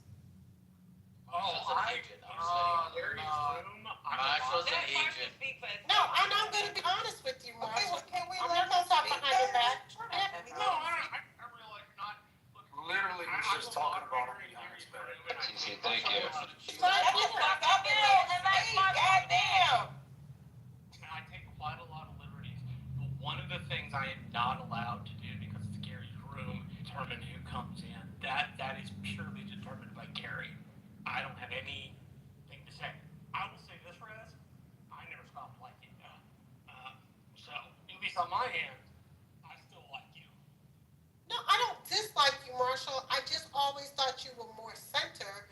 And sometimes I feel like your views, sometimes you don't take a center approach. Sometimes I think you can be a little bit maggerish. I'm just being honest with you. I'm not going to talk behind your back. I'm going to be honest with you. And that's where we've had a little bit of an issue. I'm just going to be honest. But I still like you, Marshall. We've had our debate. Yeah. Yeah, look, I can be a partisan hack. And when I am, people call me out. And being a partisan hack is not cool. I am susceptible to it just like other people who work in politics. So bringing this to my attention, I will definitely try to do better. So I appreciate the feedback. But I still like you, Marshall. You still my Marshall, do you? So are we talking about people we used to like and now don't like? Because I have one. No, we're talking about Who's that? TC? TC, yeah, TC, yes. TC another one. Let me tell y'all a secret. TC is When I flipped. started coming to DTN, TC used to be my little protector. He is my backside. He was my front side, my left side, my right side. He was my nigga. He got my phone number. Keep going. And you love my TC. Now, don't get me wrong. TC, sometimes you would say some shit in my mind. I was like, now that's not what's going on. But because he always protected me and he took care of me and he made sure I was okay in DTN and nobody came up against Patty, he was my nigga. But then one day, his brain changed. What switched? He's a boxer at home. He's a boxer at home. It wasn't a gradual switch. This was like 24 hours. The day that Biden stepped down and Kamala got the nomination is when he changed. Because this is how bad it was. I was never really in DTN, but I'm super cool with Nelson. So I would be on X, and me and TC would be holding it down. I mean, we would argue with Grant Cardone. We would argue with Storm. Nelson would bait. And we would go back. It was me and TC. Boom, boom, boom. We'd get the boy. Me and TC were like, hey, cool. And we would go boom, boom, arguing with those crazy ass people on X. TC, people didn't even realize that you had changed. The last couple of rooms that Lou did, I'll say like a couple of months ago, people were back channeling me. And they were like, TC is MAGA now? And I was like, yes. And they were like, what the fuck? Because they remembered you as not being MAGA. And I was like, I don't know what the fuck happened with your ass. You were like, this there the baby. I think he got Your ass just completely changed. He got radicalized in his ass. The chick came through last all the world. He was Democratic nominee. That's what happened. He kept losing the golden arguments and he got radicalized. No, but also when Kamala got that nomination, like, I am so serious. I can show y'all the messages on X. People were shocked as shit. He hates black women. He's a boxer at home. Lisa, you there? Lisa, did we not love our TC back then? Yeah. TC was our baby. And he used to protect me in DTN and all that. We were bonded together. Can I? You know what? Say it again. Say it again. Let me slap the shit up to out of your. Why is TC on mute while everybody's I saying say something. I just want to say this. The fact that people are saying that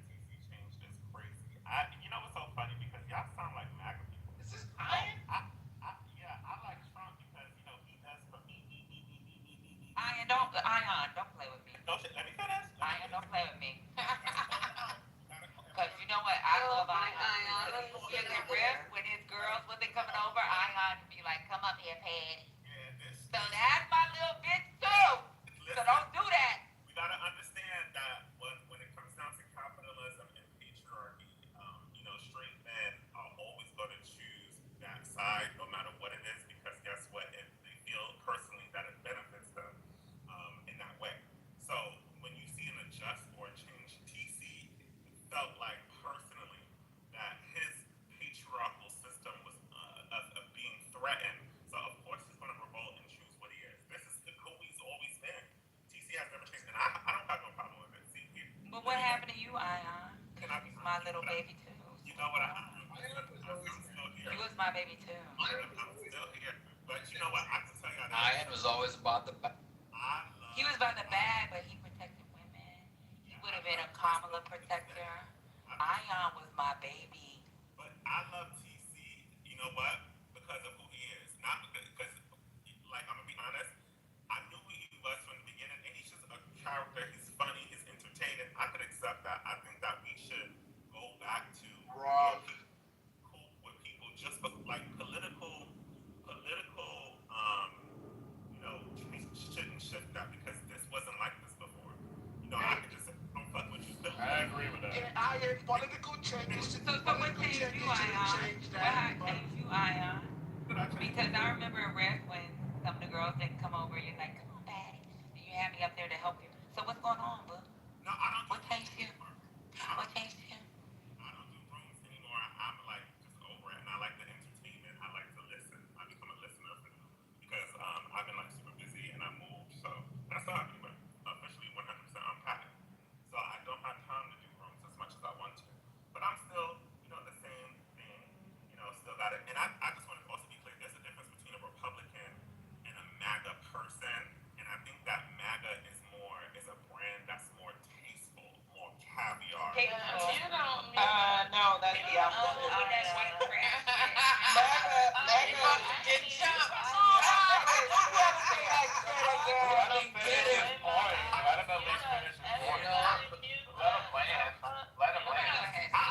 CEO gonna protect the money. I'm not protecting the money. CEO will always protect the money. People who didn't see TC not telling me what it was. Because if it was in front of you, no, I'm not. I'm not. You should have told TC that when he was up there all up in y'all faces and pretending that not even pretending, being who he is, and you didn't see it. And I know it's hard to. Well, he was pretending damn good because he had all the Twitter fools, and Twitter folks are crazy Went as to shit. Liberty University. That was the Yeah. No. I don't. I'm gonna be honest with you. I don't agree with putting people down for their. You have to have this. I agree. Should agree. So let's not do that. Yeah, that's not. He was indoctrinated at Liberty. That's all I'm saying. So I'll go with that. He's indoctrinated. The reason why MAGA is successful is because they know how to play men's heartstrings. Okay, they know how to sell tickets. They have studied this and they know how to play on women who love men, and they know how to play on men of every race based upon telling them that there's an attack on their manhood, which is something that sparks the capitalistic patriarchal side of them and activates. And this is what we're happening. And one thing I don't like about the Democrats is that they have yet to learn how to restructure their base of people. They have a new audience coming in. It's not the older folk anymore. There's a younger group who is more radical, and what they need to do, right, is they need to start being radical like them. They did a great job with the mayor of New York. He is very radical, very like. But he's a dusty, and you wouldn't even fuck with him on your bad day. Say that again, sis. He's still a fucking dusty. He's also a criminal. And you would never fuck Ion. The Ion I know, the old Ion, you don't fuck with dusties. You were a fucking elite ass nigga, so you wouldn't even be down with the MAGA bullshit. I'm talking about the new mayor who's coming out. Okay, so new mayor's different, but I'm talking about fucking Adams. Like, you're not down with the dusty stuff. The shit is crazy. It's little conversations that you've been having recently, and I listen to them. But it's like you're on the MAGA way. You're not a MAGA. Not the old guy I know. Oh no, I'm definitely 100% in the middle. I don't want no part because you're not a broke dusty. You would never fuck with a MAGA nigga. I'm honest. Both sides have like Brady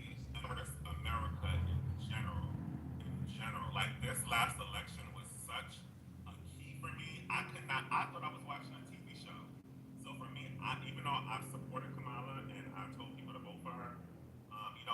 It's because it's not Kamala that I'm against. It's like the rest of the infrastructure of just the government role.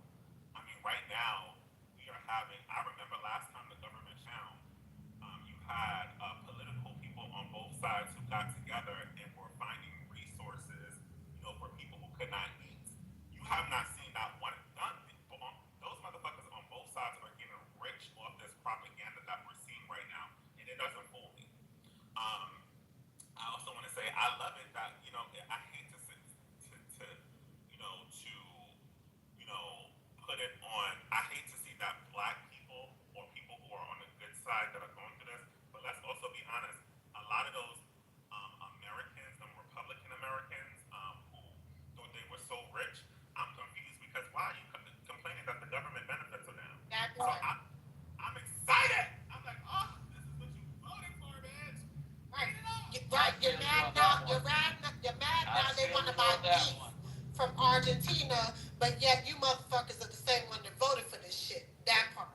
Even the rich ones are complaining because they have businesses and they didn't realize that. Tires be hurt.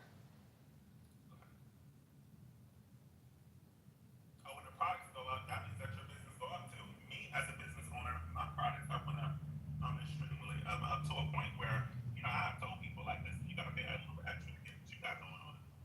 So, it's good to see to me. I just, I can't wait for the midterms. I can't wait for, this newer election to see when we kind of rally things all together and we put up a list of things that they thought Trump was going to do, or that they thought, just like they did Joe Biden, what actually happened, like what actually changed, because his commitment was to billionaires, just like the majority of presidents, and that's who's getting richer. He's traveling with these groups of people. He was never for America in general. And I'm going to be honest, and I hate this. I don't believe that Joe Biden was collectively for America. And I'm very disappointed that they put, and I love Kamala. I'm very disappointed that they put Kamala against him, knowing that if a white man is in office, he's going to win running. He's going to win regardless. Now, I know that y'all think that Obama is like, oh, Obama went against a white man. Obama, motherfucking, has a white mother. Okay, they don't see black people see him as black. White people see him as having a white mother, being more connected to whiteness than anything else. So we have to stop with these weird kind of stuff, because I know a lot of people up here are very smart, but you keep that weight because you think it's going to win. You are not going to win this playing the good game. You have to be nasty. Like there are sometimes I hear Lisa and Reformed and y'all are smart motherfuckers, and Patty having conversations with people who are not qualified. You women up here, TC is not qualified to speak to you or to be in your presence. You cannot go to a MAGA space and speak. You know that. So why would you play that same exact game, having these people up in here in your space having a conversation? This space right here is so powerful. It should be about building. I like the word Dusty up there. A Dusty can't even speak to me. Like when I go on stages and I see a Dusty get up on stage, and a political Dusty, and just a Dusty, I move to the audience because that's not my crowd. So we have to stop. If you want to win, and I'm talking about win for the American people, we have to stop having conversations as if we're nice. It needs to get a little bit darker here, because a person like Pepe, a person like, not saying that Pepe is on the stage, I don't know, a TC, which I like TC, right? But if we want to entertain, if you want to keep he's good for that. Like a little room, that's fine. But in a conversation amongst women who are educated in politics, you don't deserve it. This shouldn't be a debate. It should be a conversation about really how do we maneuver so that people are. There are going to be people who are going to be hungry this holiday season. That's the conversations that we can have with women like y'all up here. Okay, y'all can impact and pull in dollars for. I've seen it. I've seen y'all do it. So for me, when you ask for change, I change from the bullshit.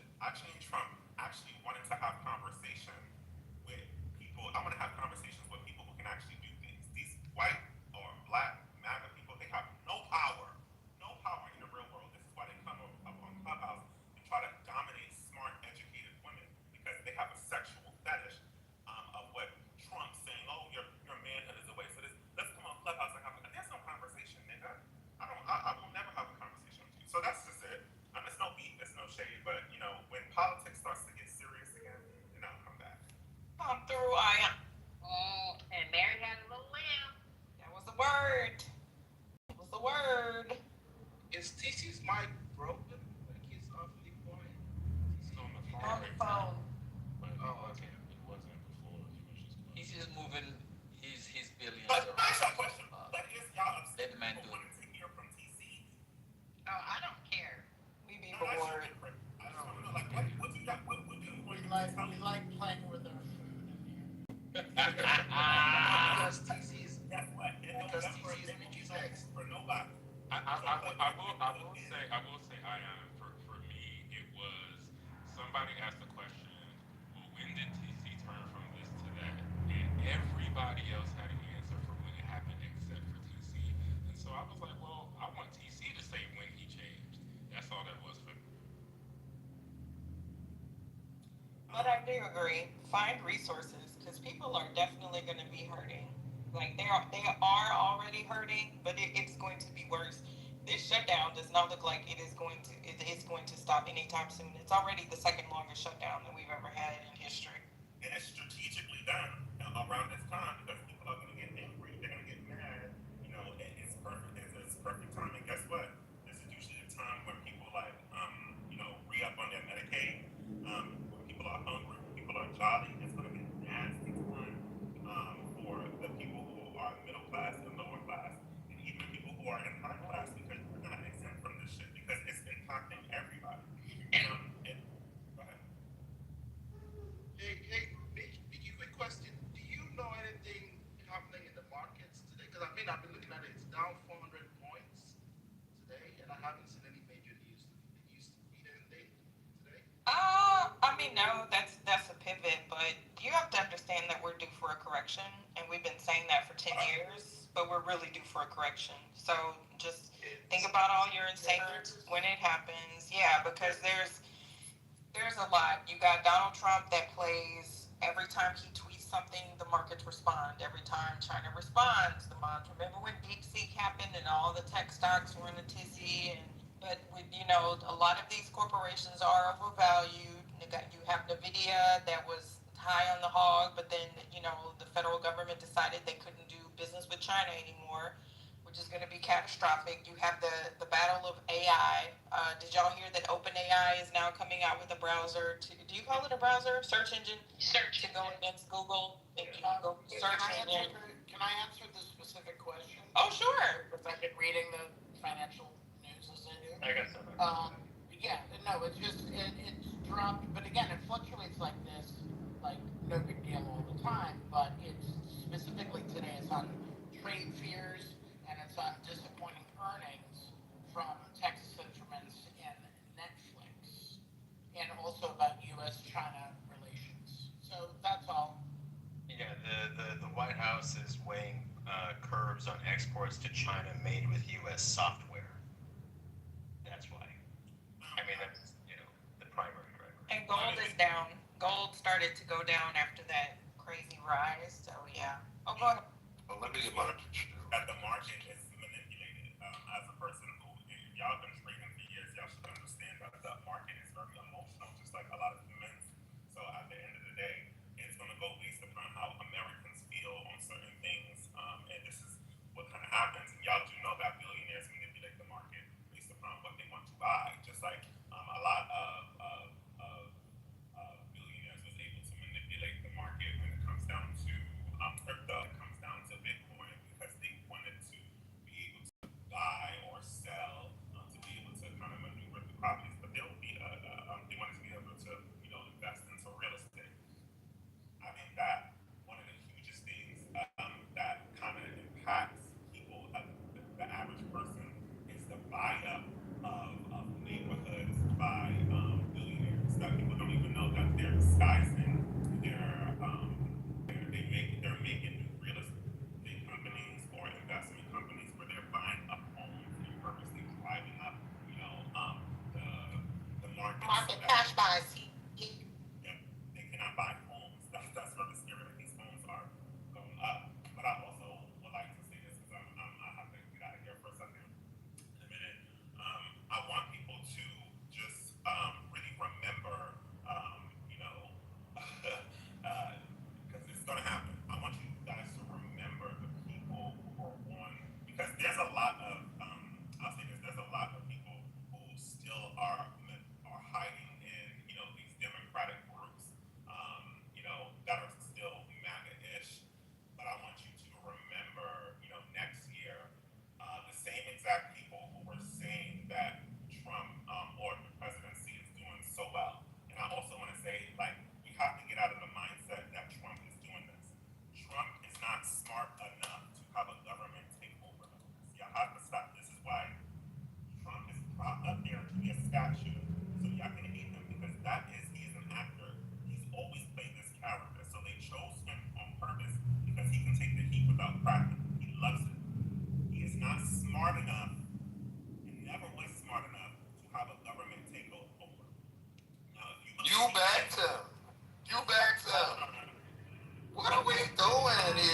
are we okay? Is this phony time? What's going on? What's going on? Are we good? Cause, come on now. When did I back him? Dude, you were cool. Like a big one. You would definitely back him. When did I say the name?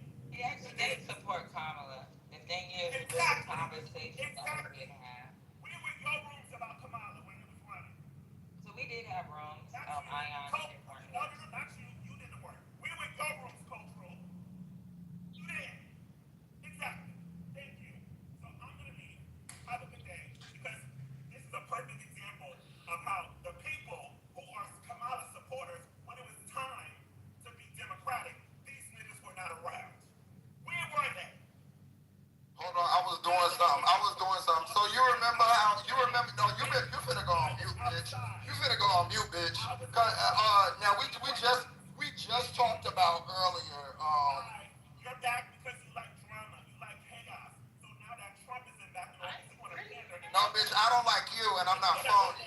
I'm not phony, bitch. And I guess they've been skinning and grinning with you, but I'm here now, bitch. So I was busy, but bitch, let me tell you something. You are a fake and phony ass bitch. You are a coon. And Patty, you just said earlier about how people are coons. Now let me show you how I'm not a coon. This is the type of queen that I don't support. This bitch is for all things that I don't fucking stand for. So y'all can skin and grin with her, but everything that she just said was bullshit. She doesn't know what she's talking about. And this is the reason why I don't do it is because I don't want to fucking break up the rooms like that. But that bitch is phony, and that's why the fuck she left. Because I'm here. I gotta understand when real bitches come, fake bitches can't stand. That's why she bounced. That bitch did support Kamala. She did everything. She brought up. It was the benefit of the doubt. It was this, that, and the third. These bitches is fucking fake. Fuck out. Can I ask, just because I'm not familiar, Work that out. what are the things that Ayana was saying that were so obvious? So why I say he did support Kamala? Maybe you weren't in these rooms, but Culture was in those rooms. I was in those rooms. I watched him. That's why I brought up. I watched you fucking fall apart. What the fuck is going on here? I watched him say I support Kamala, and at the same time jump on the Trump bandwagon, and that's where I didn't understand because you're supposed to be elite and black, and then gay at the same time. MAGA is white trash. And came in the room and used to come in the room and try to listen. Mel said it a while ago. The independent stick. Listen. That nobody's stupid. That's what he used to do. Come in there. Well, why are y'all doing that? Why are y'all supporting that? Trump is not that bad. And Trump, he was about to do it right now. He's an actor. He's not this. He's not that. Look, nobody. Y'all. I'm not dissing nobody, but it irritates me to come in here and sit and motherfuckers is being fucking fake. Just because you don't sit up there and say, oh, I fuck with Trump directly. If you come in a room, I've seen him come in many gay black rooms and try to convince people of otherwise. Try to convince black people not to fuck with other black people, all of that shit. So I'm just speaking up because I don't fuck with that. And I know I've probably been privy to things that y'all may not have. So I'm gonna say it. Right. I want to be honest. Yeah. But I don't know what changed, but something changed. Can y'all say what I said? Can y'all say what I said? Wait. Ion. No, say what I said. So Ion, I can't say exactly what you said. What? Y'all say what I said. If I said Ion, listen. I don't know what you have said. I don't remember, but I do remember having a feeling about like this ain't the Ion. This ain't my Ion. Y'all don't remember what I said? Y'all don't find that weird that nobody can pinpoint but Ion, big. Listen, you not my Ion wouldn't have went for a broke Dusty Mac. I want to know, what did I say bad about Kamala? No. I said you did support. No, it was said on the stage that I was against Kamala. Ian literally used to have me You defend lukewarm Kamala supporter. But I didn't hear her when she was voting. When she was going. Hold on.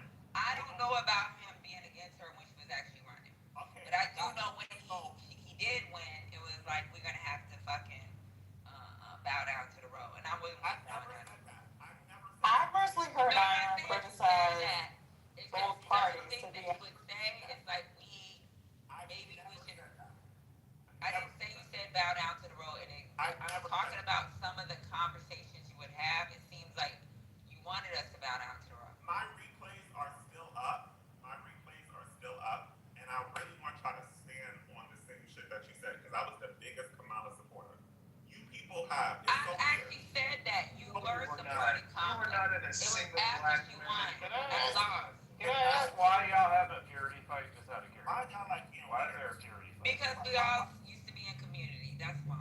It's not a purity fight. I just had to, because we had that conversation earlier, so I'm just standing on the business that I talk about. Hearing that not one of these people. Girl, you already know you're anti-black, and you know why that, amongst other things, and that's why I don't see it for you. So I'm always gonna be on your neck when I'm around. You were You can call it whatever, girl. Call it smart. You had one black win with black women room, not one. And I knew Ion that. has always supported the black community. Dr. I will say that. You weren't going to Since say day one one. black women room. Not one. Since day one, Ion has supported black women since day one. We cannot take that away. Mickey, you can give him that, but the fact is No, well, that's a lot considering the foolishness that happens on this app. That's a fucking lot.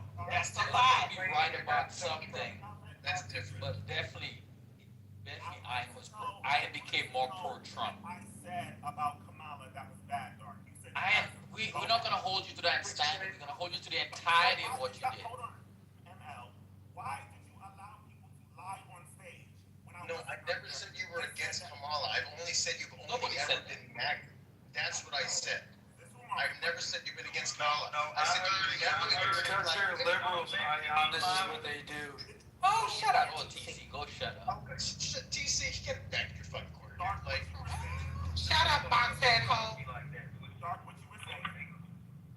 no, I know this. You used to mind act in your fucking rooms because I'm on the left. I had a different name, but you did. One of your other accounts is mutual follow with me. You were never in a win with black women room, and I know that because I was in all those rooms with Dr. Keisha and all those other doctors. Like, I don't even know what that is. Oh, that's not exactly. Ion style though, Dark. That's not. He's not gonna go in those rooms. But He was with me. My point is, he was always pro-Trump, always MAGA. I'm not saying he was against Kamala. I'm saying he was always MAGA. It is nothing else a fact. Always MAGA. That's a fact. Hold on, wait a minute. So here's the problem. Ion, I love you, Ion. Hold on, wait. I love you, Ion. And here's one of the things that, like, I wouldn't say that it rubbed me the wrong way, but typically what rubs liberals. I was giving you flowers, but go ahead. I don't care. Y'all not gonna have an Ion moment where it's like, oh my God, I hurt you. I don't give a fuck. Go to the therapy. I don't care. Get him, Ion. I did it. I was so mad. I was such a problem. Why you so mad? Get therapy, man. Why you so mad? Hold on, I'm not. Because I pulled your card? I'm black. I'm allowed to be passionate. That's not passionate. You're saying mad. Anti-black? You don't even like black people. Got it. I don't even you. But can I continue, please? Can I finish speaking? Or is this gonna be an Ion moment? Because I don't care about. We don't. I just called you on your bullshit. We could actually move on. Yeah, no, we can't. I'm gonna finish speaking. Yeah, we can actually, girl. Okay. Anyway, like I said before, when it came down to supporting Kamala, I did that. Nobody can take that from me. Y'all definitely lying with this whole MAGA thing. Y'all up there saying all of this weird shit when y'all have Pepe up on stages. Y'all be talking to him. Y'all talk to TC, but a black person was supporting Kamala. Y'all have smoke for it. This is why y'all lose every time. But I did there when you. There it goes. There it goes. I mean, boom. Hello? Like, This is why y'all lost because y'all was Look, why y'all or we? I thought you was with me. You just hello. You have to join the liberals. You ain't put me in the same category with him. DC, you are in the same category. Not in the same damn category with no. But Ion has never been. Ion, I want an apology from your ass. Y'all can say what y'all want, but he's never been in MAGA room. He does not go in MAGA room. Don't get rage baited, CC. Don't get rage DC, you black Pepe. But Ion does not go in MAGA room. Don't go for that. You're not gonna find. I'm standing on 10 toes. You're not gonna find a Pepe on his stage, regardless. He does not play that ever. No. So Ion did so. And I've been on Ion stage Just for after years. you lost that I was like, what the fuck is going on? Because I think I talked to Chuck, like, what the fuck is he doing? I know he supported Kamala. I'm not gonna pretend he didn't. He supported her. I've been in rooms where Ion supported Kamala. Yes, I he know good did. goddamn well Ion, you ain't about to put me in the same category.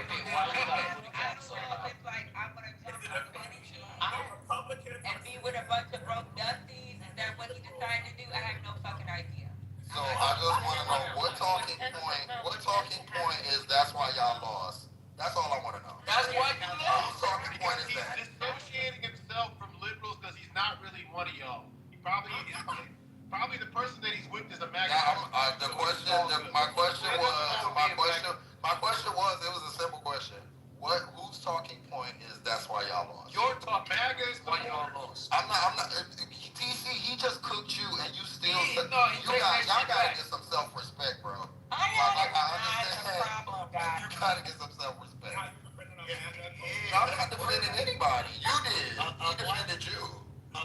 Sweetie, I told you, sweet. One thing I do, Ion, is stand on business. I told you that when I saw you being a coon, I said I'm gonna let your faggot ass have it every time I see you because you're on my side. I'm responsible for checking you. They're not. So I'm going conversation. We should stick out. Right.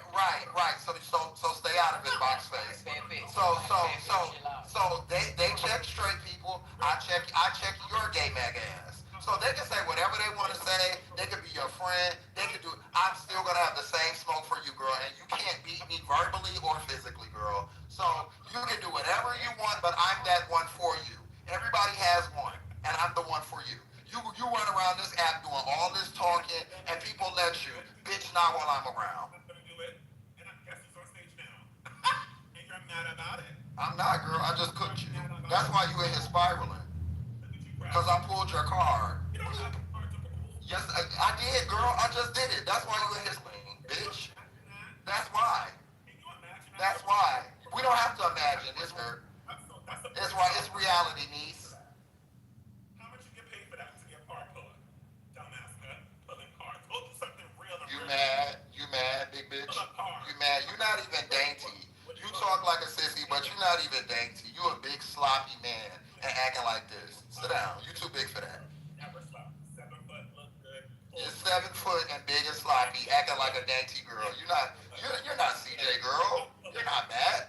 Sit down, girl. Act your shoe size, big bitch.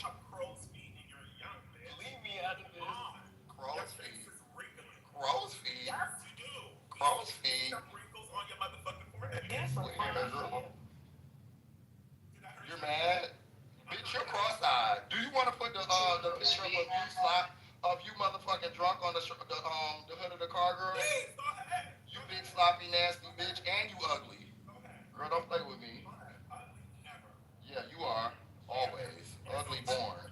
I just became ugly, bitch. But you were a dick Girl. a long time ago. Girl, I don't even know you, girl. I just know you ugly and you're a coon. What? I love this. You're a fucking loser. And like I said before, liberals like that will keep y'all fucked forever because all they do is Because I read bitches like you. great conversation. Because I read bitches like you. Yeah, because I'm not finna play with you, ho. You ruin all I'm not finna play with you. Y'all gonna ruin you, bitch. That's what I'm doing. Oh. You're making people leave the room all the time because you're just so annoying. Why can't you be normal? I'm not. Bitch, you're a 7 foot sissy asking someone to be normal. Bitch, sit down. Snuffleupagus. Just annoying. You always attack people. A big sour sissy asking somebody to be normal. Girl, imagine that. In a conversation. You just mad, girl. I pulled your card, bitch. It's always You yelling. mad. I'm not yelling. You're yelling, sweetie. You came in here loud. I am. Loud, ghetto, boisterous, moving shit around. That's me. Like you always do. Yep. And you mad, bitch, because you could never do it. Never, you done made this. You could never do it. That room. It's so sad. I miss when Lisa had rooms with educated. This isn't Lisa's room, bitch. This isn't Lisa's room. You don't even know where you at, girl. You out already?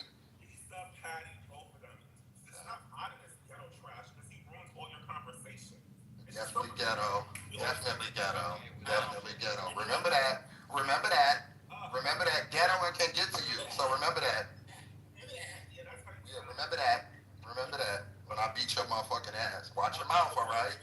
Watch your mouth, alright? Because see, you, I could get to you. These other sissies, I can't. I could get to you, bitch. Watch your mouth. Keep it real fucking cute. You're going to jail if you put your hands on me. That's fine. I could go to jail. That's cool. I could bail myself out. Don't put your hands on race. I could put my... You are racist, girl. Yeah, you are cool. You are cool. I would love to beat you up. love to. You need an ass whooping. A good one. Multiple arms. So watch the entertainment because that's what this room has become. Thank you. You mad? I'm not mad. I'm happy. I'm going out. What are you doing? Living life. But yeah, so this is when we were talking about gays who support MAGA. She's one of them, you guys, and that's all. I was just calling it out. Can't find out one. So if y'all want to be mad at a gay, be mad at her. She's the one. Going on mute now. Y'all don't even remember what I said. Y'all are so delusional. You can't even remember what I said on any one room since I did so many. What are the names of the rooms? We know what you said today. Today what you said was Listen, I'm not a liberal. Stupid. I never said I was. Is it time? He's MAGA. He's a conservative gay Republican. Yes, Log yes, cabin sir. Republican. All right, let's move on. He's a log cabin Republican. Moving on. Wait, hold on 1 second. But this room is not liberal. Half of the people in here are either This centrist room is liberal as fuck. Stop it.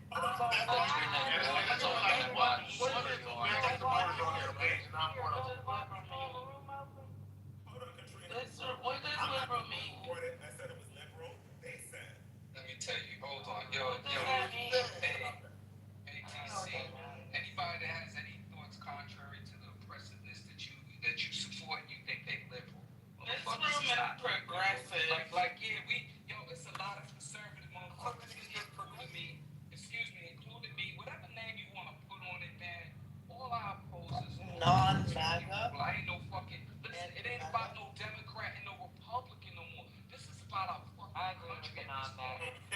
Like, come on, man. Definitely what the fuck are we talking about? Because What are we talking about? Because most of the people have a range of political views on a range Exactly. of issues, but most of them don't support Trump and what he's I just want to know, since he's able to talk and Oh, I'm not jumping in this liberal cesspool. No, I'm staying my ass out of it. It's alright because I wanted to bring up one of your Hold the fuck on. Hold on. Because I wanted to bring up one of his conservative compadres, since you're so conservative. Do you know Joshua Haynes, baby boy? Do you know him? Wait, Joshua who? Haynes. Joshua Haynes. I can't say it. Okay, he's one of your conservative compadres that supposedly is the spiritual advisor for Pete X. That's one of your homeboys. Well, he has a feeling about your people and slavery and how he believes that his people should own your people and said it on social media. These are your homeboys. These are the conservatives. Wait. First off, I'm not MAGA. I'm not MAGA. You're a conservative, though. I'm a conservative. See, we want to talk about conservative and liberal, right? So let's keep it there. Wait, you're a conservative. The thing is, the conservative person that you support, these people that you support, the conservatives, they feel like you and your people and your Dominican wife should be their fucking Wife's not Dominican. No, first off, you know Frederick Douglass was a conservative. Hold on. You know Frederick Douglass was a conservative, right? You do know that Frederick Douglass was a conservative. Most black people are really conservative anyway. Douglass ain't got shit to do with it. I'm talking about now that is conservatives. So I derive my conservative identity from the Frederick Douglass.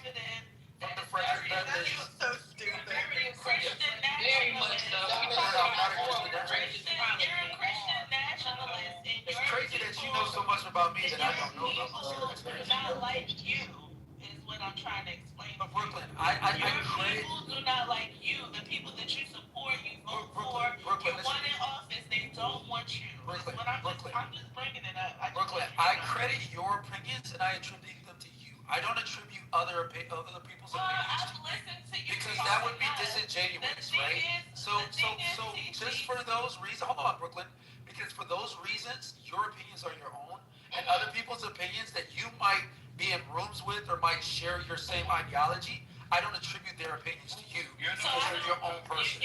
So I wouldn't expect you to do the same thing for me because I have my own opinions. I've completely refuted the conservative position on many different topics and categories. Yes. I have come on this stage and I've argued that there are immigrants that are here that are undocumented and belong here. Hold on, thank you, CEO. So one of the positions that I've taken on this very stage, and Patty will tell you this, First Lady will tell you this, I have advocated for the hardworking, honest, law-abiding people that are here undocumented. I said they should stay here. That is not a conservative position. I believe in amnesty. That is not a conservative position. So But please. you also believe that it's okay. It used to be, yeah, you're right. It used to be conservative, and now it's not. You also believe that it's okay. You also believe that it's okay for the people who had amnesty to now be that amnesty to be stripped away and then to be deemed illegal. And you love to fucking use the word illegal immigrants, not considering those people that you just said they deserve amnesty. Those are the people who are Brooklyn, where are you getting your information from? I've never said everything that you say on a daily basis, TC. You do realize that a lot of these people that are being deported, they had amnesty, right? And all of those rights were stripped away, deeming them now illegal. And you love to use the word illegal immigrants all the time. So you are also I think you have me confused with somebody else. listening to But TC, it doesn't even matter if so that's much on Clubhouse. there are people First off, anybody that's here undocumented, Brooklyn, that are not breaking the laws, that are law-abiding people, and they pay their taxes and they work hard, I will never refer to them as illegal. Stop it. I've never done it. I will pay. Okay, listen, guys. Here's the thing. A lot of the rooms that I'm speaking is recorded. Here's the thing. A lot of the rooms that I'm speaking are recorded. And I have regularly and routinely paid people thousands of dollars on this app. Like there are people I don't agree with that have thousands of dollars in their bank account because of me. Okay, so no, ask Kalishi. Okay, ask. What are we talking about? I ask Brooklyn, the other Brooklyn attorney. Boy, you're not lying. I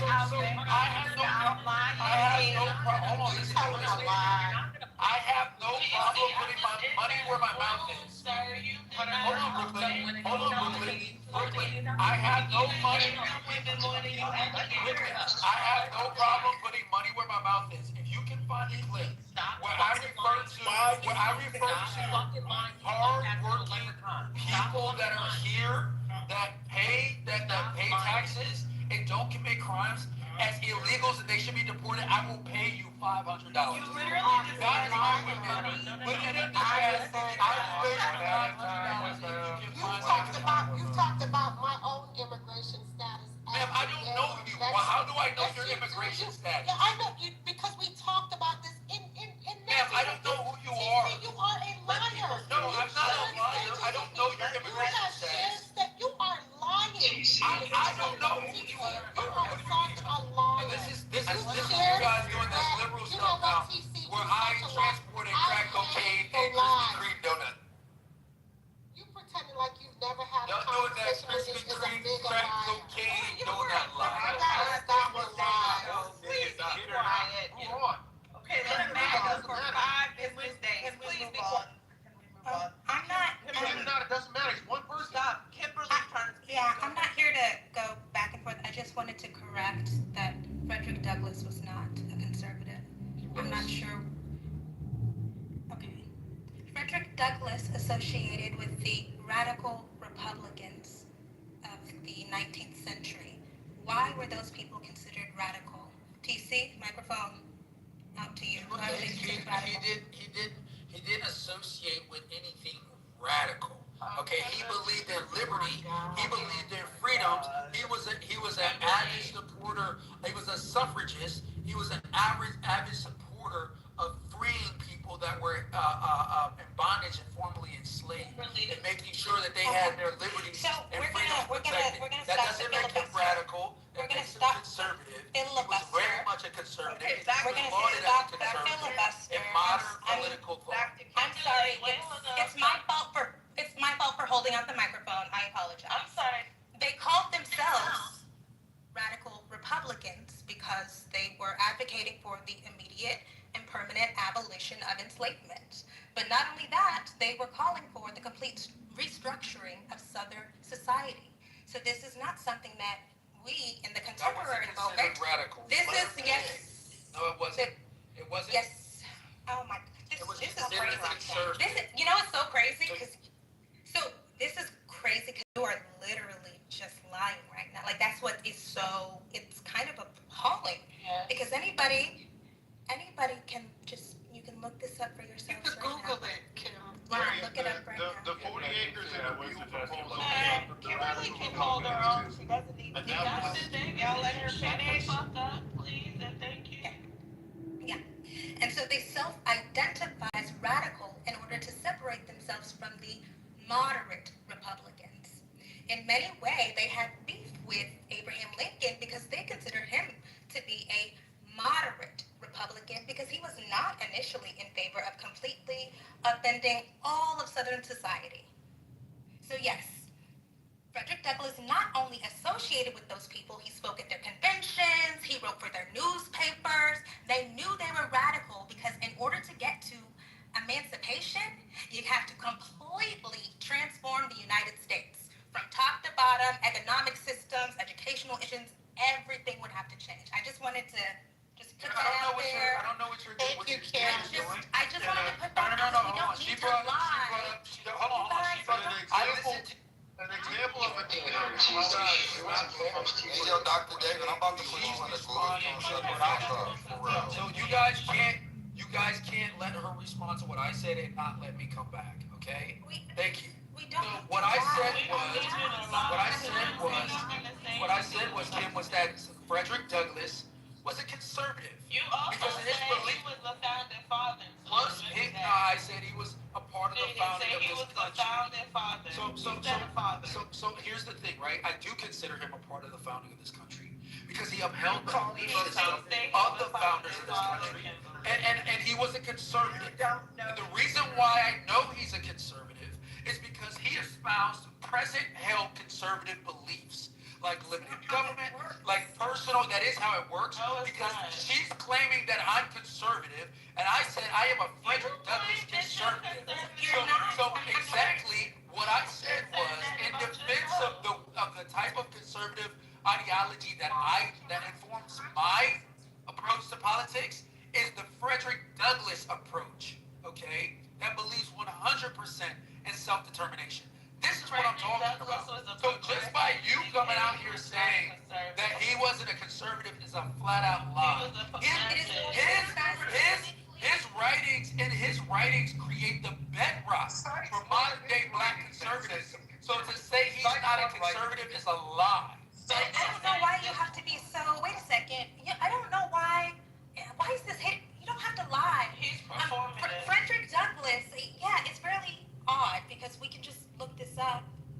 Frederick Douglass was in favor of reparations. He was in favor of the concept of the United States giving to formerly enslaved people reparations for their stolen labor. That is not, back then or today, a conservative position. So are you proving my point for me or what? Are you, literally, you're not listening. Are you, wait, I'm so sorry. You called yourself a Frederick Douglass. You're not listening to what I'm saying. You called yourself a I literally said I do not ascribe to conservative thought that is outside of my realm. That's outside of my realm of conservative belief system. I said I am a Frederick Douglass conservative. We're listening to you, teach. Trying to describe random conservative people and saying you represent their thoughts. No, I represent people quote-unquote conservative on a regular basis. You're literally proving my point for me. Are you? Just answer if you're for reparations or not. See, you listening to do you believe? Wait, let him answer.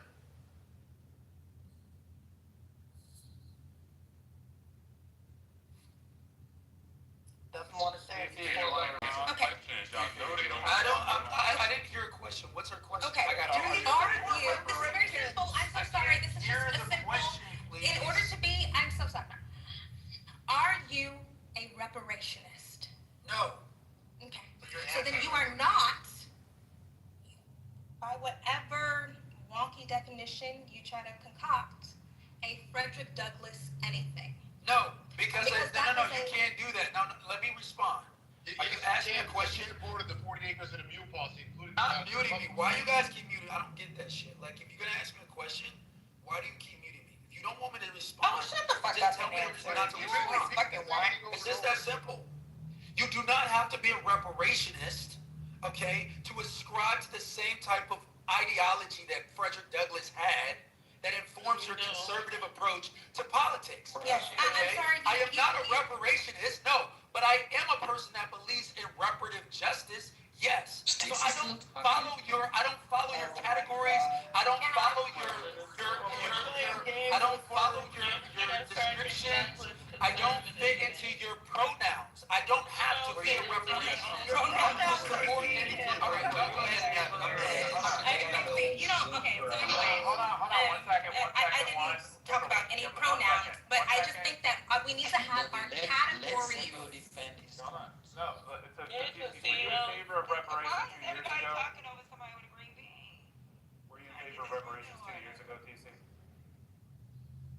Reparations, because I don't believe reparations solve the problem. Reparations have been taken on a bastardized interpretation of being a monetary to the tune of trillions of dollars to black people only because of their race, not because of their lineage. And for those reasons, I am not a reparationist.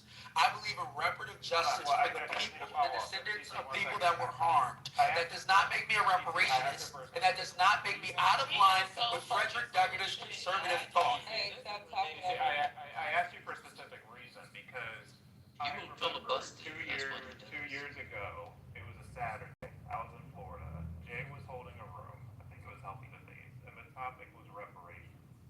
And it was my first time I ever talked to you, actually. Are you saying you didn't say anything in favor of reparations that day? I don't think you heard what I said like literally 45 seconds ago, CEO. I literally said I am not a reparationist. I said I believe in reparative justice for the harmed lineage of descendants of slaves. That's what I said. I am not a reparationist. I don't believe in a monetary payout. Can I finish? I'll just do the language. Are you in favor? It's not a game of words. These are two different things. Brooklyn, let me handle it. Are you in favor of any reparations policy at all? Absolutely I am. I'm in favor of reparative justice, as I said. But I am not a reparationist. See, what she did was she created a pronoun, a category, because that's the way liberals think. You have to fit into a certain category in order to be considered an authority or on our side. I don't fit into your box.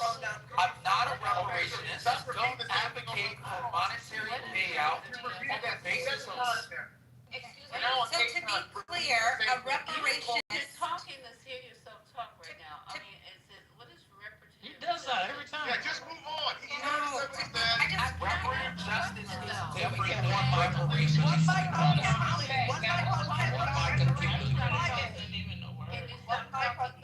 Can you stop talking though? I just want to know the definition because I'm looking this. What is reparative justice? That's all I wanted you to, your definition of that, TC. What does that mean? Yeah, so what I do is I make a distinction between reparations, which is like financial payments to black people on the basis of their race. Reparative justice is more of like, I want to see education improve for black descendants of slaves. I want to see inequities, systemic inequities addressed in when it comes to economics, when it comes to government systems, when it comes, no, that's not reparations. Reparations are monetary payouts. Reparative justice. It doesn't have to be So I'm done. I'm done going back and forth with you guys because there's a bunch of efforts that are underway right now to address various different reparative justice. Reparative justice literally means repair. That's not the same as reparations. It's a systemic approach to repairing the harms of descendants of slaves. It's completely different.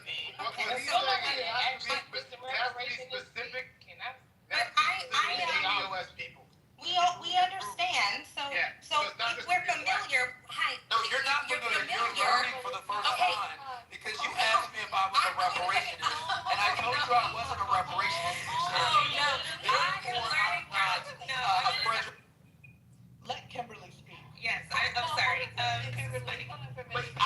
on answering the questions. I don't understand why we're giving it to Kimberly. You guys hold on for just a I got a minute. 3 o'clock. I gotta So go, it's guys. not, okay, it's not reparative Keep going justice. now. Is it repair, It's restorative justice. is it reparative justice? Because I'm not finding reparative. Because I'm finding that's not a reparative. thing. It's not a thing. It's restorative. It's restorative justice. A reparation Here we go again with these terms and ideologies and categories and stuff. Because it's not Kimberly's time to talk. She's asking me a question. Why y'all keep giving it to? It's very easy.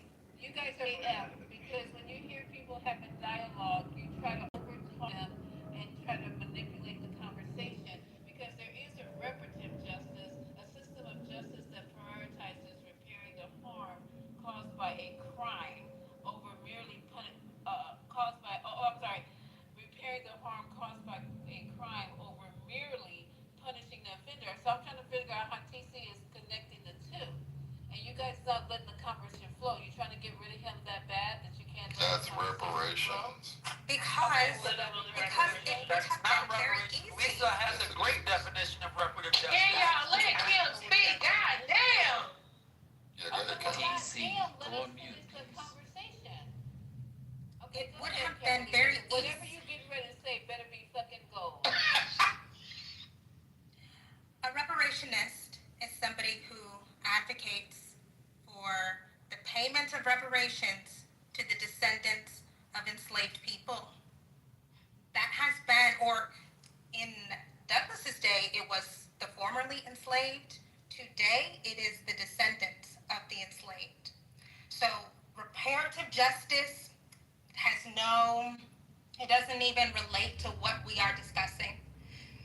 What TC is saying does not make sense because we have to take into account very specific lineage-based policy, and conservatives do not support that very specific lineage-based policy, which does require the government giving money to individual citizens. Okay, like that's like a core of it, okay? And that's still not a conservative position because we know that originally Reconstruction that was supposed to repair the harm done to enslaved people, that was disrupted, right? Andrew Johnson comes in, says, whatever. So Ninja, not you. And he knows what I'm talking Not about. so much on Relly, Lisa. No, but why is he attacking me? He's I not didn't say attacking nothing. you. He wasn't. Well, what is he doing? He just I had pointed something out to that say in the Kim chat. was the one having No, the I'm serious. conversation. What are you doing? When I'm just Kimberly asking a was the one question having and the you out of your conversation. That's fucking all I skin. said.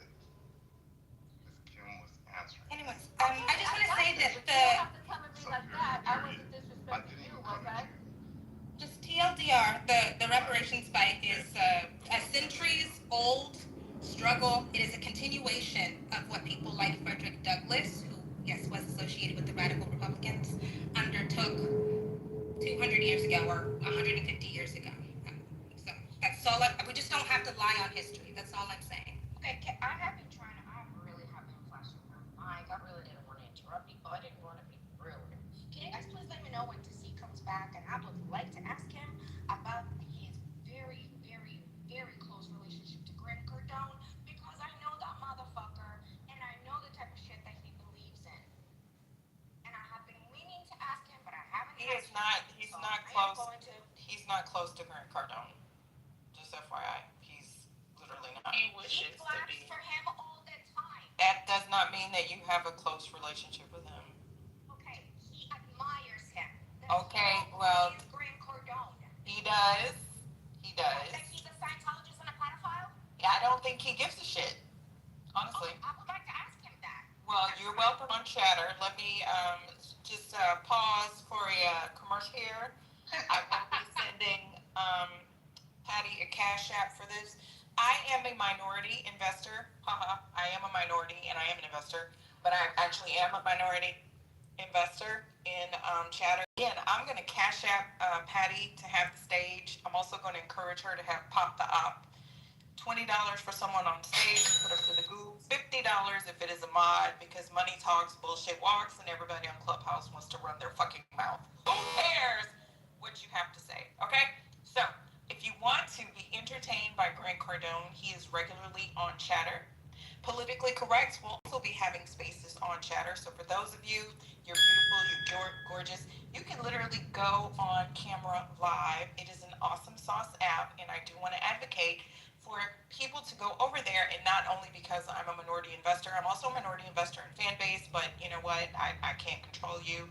So I just wanted to say that. And if you love Grant Cardone or you don't love him, he is on that app all the time, so you can ask him questions yourself. Okay, back to the stage. Thank you. It is a Nigerian-owned app, so for those of you that love black men and the diaspora, go support a Nigerian Igbo, or what's the other one? Igbo? What's the other Nigerian option? Yoruba. Yoruba. Whatever one, not Nelson. Go Nelson. Igbo, Yoruba, Well, black. We got Yay! Well, we got Jonathan. We got Jonathan in the audience, and I invited him up. Hi, Jonathan. Good to see you. Long time no see.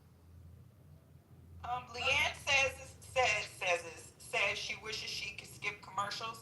Leanne, I'm gonna need you to go to the subscriber version, which is $19.99 a month. And if your ass can't fucking afford the no commercial version, then shut the fuck up, because you're getting the free version, which means that the sponsors pay the fucking bills, okay?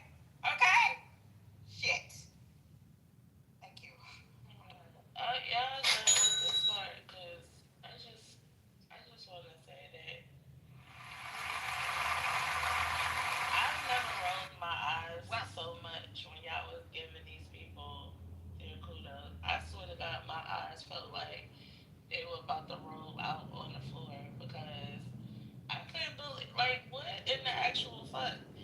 It is not about what they used to be, guys. It's about who they really are, and they've shown you who they really are. Judge them based on that. They are the enemy of your people. I don't understand. Even when they look like you, it's even worse when they look like you, because they can infiltrate, as we see today. You just open an arms to these fucking perpetrators. Exactly. And since we're doing commercial breaks, my name is Empress Ronnie, and I own Empress Travels. I specialize in cruises. My favorite is Virgin Cruises right now, and it's a adults-only cruise line. Check me out. Yeah, you're welcome. And some of y'all are giving notice in the chat when nobody fucking wants you here in the first place. Like, get the fuck out. You don't need to make an announcement, because who the fuck are you? Literally. People are saying nobody gives a shit. People are announcing that they're leaving. They really are. And who the fuck are you announcing it to? Like, come on. I don't give a shit if you go here. Anyway, the point that I'm trying to make, and for those of you that are like, oh, I'm not gonna support Chatter because da-da-da-da-da, but your happy black ass is on Clubhouse, and Dreesen Horowitz, A16Z, and what the fuck did they do? They hired the dude that went bang bang murderized the black man who was losing his mind a little bit. We all acknowledge that, but he did not deserve to be killed on the damn subway. So spare me. You're on fucking IG. You know, you're on all of these goddamn apps. You go get your little gas at Exxon Oil, and Exxon Oil is poisoning wells. And, you know, I'm going to call it out. I'm going to call it out today, right? Basically, every corporation does bad things. Hell, you're a fucking American. Hello?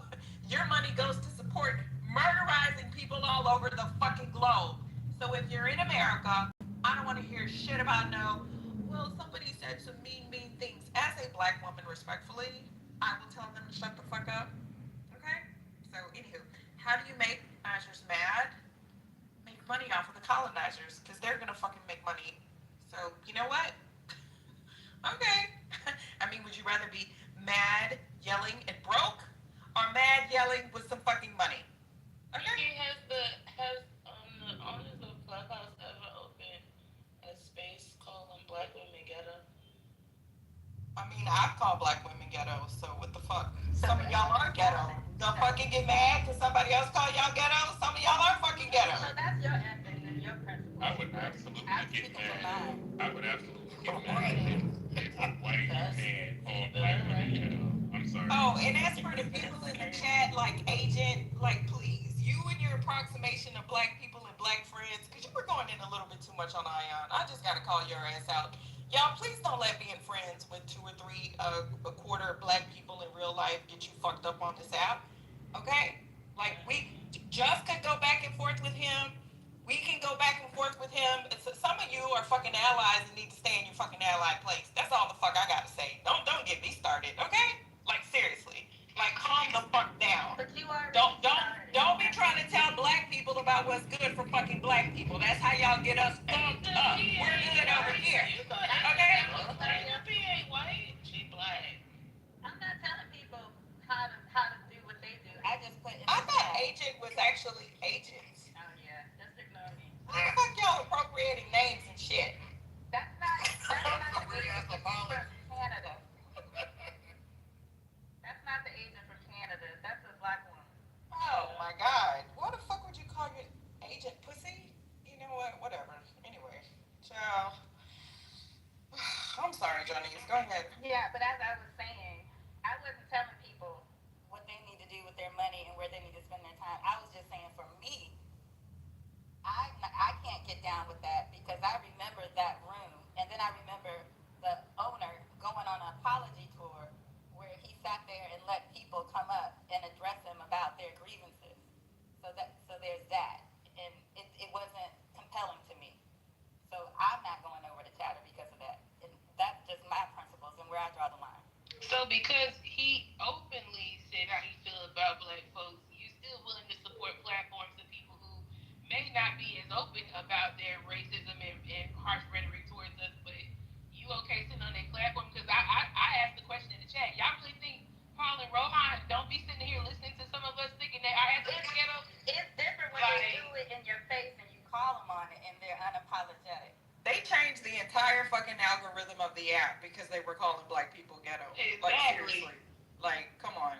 Seriously. Wait, are we not saying there's a difference between spoken and unspoken? That's what I'm saying. Of course there is. Of course there is. But I'm just saying though, what's good for the goose gotta be good for the gander. If you say you're not gonna support somebody because of their rhetoric, Let out at the the same time, knowingly that you sit on the platform with somebody that could potentially be racist or could potentially not like your ass, could potentially think the same thing about you. I think it's just wild. I think it's contradictory. We can't police thoughts. We can't police thoughts, but we can police rhetoric. We can police action via speech, right? Like, we don't have to be mind readers, but if you're contributing to the atmosphere of hate against black women by putting that shit into the atmosphere, to me, that's actionable. People don't just have to swallow it.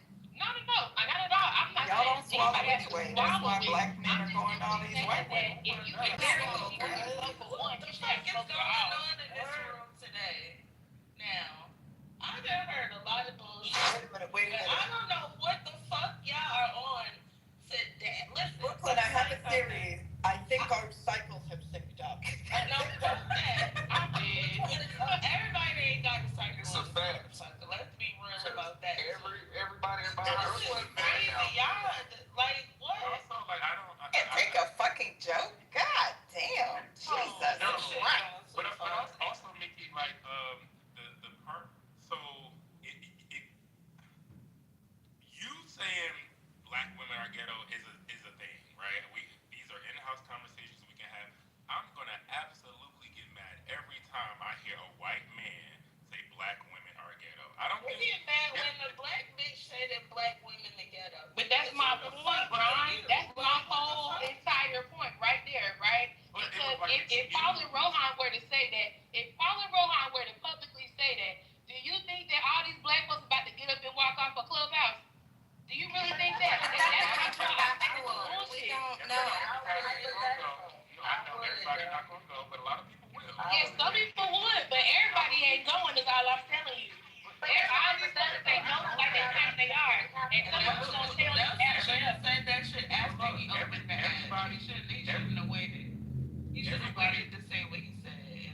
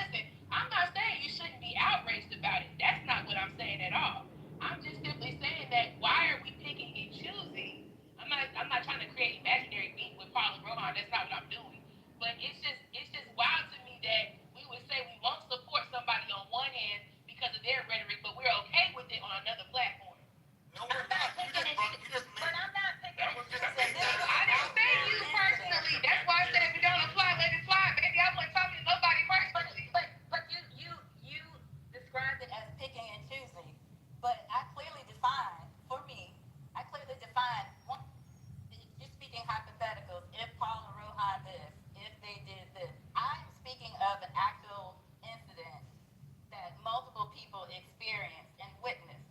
It's actual. It happened. It wasn't a theory. It wasn't something that I overheard. I saw it in real time. And if someone shows you in real time who they are, I feel like that is totally different than speculating on what they're doing behind the scenes. We have the same conversation about MAGA people that probably had the same feelings before Trump got into office, but now that he's in office, they are taking their proverbial hood off and how we address them. And this is how I address it. This is how I manage my piece. Right. And Johnny's, once again, I wasn't making it personal to you. I was saying that everybody have that same principle. That's the point I'm making, that yes, while you stand on that principle, all these people up here, they don't. And to make it seem like that's the only reason why I said anything. Because it's easy for people to join that bandwagon and say, well, I'm not going to support this because these are my principles. But then when you look at the other things they support, it doesn't add up. That's all I was pointing out, not you as the person or individual. That's all I was pointing out. And even outside the hypothetical of Paul and Rohan, the thing about Facebook and Mark Zuckerberg, that wasn't hypothetical either. That actually did happen. It was literally an entire hearing about the fact they were letting white supremacists say crazy shit online and nobody was checking it. And it was against the Facebook guidelines.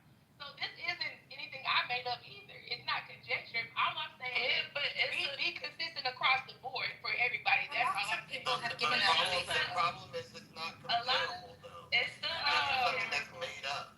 It's not. I just literally gave you a real comparison, right? Wait, how did you hear what I said? You took something that was made up versus something that was real. Then something that was a large, vast problem, which I agree with you. That was a large, vast issue. But that wasn't comparable to him specifically saying something. Those are not, grab two examples that make sense and are comparable. It is. I mean, I will say, I don't use Twitter anymore. I have 70-something thousand followers on Twitter. I don't use Twitter anymore because I disagree with the way that Elon manages the platform and uses the wealth that he has gained from the platform. Lots of people did that. That's why we have the emergence of Blue Sky. And he forces this.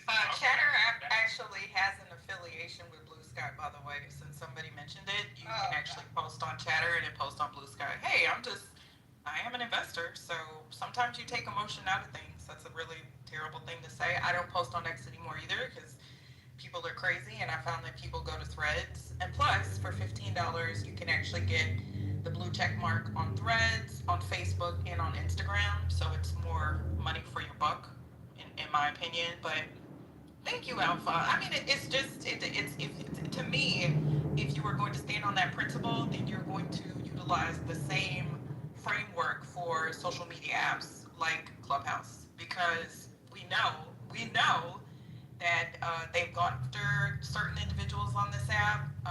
We know that they literally changed the entire algorithm because of Black people on this app. We know that there were people that were paid on this app, and then Black content creators were kind of shifted to the wayside, and Black people were also not even allowed to invest in the app when a lot of them could. But hey, potato, right? Just, there you go.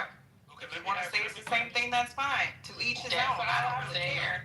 Yeah, to each his own. I was just giving a commercial. Let me posit this one question, I guess, then, just as a just as a thought question, right? So, if 10 companies are doing racist things, and I'm a consumer, and the fourth company just happens to stand out to me for whatever reason, maybe I shop with them more, maybe I have an affinity toward them more, and that particular company pisses me off because of something they say. If I go after them by boycotting or speaking out or whatever, and I don't go after all of the other 9 companies, does that invalidate my protest for that one company? I mean, it depends on how you're looking at it. Are you the one going to sleep at night and having to answer to yourself? Like, you don't owe me any explanation. I'm just a perfect internet stranger. What I'm saying is that there's a lot of faux outrage. But if you want to postulate and say, well, this is absolutely why I'm not going to utilize X, Y, Z, then I'm like, you got a whole lot of X, Y, Z's in there. Are you utilizing those? Because again, this is your lens that you're proclaiming to the Clubhouse world. It's not my lens. My lens is I'm an investor and I was just promoting the app because I actively use it. That's my lens. This is your lens that you're promoting to the world. Does it even apply or does it survive your own level of scrutiny? Some of y'all, I'm just saying, it fucking doesn't. But I don't give a shit. Who am I? I'm just an internet stranger. You the one that got to sleep with it. So whatever you tell yourself, honey, to be able to go and sleep at night, good for you. It's just because I think if you like it, I love it. Because I don't really give a fuck. To go around in this circle like over and over and round and round and round. It's like if the Minneapolis police kill George Floyd and I go and I have an issue and I take issue with that police department, people gonna say, well, why? You know this happens in cities across the country. You gonna go to all of them, right? And I just think we can do this all day. And I don't. No, I don't think it's that, Ron. I think what it is just more a matter of just admitting, right? Because we all have contradictions, even including myself in that number. We all are walking contradictions, but to just admit that. That's I think the issue. Is like this whole virtue signal. Oh, I'm gonna be for everything moral and everything just, as if we all have done that. I'm not like I said once again. I ain't talking about nobody in particular, but the conversation itself made me think about this in general. That a lot of people do that. They virtue signal a lot and make it seem like they're on the side of right and justice all the time, and that's not the case. Human beings are too multifaceted for that. We're too multifaceted for that, especially the way we think and the way our mind works. We're too multifaceted for that, in my opinion, for us to just be on one side all the time on the side of right. That's all I'm saying. But I think that we as people, like, there are certain things that may hit home for us. Like, I don't, to be honest, I don't know what cheddar is or these motherfuckers y'all talk about who backed it. I've only heard, what people have had to say about it. So I have heard people say that whoever the founder is has said some things that really hit home with them. So, like, I think that that's okay for them to be like, oh, I can't fuck with that. Just like you may, like, I don't know, you may watch a Simpsons episode and they may say something that triggers you and you may be like, I don't fuck with the Simpsons. I think we can let everybody have their own, like, sliding scale of justice when it comes to, what they personally intake and, like, let them rock out with that. I don't think that this is something we should be, like, arguing over. Like, that's just my opinion. I think if you don't want to do something and it don't, like, sit with you well, then you don't have to do it. You know what I'm saying? And you can name the reasons why you don't want to do it, and the people that do want to do it, like, we could be, okay with that too. Like, I don't really fuck with Facebook or whatever. I go on, but my aunties and stuff is on here, and that's a lot of the ways that I can only talk to them. So I deal with it from there, but I don't really morally fuck with Facebook, and that's kind of how life is. We gotta, like, make some trade-offs of morally, just because we live in a capitalistic society. But I don't think there's nothing wrong with people saying I don't fuck with this certain app, especially when you have an alternate. So that's my opinion. I agree, and I've had to make this decision to say if I'm going to support Black businesses or Black enterprises, knowing that a lot of Black founders, especially in tech, don't get that kind of support. Like, am I going to pare it down to Black people that I need to completely align with? Like, if this was the guy, one of the the CEO of Palantir, who's half Jewish and half Black, right? Would I turn down an opportunity to invest? I mean, I do own Palantir, actually. I own Palantir stock. I don't even know his political views, but let's just say that he was extreme MAGA. I'm still going to invest in Palantir because of the growth aspect, right? Because as April put in the chat, if you really filter things down, then a lot of things are going to be anti-Black. I know what you're saying. I had stocks too, and I sold them. I was over it. Once I saw that they were pretty much spying on people, did a lot of nefarious things. I just couldn't. I mean, there's no Fortune 500 company that is not anti-Black. There's not a single one. But even just their actual business, their practices, right? Even how Trump is trying, has said that he's got them on board to extract data from social media.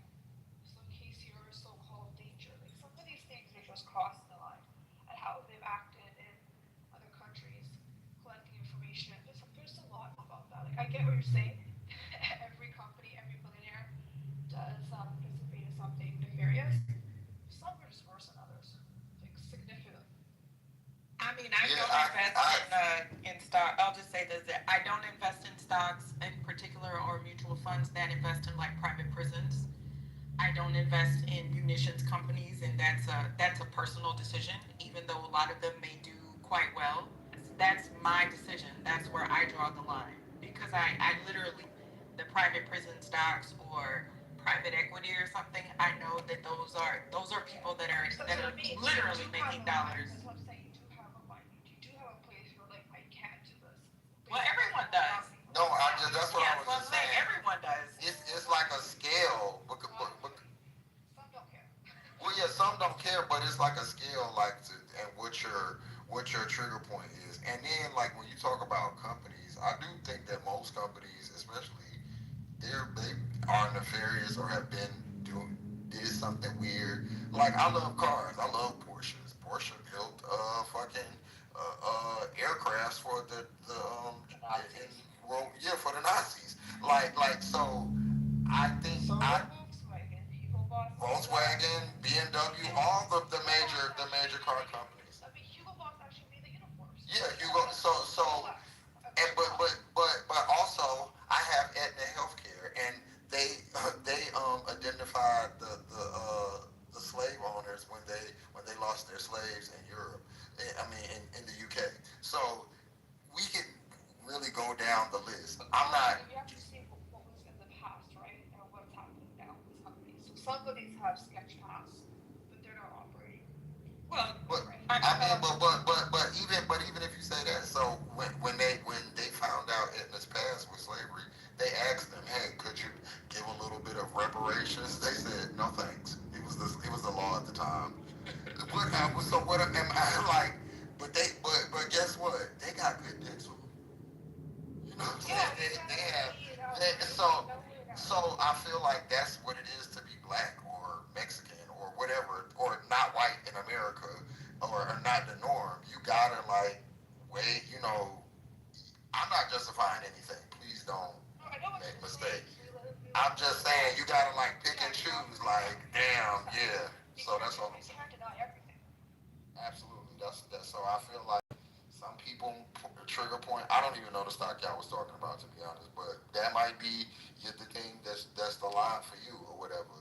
To me, it's probably going to be something environmental, or if I find out you're doing something to animals or kids or something like that, I'm not going to fuck with it at all.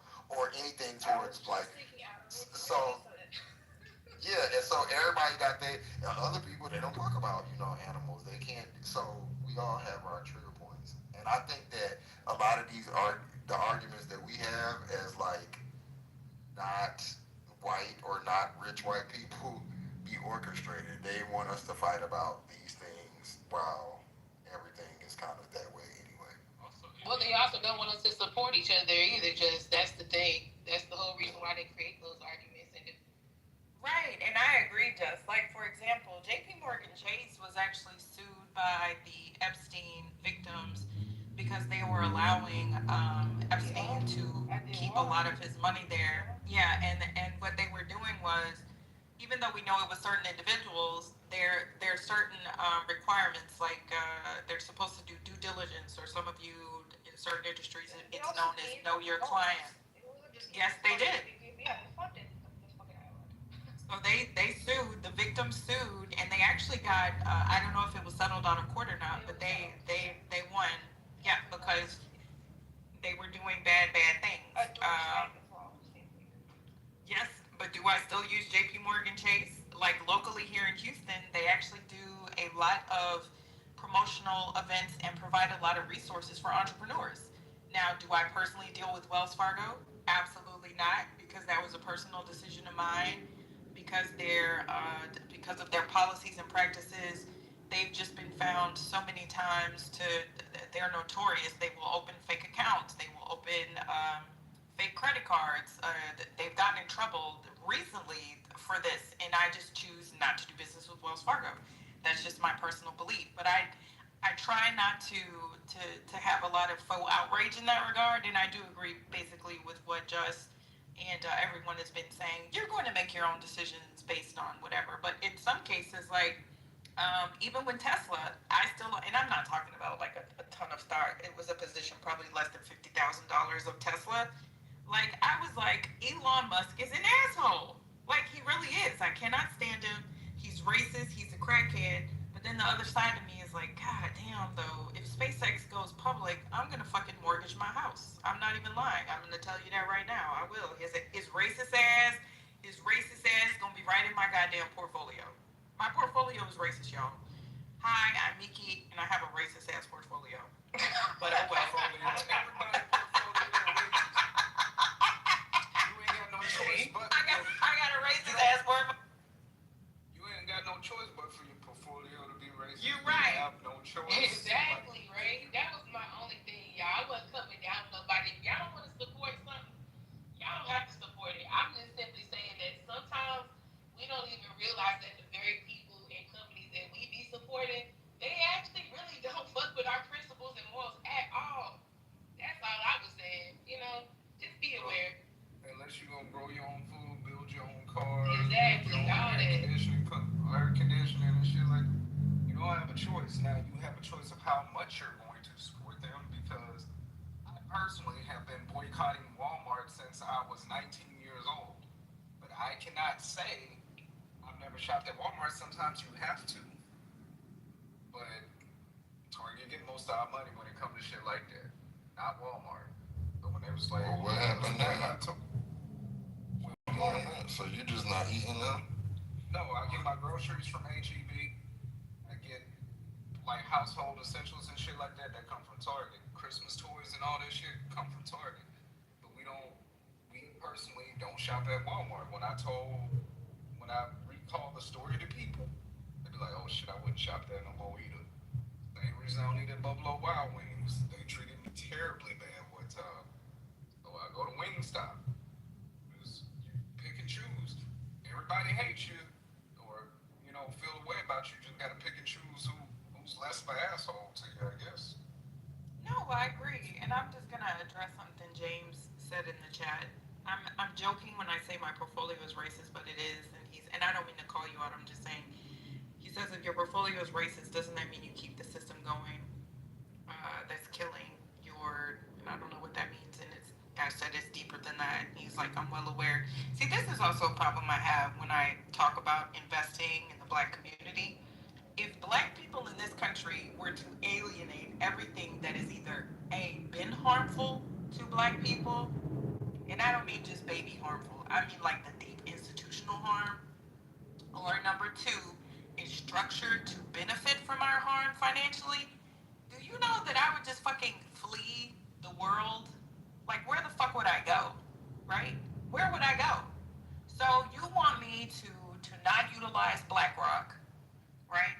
You want me to now Target? I understand. I'm proud of the community coming together for Target because it showed that our dollars plus a lot of other people's dollars worked, and people got pissed off. But do you know how much it took to get to that point? So you don't want me to live in a house that's built by Rylands, okay? You don't want me to fucking invest. You don't want me to send my kids to public universities or to private universities. If my child got accepted at Harvard, you don't want me to let them go to Harvard.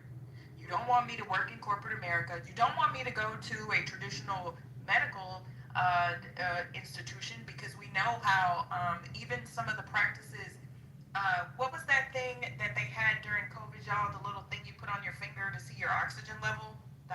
What is it called? The oxidizer or whatever? Shoot, y'all know the little thing I'm talking about? Yeah. Right. Do you know that those things don't even read the levels on darker skin? The oximeter, thank you. It's literally fucking racist. The oximeter is fucking racist. You want to talk about Sony?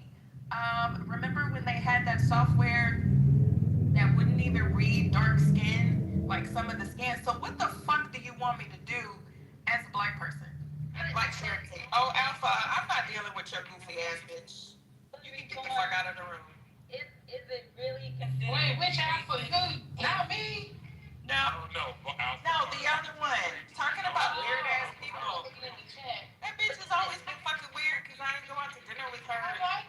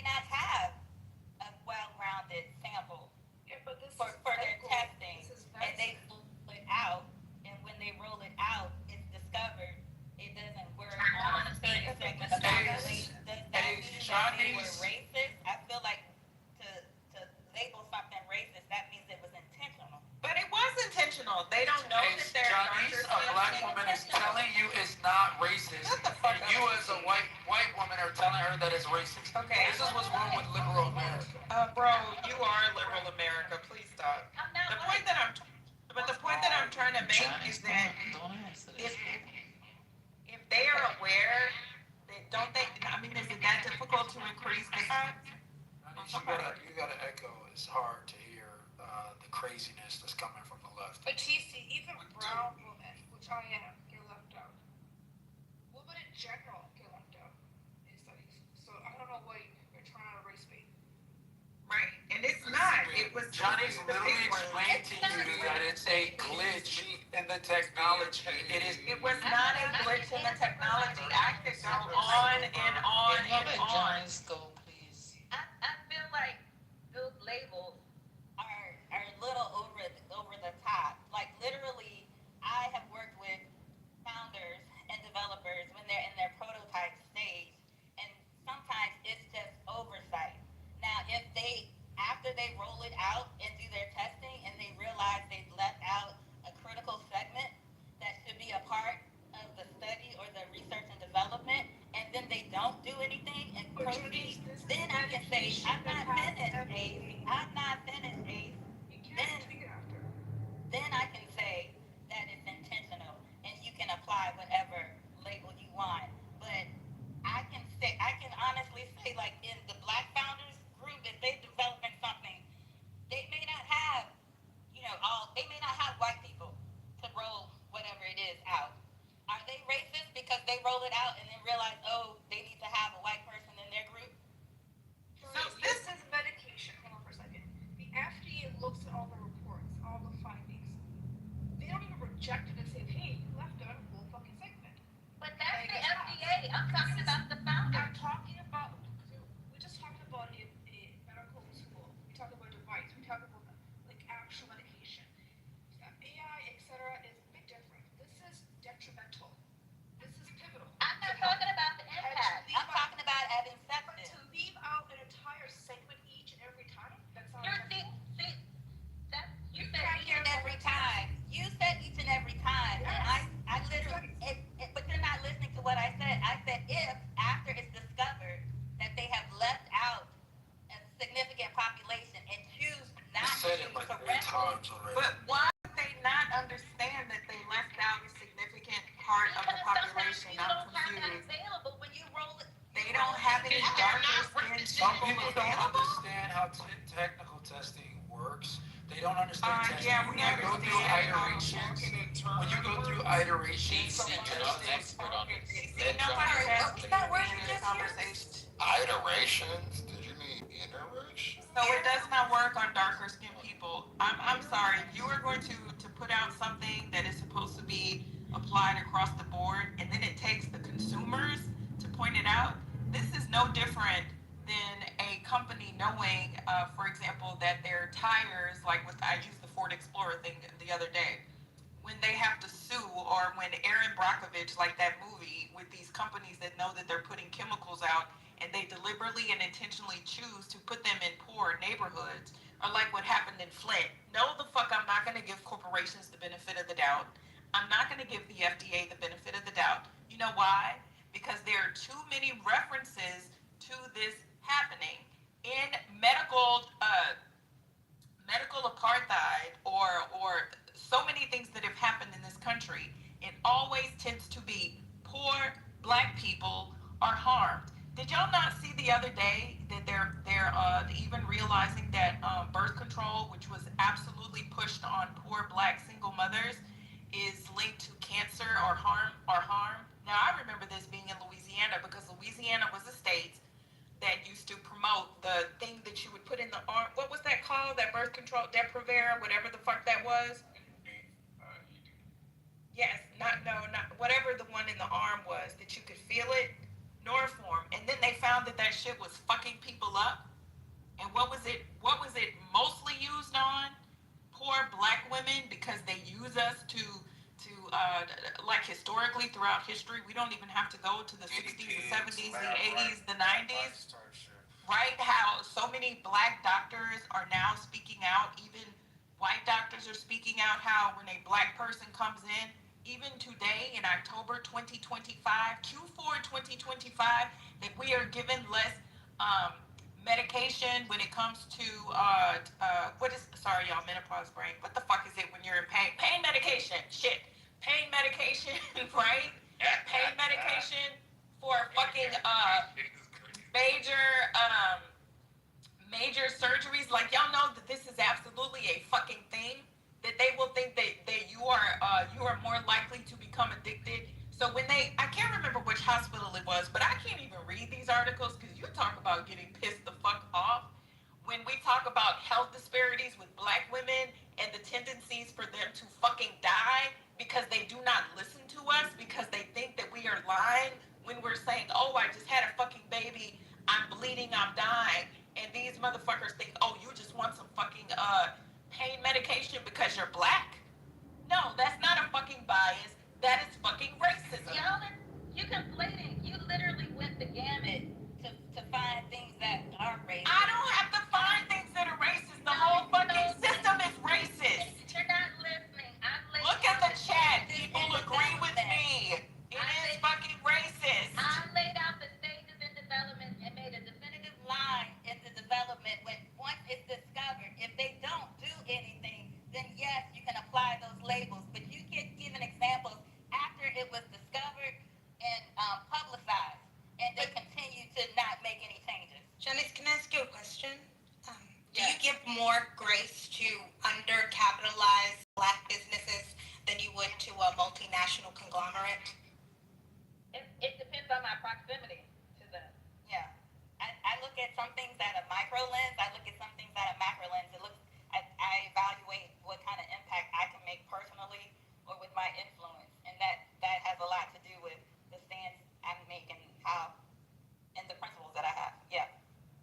Because it makes a lot of sense to me to give grace to black founders who we know are working with fewer resources, who have less opportunities to iterate and produce prototypes, than it would to give a lot of grace to GlaxoSmithKline or Pfizer, right, or Moderna, right, because those are people who have seemingly endless resources and they can iterate and they can do all of the testing that they need. And so if you overlook black populations, that's very clear and obvious. But as a black startup founder, I'd like to get in on this conversation, Johnny's, when she goes. Nobody want to hear about no y'all. I need to say something real quick. So there's a y'all lot let of TC get away with saying iteration. Iteration. You will never live that down. You'll never live that down, sir. You don't know how to pronounce words. That's not a difficult word. And you'll never live that down. And I'll still call it iteration because I use yourself as intelligent. I am intelligent. You can't even pronounce Is it tomato or tomato, Jess? Which one is it? You said iterations. That's not a pronunciation. Is it tomato or word. Tomato? it's okay to admit Google iteration. It literally says, hold on, it literally says you might be speaking of a misspelling of the word iterations. No. You are a dum-dum, okay? I just want you to know that. Go ahead. You can iterate. You can iterate. You don't have to iterate. Iterate is not a thing, dummy. Or a parody. This is funny. You are stupid. This is hilarious. And don't ever let him forget that. I'm happy to chime in on this. No, I don't want you to guess correct. You don't need to. Janice was pointing out the reality that when you're bringing a product to market, it's not going to be in its finalized perfection. There's going to be both pros and cons to bringing a product to market when it's in its I'm not a wedding planner, but I work with wedding planners. I work with event planners. I work with meeting planners. I work with travel planners.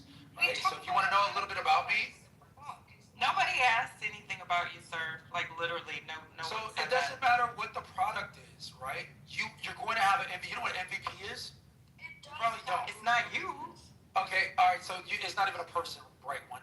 It means minimal viable product. Okay. MVP can stand for a lot of things you don't. Yeah, bro. In the context of the conversation we're having, MVP off. MVP has a lot of Conversation that we having. in Don't try to put on your conversation we're fucking smart having. voice for me, you So bum ass bitch. So MVP means that your product has not reached the stage where it's ready for mass production. It's literally in its iterative state. You don't get the fuck out of You chat. said iterative again, just fucking And weird I'll claim. continue to say it because that's the way I say it. And nobody else is going to lecture me on how to use It's words. about lecturing. It's just Not about the way to accuracy. Kimberly beat multiple times that you don't hear me over here chastising you.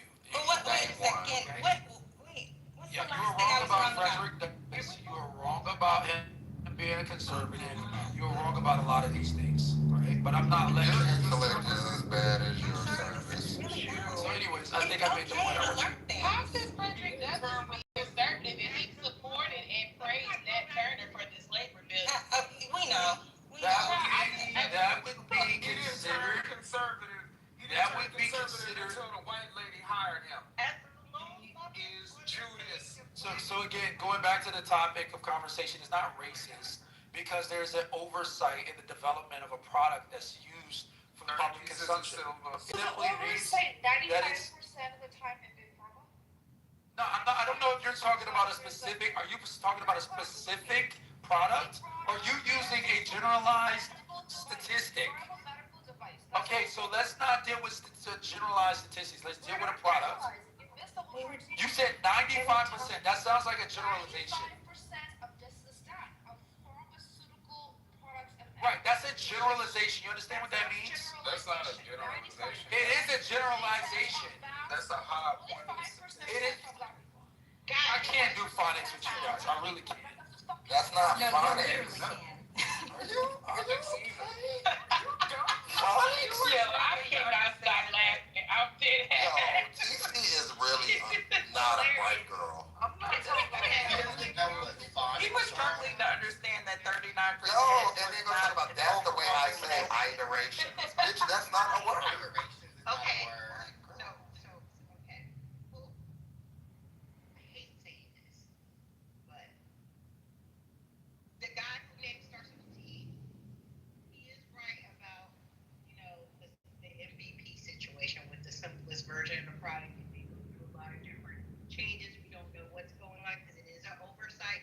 However, when it comes to medical care, people are denied help because of the color of their skin or their creed or whatever. That's racism and that's bias. Sorry, you can get me because I don't pronounce anything well, but I do read.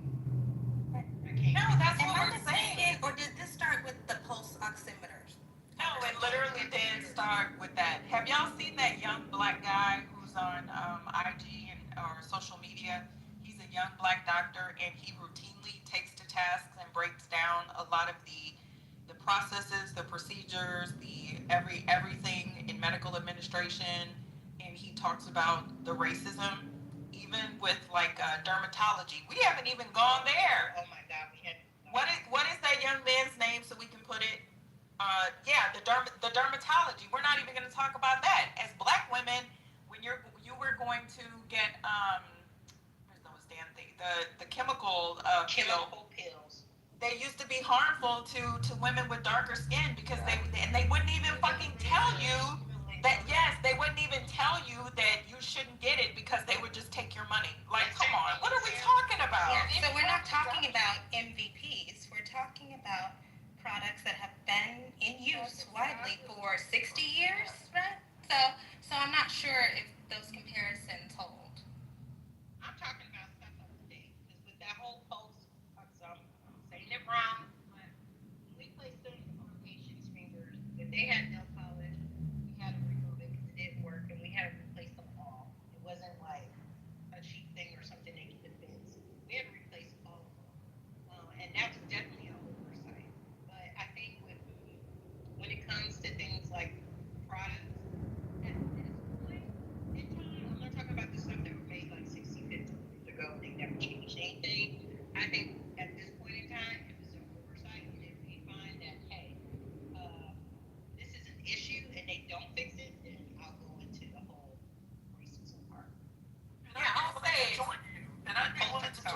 100% fine to suggest. I'll say that what there's bias racism, is, that there's for racism. example, Can I finish, please? No. Can I finish, An please? I was example of literally like, agreeing with her. Okay, so I would agree that if it's found that there are subversive practices that are in place with these products coming to market that intentionally omit black people from their trials and before it's ready for production, then I would agree with you. But unless you have something that substantially significantly supports that claim, you can't claim that it's racist when they're in the trial period. Read the fucking stats. Go. I'll read it. But are we talking about a product or are we talking about an industry? Because if you're dealing with an industry, then yes, there's going to be systemic harms across multiple industries against black people. Nobody's refuting that. This is just chatting. It's just yapping. No, it's because when it's systemic, that does not mean that it's individually racist. It means that there are inequities, systemic. It is systemic because equities. it's still happening. Okay, so that doesn't make it individualistically racist. my She said it's racist. We're dealing with that claim. What else is it? All right. I can't teach you guys Ebonics. I'm done. I just Get this magic. Just put it fucking. Where is your white man? it's so I'm sorry. I'm stuck on this because I think it's really important for us to get our history correct. I apologize. TC, could you please just real quickly find for me a reputable source that names Frederick Douglass as a conservative in his day? He only likes Frederick Douglass because he was married to a white woman. We all know that. Black Americans, we have been done enormous harm because of willful misrepresentations of our history. So it's really important that we get it right.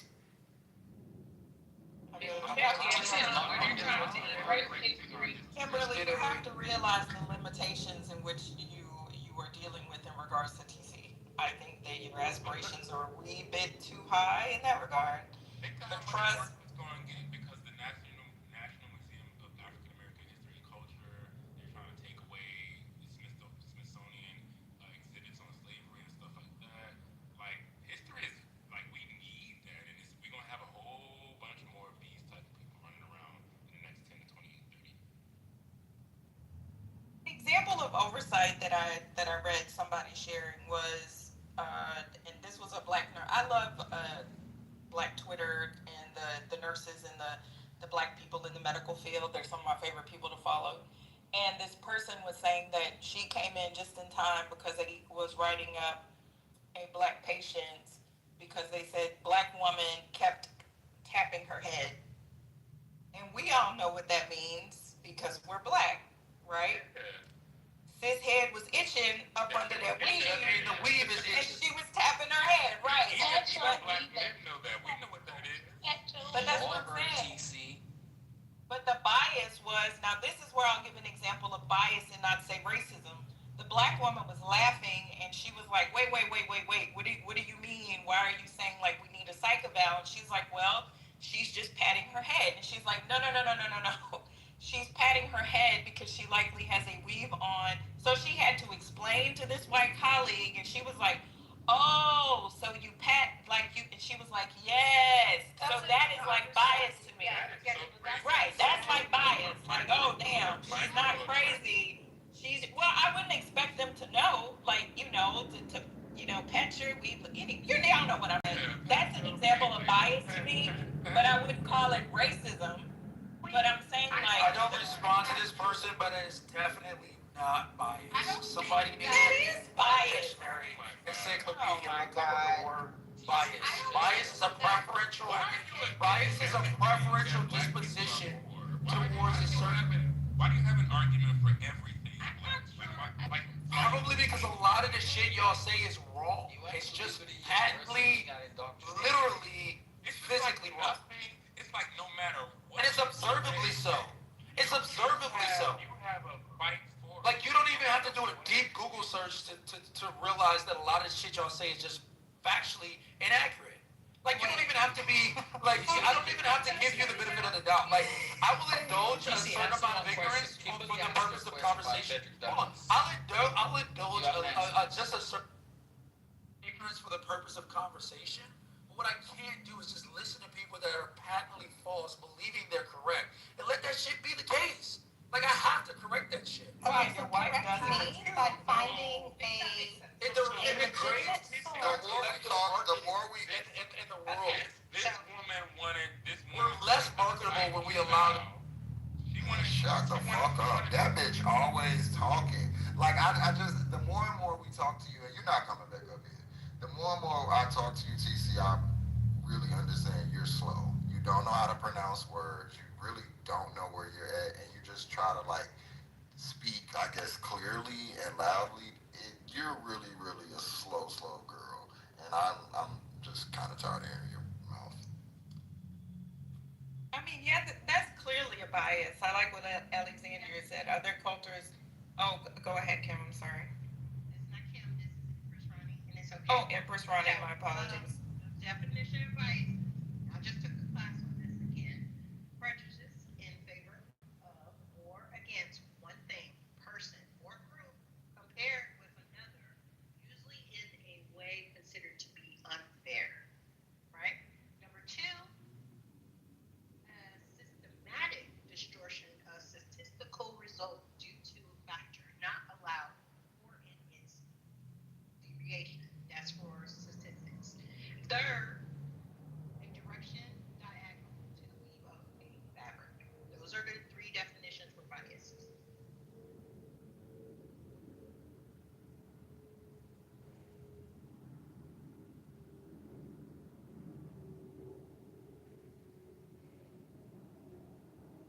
That could also be connected to trading, right? So in the medical field, there's trading that occurs, right, for race-related different sensitivities. The bias could exist in not getting proper training. That's a big part of it. Not getting people acquainted with certain things. I don't know if that was direct bias that this person automatically assumed this person had either had needs of mental It's not bias. or they didn't just did, or they didn't just didn't know the reason for it. Just genuinely. So this woman would have had this other black woman end up in a mental institution, likely.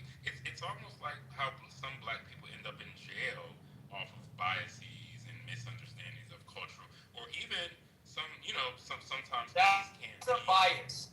That's a bias. Right. What was described earlier is Stop interrupting people. Just stop interrupting. Let people finish talking.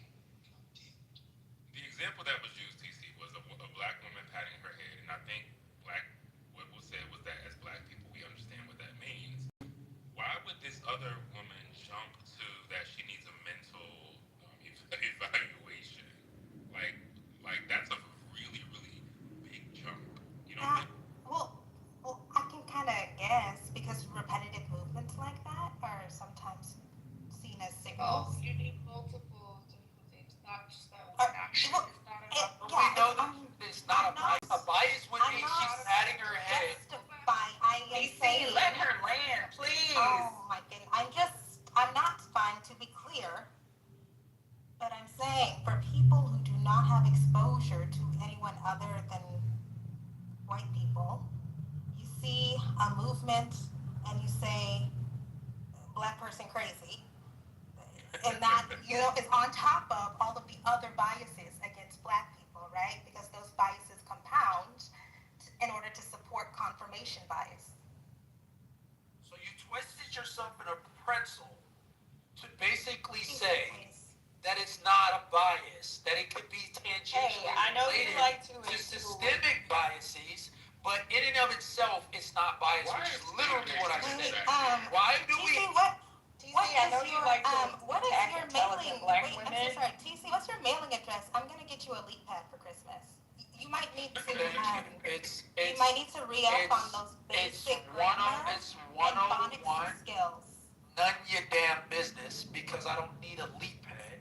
Okay. Where is your address? I'll send you some food stamps, okay? Because clearly you're malnutritioned when it comes to information. TC, you got I'm sorry, I don't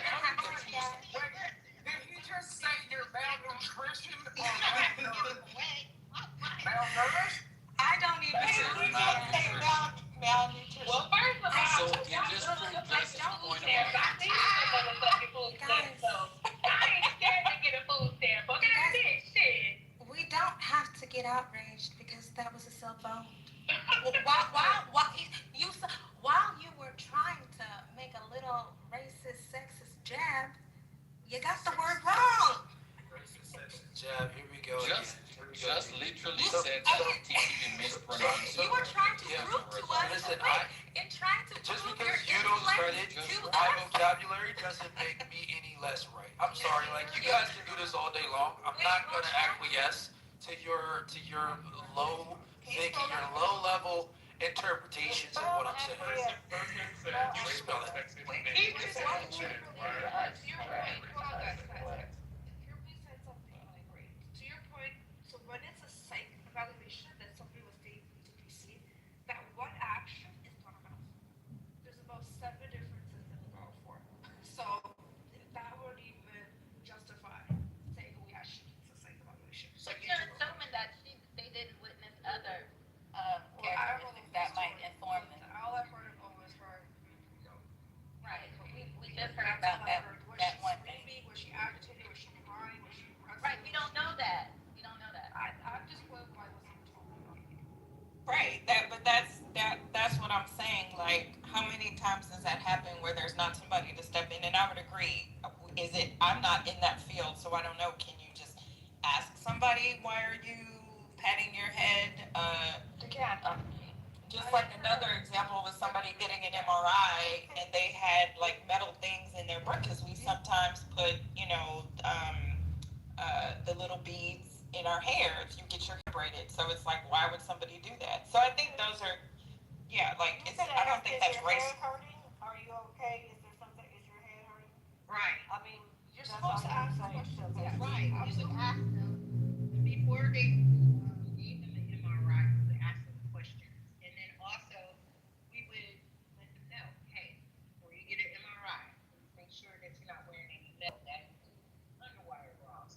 But thinking a person who had braids in their hair, they may not be aware that someone would use metal. Sometimes we do use metal. They may not be aware of that, right? So. But was it April who was saying it? To your point, April, yes, you would ask. Be like, hey, is your head hurting? Are you okay? Is something bothering you? You just don't assume this is a psych issue. Like, you're 100% correct. Because you're going to then put somebody in the wrong category and not actually help the cause or whatever the issue is. Yeah, if the patient isn't presenting with a mental illness or disturbance, like you don't automatically assume they have one unless that's a reason they're there. Yeah, that's claimed openly. If you're there for a psych reason. And I advise everyone who becomes a patient to double check all your information, your bracelet that you're wearing, record problem, health caregivers, nurses, techs, And anybody the vets you're on getting. the way to you. And the vets you're getting.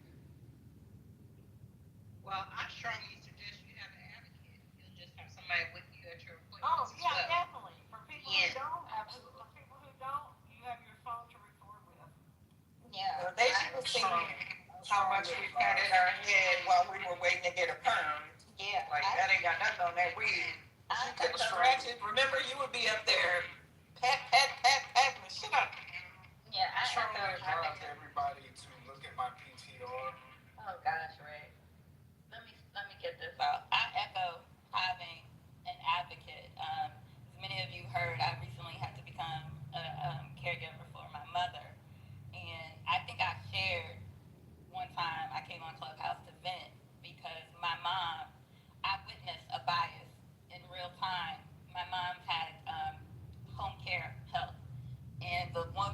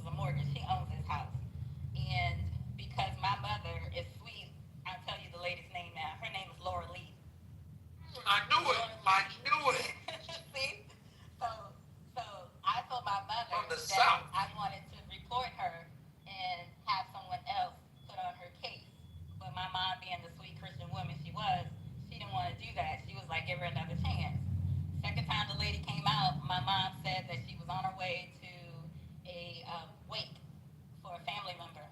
And the lady said, "Are they gonna have food there?" And she said, "Yes." And so the lady was like, "Well, you make sure that you watch your salt intake." And I was like, No, that's not biased. Stop it. That was fair. "That's definitely biased." You know, you laugh. That's You fair. laugh. That's And fair. so literally after that, I was like, "Laura Lee got to go." I said, because if she has these biases, I said, this is going to impact your health outcomes. And I'm not going to sit here and just let her make these assumptions and then she misdiagnosed or, you know, we can't see her clinical notes. I don't know what she's doing. I said, but I've seen enough. So I removed her from the case. But Janice, but I will say this: there are different groups that are prone to certain things. Like South Asians are prone to hypertension, heart disease, and if your doctor knows this, you know, you may not be, and they order extra tests. I think that's The salt intake was fair. scientific evidence. That was fair. The air conditioning one, that was out of pocket. But the salt intake, that was fair. Well, I wasn't waiting for a third exam. She had to go. And Janice, I completely agree with you because I came back and told you that same story of that lady thinking the Alzheimer's patients in my grandmother's house was strong.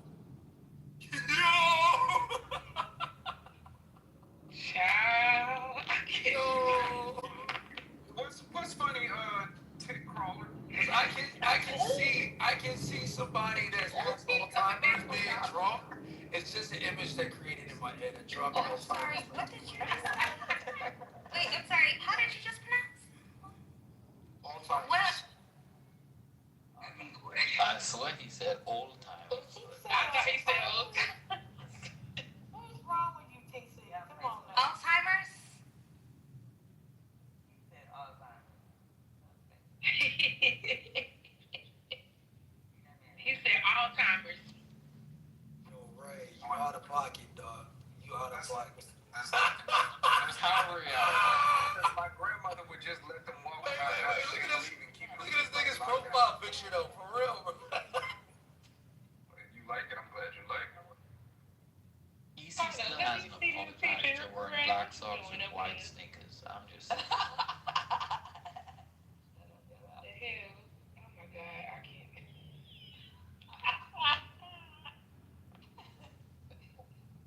Y'all said TV dressing Michael Jackson. He literally got white sneakers in a family photo shoot with his wife. But he has black socks on. With white sneakers. This day and age. Y'all believe that shit? Hey, I'm from Detroit. We wear black socks, bro. Sorry. From Detroit, we wear black socks everywhere. I'm wearing black socks now with white gym shoes. I'll take a picture of my shoes. I'm wearing black socks Why on do you white do gym that? shoes. He can't help that he got his dress in front. TC, do you have EC, I understand. I understand, bro. You did spend 4 And years being in from Bloomington Detroit, that University. explains that chain around.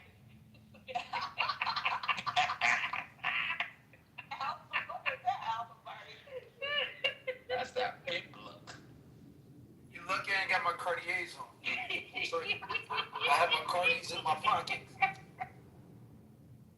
He ain't joking either, Y'all but so anti-black with this conversation. y'all know you got a pair of gators. What's wrong with y'all? You even got a top hat too.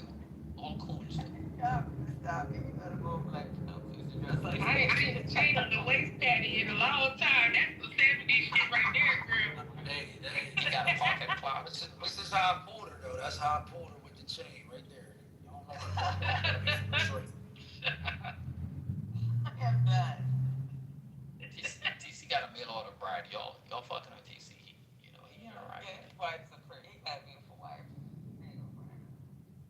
I think she using his ass. She goes, if I ever met a sucker. I'm just playing, TC. No, I'm not. She said, no, I'm not. No, but, yeah, so. So what was the subject matter? TC getting used by his wife. Nah, see, listen, I can be self-deprecating. There's nothing wrong with a little bit of self-deprecation. But what happens is when the shoe is on the other foot, then y'all gotta take it to the 9th, 10th, 11th level and shit like that. And I'm surprised you kill somebody. I'm surprised when I say That's why I know, but that's what I'm saying. Like, I can take the jokes. I'm good with the jokes. The jokes are okay when it's in good faith. When y'all start going into like, oh, he's KKK, he's racist, he's white supremacist, You are black, and all that shit, like that shit is not funny. It's just literally, it's like I can honestly say Ray and I is going back and forth, but that's a funny ass profile picture. Like that shit is hilarious. But like when you went into like KKK and white supremacists and shit, that you don't have to do that. There's no value in that. There's no comic relief. Nothing. Just pure hatred. Do you because care you're if you wrong say and the I'm same right. thing Yeah, that white supremacists I'm say? not. But here's the thing though. I don't talk about you guys like that. I don't do the ad hominem shit. Like I come in this room and you guys crack a joke. It's okay. Like I can self-deprecate. That's fine. What I'm saying, why do you guys got to go to this shit where you're like, oh, he's racist. He's KKK. If somebody routinely says the exact same thing that racists say, how should we classify Name one thing that I said that racists say. Go ahead. Frederick Douglass was conservative. He was conservative. He was conservative. He And wasn't. he's considered one of the fathers of modern conservative belief. By white you're wrong. supremacists. Just because By white you're supremacists. wrong doesn't TC, make find me. I'm just doesn't gonna. make I'm sorry. me Find evil. me, It doesn't make me racist. It doesn't make me KKK. Just it makes find you a source. wrong. Just find a source. Just You mean find a substantiate it. source? There's plenty of so just Google it. Like Just find one. just Google this. Do me a favor. I'm driving. No, I'm sorry. I'm Just not. Google this. Just I'm Google sorry. this. Google this and read to everybody what you find. Hey, Is TC. Frederick Douglass considered one of the fathers of the modern black conservatism? TC, I don't have to. I'm so sorry. TC, I don't have to do that because I know that I am correct. You're wrong. You, TC, hey, let me just finish. All right, fine. You did not know. Hey, I'm just gonna finish. That's fine. You didn't know that the radical Republicans called themselves radical in their time. So how are you going to tell me about a historical fact? Yeah. Seriously, when one of your admirers and people that you actually look up to and want to be is a complete racist, KKK, also somebody who has no morals, takes advantages of people, and believes in literally like crazy ass shit, then I'm sorry, like if you admire those people, then I don't know what to say. Yeah. TC, there is a black conservative tradition, United States of America. Unfortunately, right? MAGA black people that are within this frame, this political frame, are outside of that tradition, right? And this can be explained in various ways, right? So the black conservative tradition of do for self, Booker T. Washington, the Nation of Islam, these conservatives, right? They've existed. Their tradition. I mean, we can go down the parallels between these people that going all the way up to Frederick Douglass, really. But you are, as a black MAGA person, you're far away from any black political thought tradition, right? Really, you're only espousing white supremacist conservative thought in blackface. Actually, it's not. So let me tell you why you're wrong. Because again, because you contextualize conservatism under a banner of racism. And so that's incompatible with Frederick Douglass. Hold on. Let me finish. Okay? And because racialization, it makes it incompatible with the lifestyle that Frederick Douglass lived. I come from a completely different perspective. My perspective is that his ideology, his belief system was uniquely conservative under the modern contemporary definition of conservatism. So because I believe that, I can take his positions on self-reliance, his position on self-dependence, self-determination, freedom, equality. I can qualify each of those elements as falling squarely under modern conservatism because of my interpretation of conservatism. But that's not what you do because hold on. Let me finish here. Give me a second. But that's not what you do, and Kimberly is the worst at it because Again, I've said this plenty You of times. just have to provide one source. Hold on. There's another ad hominem attack. Let me. This is not an ad hominem attack. This is me literally criticizing. This is me literally criticizing. I'd like to finish, please, if it's okay. This is me literally criticizing someone else's opinion about me. This is okay? not. And I'm literally telling her that, excuse me, Kimberly, do you have impulse control? I'd like to finish. You can allow me to finish, please, and have an informed conversation. You don't have to do this thing. You literally scream over everybody. So then I would suggest that you start by listening. I'm simply asking. Yeah, he's complaining about not being able to land, but he's just talking to Kimberly. I'm simply asking that if we're going to I'm make a asking for the courtesy to let me finish. I have repeatedly asked you to see. I don't have to answer your question. Because, wait, don't we care about making sure that Black history is told accurately? Sure. If you're going to make a claim about the conservatism of Frederick Douglass, a man who literally spoke at a convention of radical Republicans in his day, I just need a source to substantiate the claim. I can point you to some Eric Bonner or Philip Bonner, Eric or Philip, both of them probably, right? I can point you to some other texts, but I just want to see where you are rooting this claim. Do you have a speech Douglas gave, okay, that substantiates your claim about his conservatism? Kimberly, real quick, I've been listening from the phone. I'm about to jump back down, but I'm gonna go back down to the Google actually. I just want to make this real quick. I've been listening. TC said to Google it, right? He said Google it. Somebody Google it. I'm driving, right? When I did, it said Frederick Douglass is typically not considered one of the fathers of modern conservatism, though some of his ideas have been adopted or reinterpreted by conservatives in modern times. He was more traditionally an abolitionist, an intellectual, and a former slave who fought for civil rights, equality, and constitutional liberty. Right? So when you said Google it, Google went completely against your submission, brother. Let's give him a chance to make his argument, because I think... MJ, you just got here. We have been talking about this for 30 minutes. Yeah, MJ, you came in Monday. You just came in loud and wrong again. Can you stop? I'm going to ask that you guys allow me to finish, please. Let's let him bury himself. I would like for... I literally just... Somebody asked for a source. The source is there. Nicholas Bucala, Recovering the Progressive Frederick Douglass, Dissent Magazine.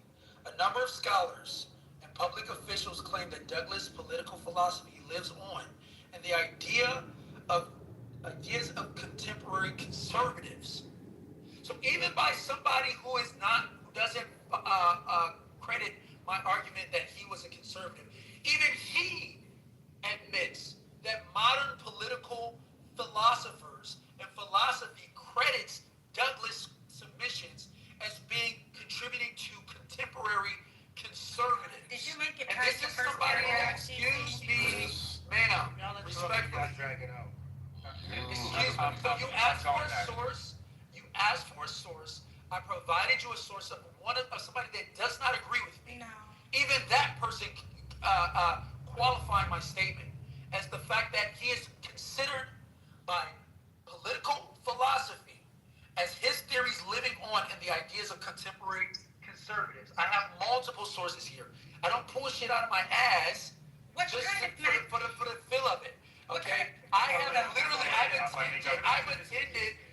have attended Frederick Douglass Academy in Detroit, Michigan. So I know what the hell I'm talking about. I'm not some... Okay. Wait a second. We have to get to this. This is important. That entire article from Dissent Magazine, a left-wing, leftist magazine, is about the misappropriation of Frederick Douglass' work and his lessons. You were listening. I think you have a hard time listening. I literally said somebody who don't... Wait a second. The entire... I am going to go now, alright? So Kimberly, just give me a second. It looks like y'all kicked TC down too many times, so he's out. Yo, why you And why you can't let him finish? They were having an exchange.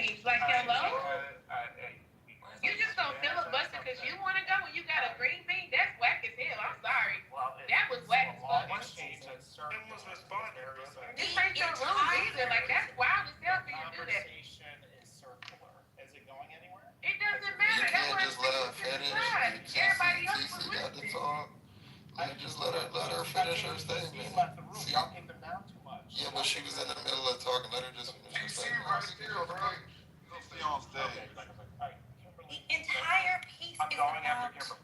the entire piece is about how conservatives, and by the way, that was published 13 years ago, but that there was an era where conservatives trying to misappropriate the work and speeches of Frederick Douglass in order to legitimize their conservative stances.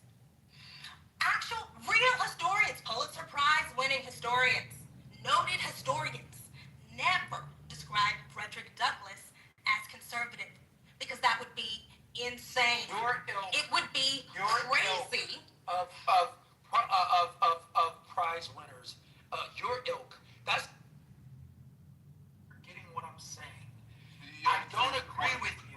So the people that agree with me are going to support. Okay, so I'm just trying to finish. I'm just gonna finish. I'm so sorry. Disagree, but don't discredit No. I'm sorry. It's not about us disagreeing. It's about the people who actually know and study these things.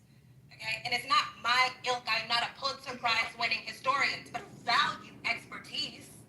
I do value the people who have dedicated their entire lives to excavating the work of Douglass and interpreting the frame of history. We should not allow people to get that wrong just because they want to win a courthouse argument. CEO, go ahead, brother. Yeah, so Kimberly, everything you said is correct. There's a contextual point TC's making that I think is getting skipped. That Frederick Douglass is widely regarded as a foundational influence on modern Black conservatism. That is true. So what you said is true, and it's also true he's considered a foundational influence on modern Black conservatism. TC did not say modern Black conservatism. I said it like 7 times. I said modern conservative thought. He is considered one of the founders of modern. Literally, Jim and I just read to you guys what I told him to search. Okay. Gemini, what did I tell you to search? Okay. Gemini, what did I tell you to search? Okay, What did I tell you to search, Gemini? Because you guys don't listen. You simply try and refute me and you're not listening. I literally said modern conservative thought like 7 times. But that's One mic at a time, y'all. Come on. Gemini, answer the question. What did I tell you to Google? Stand 10 toes down, dude. Relax. Well, did he contribute to modern conservatism? I just want to say one thing, please. Okay, so because I looked at the same question too. Okay, about literally said modern conservative thought. DC, don't cut everybody off. Let them go. Keep kicking you to the goo, but you I come right back.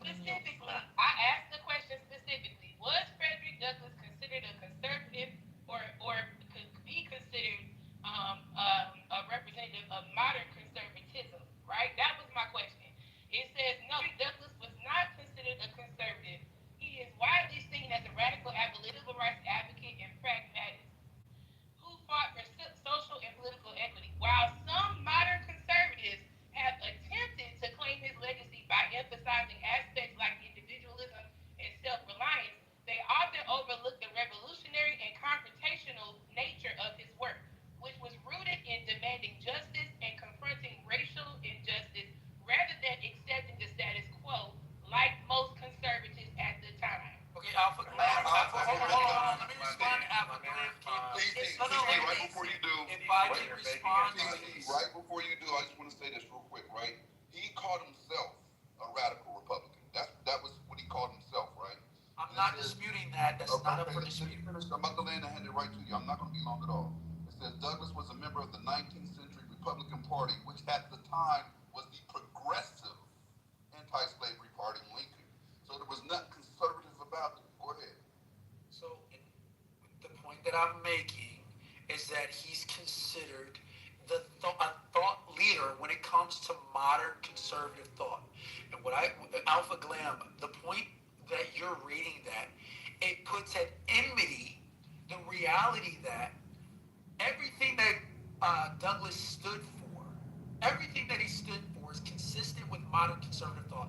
But because the source that you're reading, which I believe is GPT, because it frames it as incompatible with the modern contextual. Okay, I'm so sorry. You just misused enmity. Alpha Glam, where did you get that source? What were you reading? So I'm about to put it in the chat so you can see. Alpha Glam, where do you tell me what the source is? What's the source? Hold on one second. I have to pull it up again. Why do y'all do this? Like, you guys literally will quote a source to refute me, and then I ask for the source. Hold on, I and you don't want to volunteer. I said, give me a second now, damn it, calm down.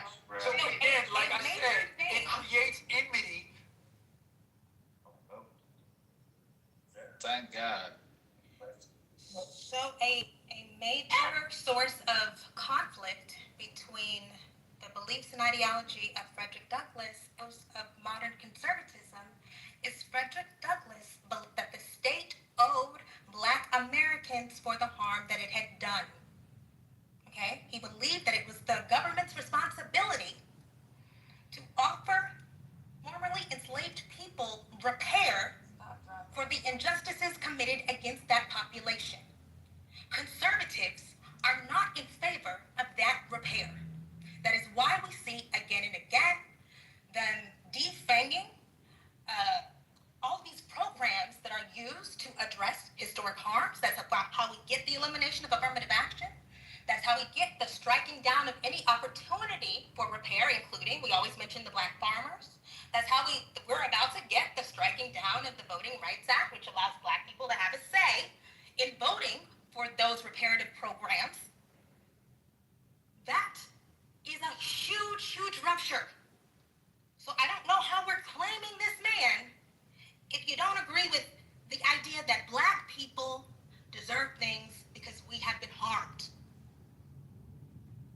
So I'm going to respond to that briefly. And again, it goes back to your ignorance on the topic of what's considered conservative. Because I literally just used Frederick Douglass as an example of who I credit to be a father of modern conservative thought. And I literally said before Frederick Douglass was ever interjected into the conversation that I myself am not a reparationist, but I myself believe in reparative justice. And I myself consider myself a conservative. Just because that's incompatible with your definition does not give your definition any authority in this conversation. It means that you're taking a side that is not widely shared by the majority of the community that you attempt to characterize. Okay, TC, just really quickly. Excuse me. No. We're not naming it anymore. Because I gave you the source, and you wanted to use that source as ammunition. What I was saying when I literally gave you the quote and text. Where the person that sits with my opinion agrees that he's considered one of the modern conservative thoughts. So I'm not going to give you any more names. You can use it for yourself. I'm sorry, you didn't even What I said was Kimberly, I didn't interrupt you. You actually didn't interrupt you. I'd like to finish thinking. I waited until you before I made my submission. For you to give me the names I don't want to give you the modern names. conservatives. I don't. Y'all gotta respect her stage. Come on, y'all might get a fucking time. If y'all can't get a time, y'all gonna have to be drunk. It's getting ridiculous.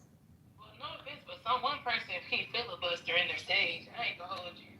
But y'all aren't having the same conversation. So when y'all get in the same area code of the conversation you have, What are you talking about? We were literally talking about whether or not Frederick Douglass was smart. We were having the same They are having the same talking about. because this is a conversation TC's having, that Douglas influences conservative thought. That's not what he said, CEO. He said that he did not say, no, he did not. He did not. He said it over and over again. That Frederick Douglass would be a modern day conservative. CEO, I don't agree with that. But that's not all he but said. I don't He agree literally with that. said I don't that think- Frederick I Douglass don't- was a conservative. But y'all gotta let him have the conversation. And a million people don't. Next person that drops him, I promise you, I'm gonna only be the green bean up here. This is getting ridiculous. If you talk Thank you, Peggy. and if you talk to any level of Black conservatives at all, Douglas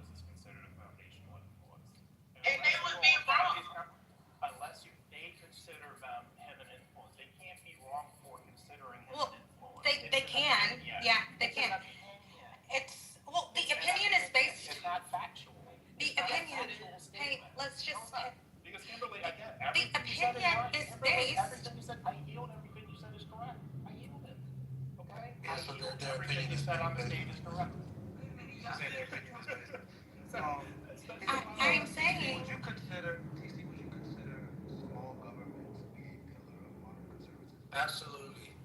What was Frederick Douglass's opinion on the role of the federal government as it relates to Reconstruction America?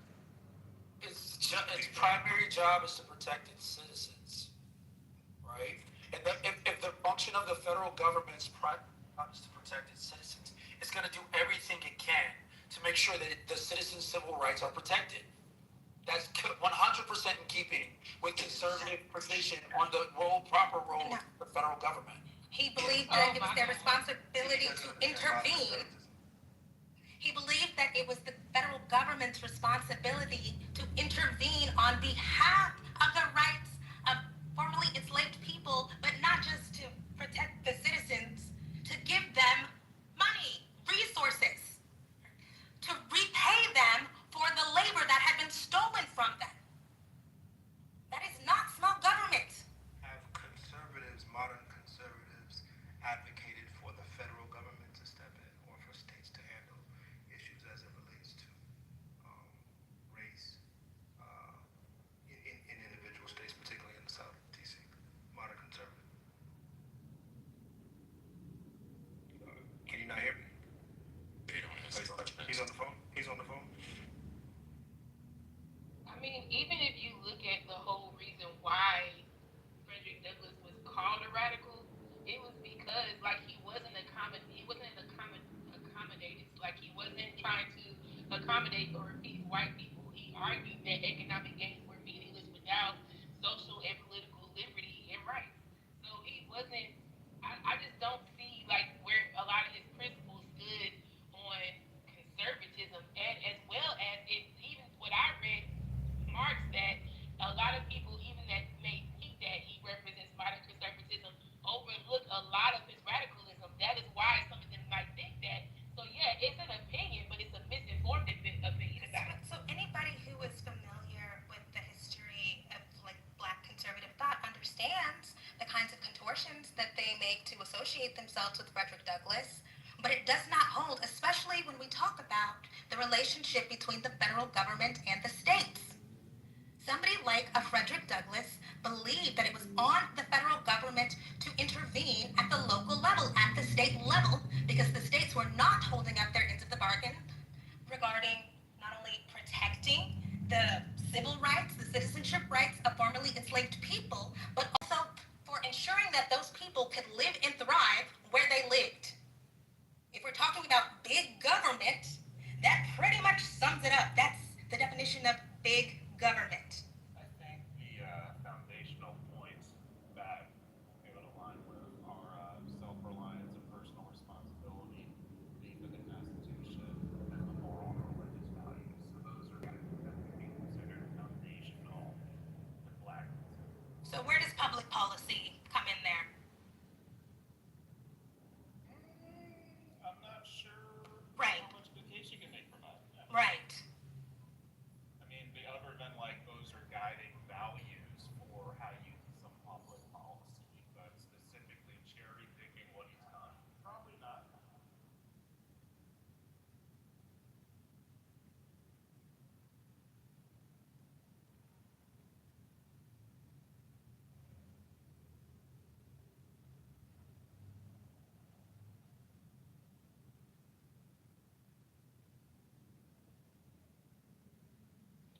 I don't know. The way in which Reconstruction empowered the Black vote to the point in which we had the level of representation, well, as Black people in the United States of America. I don't see modern conservatives being in line with that. That seems very detached. And Douglas to me, but It's obvious, right? All of these things are obvious, and y'all continuously engage with a nigga that also said that Frederick Douglass was a founding father. Like, the nigga is retarded in real life. So I don't even understand what this is all about. This that time I have to agree with Brooklyn because he literally said that and the shit was crazy. He literally said that Frederick Douglass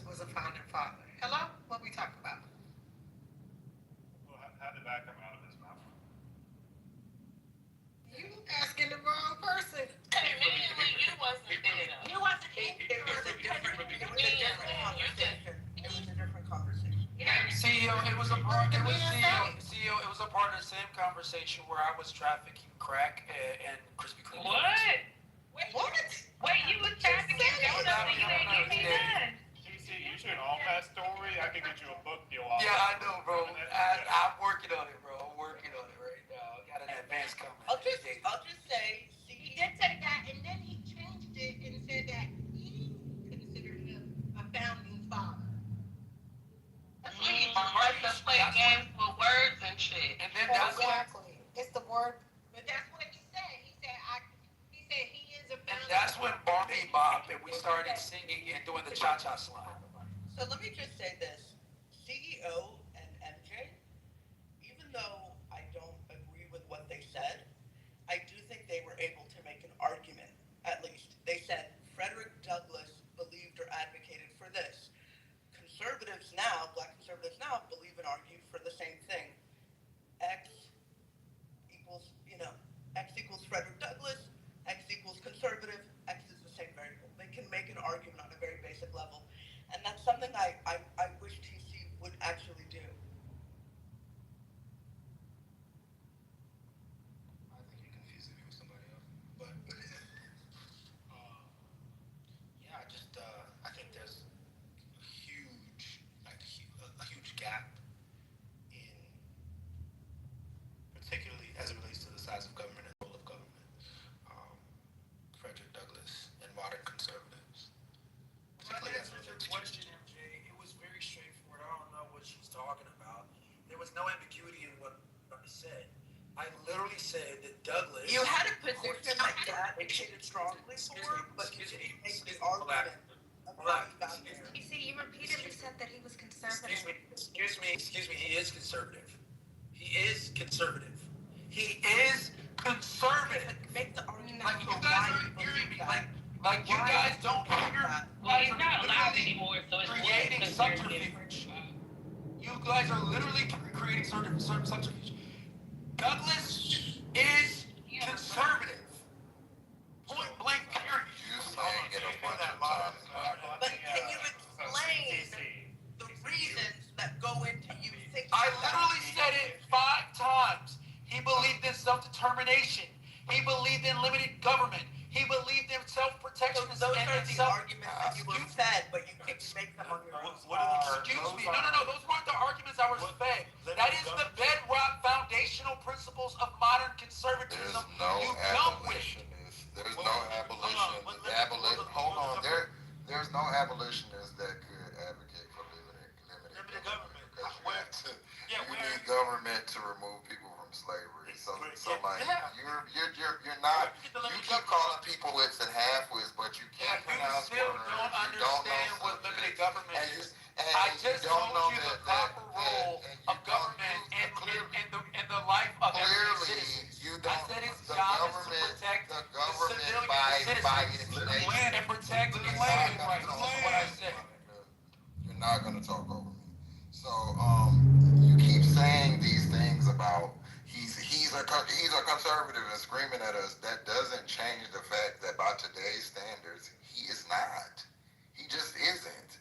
And if you go down point by point, he's not a conservative by today's standards. Nobody that's an abolitionist that was considered radical would be a conservative by today's standards. I don't know why you're doing this. I don't know why you him. Stand on your own 2 feet. If you want to be a coon by yourself. Don't try to drag our great ancestor into it with you. Don't try to drag my frat brother in there with you. That part. Yeah, I think the easiest thing to say is that there were a few conservative principles he believed in, but He was not called today. he wasn't called a conservative, though, DC. There's no real argument to call Douglas a conservative unless you're just trying to say that he's influencing conservative thought. But that's cool. That's fine. But Because you can't say Frederick Douglass was a conservative. It's not a logical argument. See, I'm sorry, what are the conservative principles? I'm just, again, the self-determination, what we're saying. Self-reliance. Self-reliance. But the thing is, Yeah, when and modern then here's a quote. Let me just a quote of his. Hold on a second. What I ask for the Negro is not benevolence, not pity, not sympathy, but simply justice. That aligns with black modern conservative law. Well,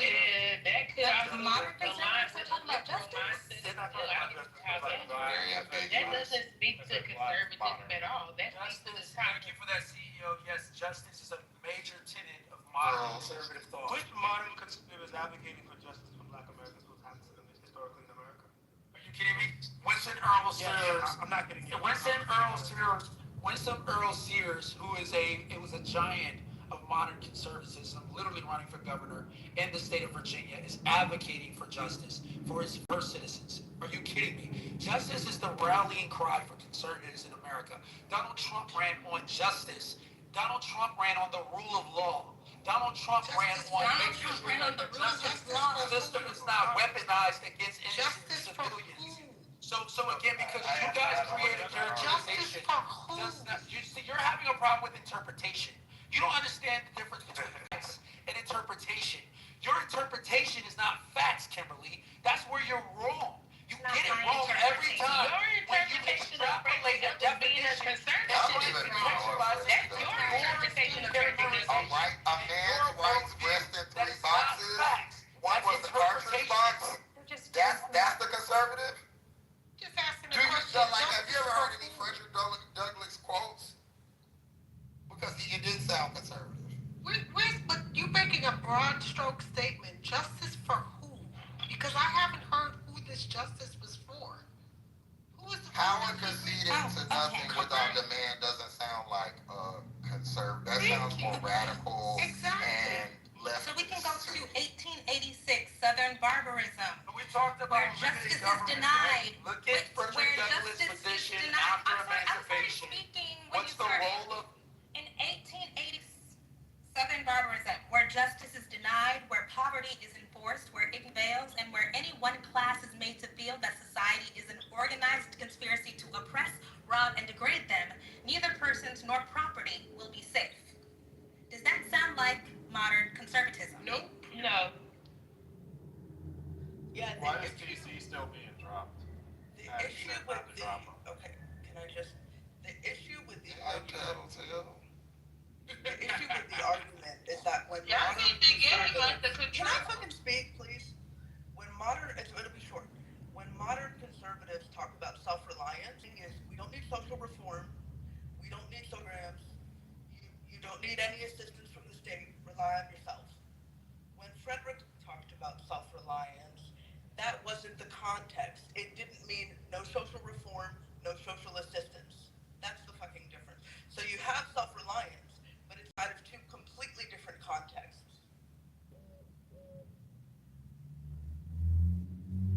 And he believed in government stepping in for the sake of ending slavery, so it wasn't completely against it, but he just wanted them to end slavery. But this whole thing is a breach.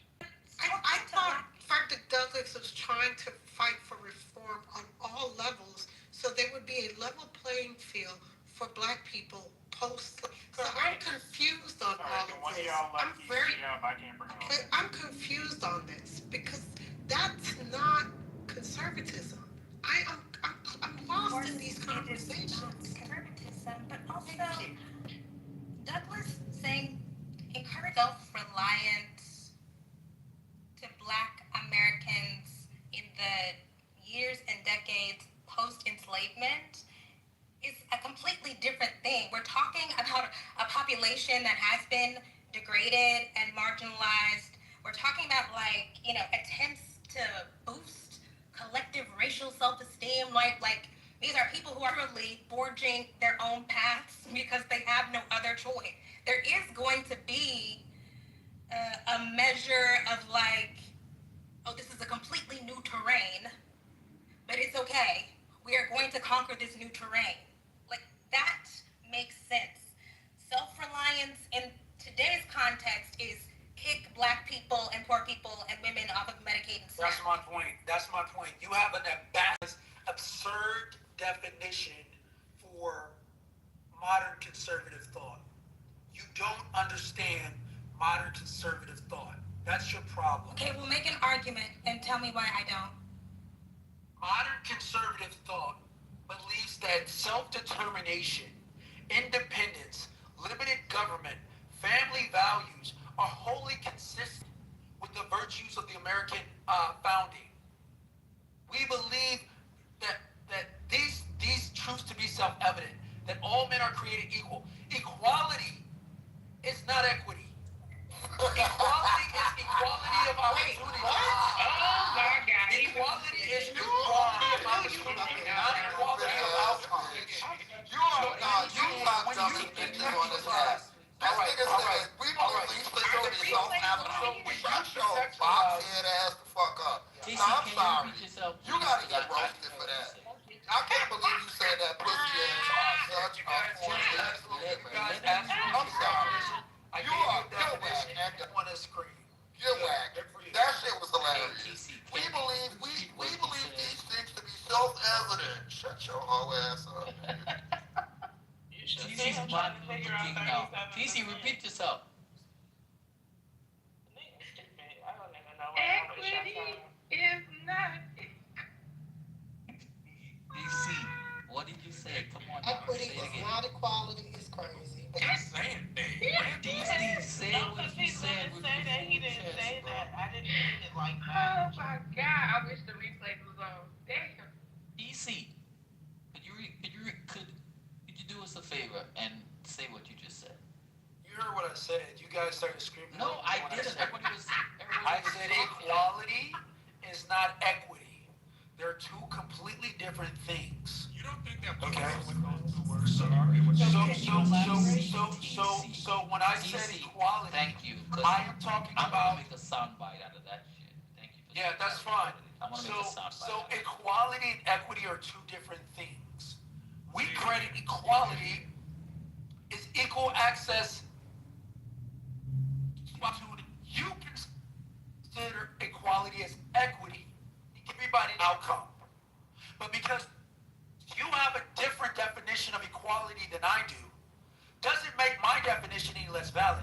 It simply means that you couch your definition leftist liberal perspective. And that's where you're wrong. Because you're trying to impose your definition on my lifestyle. But because you guys don't get, you cackle, you do the monkey hyena thing, and think I'm in your space, and I'm fucking trouncing you in your own space. You're not trouncing anyone. Like, I'm you can't even literally pronounce packing you up words. in You your own can't even pronounce space. words. And you think that don't words like have it. two different meanings. So when I give you clear definition, you think words you want to do the hyena words tackling are personalized. Bitch, now you finna shut up, because I'm not screaming with you today. You are stupid, TC. You come in here and talk about I know you're stupid. I'm not going to call you stupid because I know it'll hurt you. You can call me whatever. You graduated from Liberty University. Yeah, and I still make more money than you. That's I promise. Doing what? Folding napkins? Yeah, I'm picking out curtains in my sleep and still make You more think money. you make more money than me? Girl, sit down. Sit down, my girl. Sit down. Because you stupid. You already said iterations. And now you in here talking about you trouncing someone. You're not doing anything but trouncing the English language, you dumbass and bitch. saying things like your definition and my definition. No, words actually have definitions apart from us. There's no such thing as alternative facts, TC. What is the conservative position regarding labor and the concentration of wealth among the elite classes?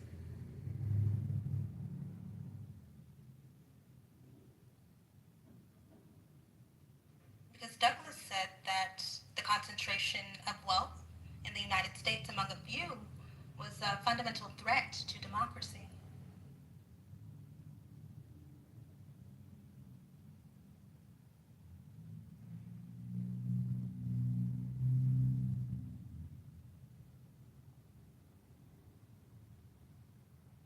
Once he chat GPTs, he'll come in screaming. That part. Oh, I got some Frederick Douglass quotes. Can we read them? Let's hear him. We should have been I was quoting him earlier. I mean, I don't understand how a man that was talking about banging on niggas was a, Yeah, this is an 1869 speech. Our composite nationality, Frederick Douglass. I want a home here, not only for the Negro, the mulatto, and the Latin races,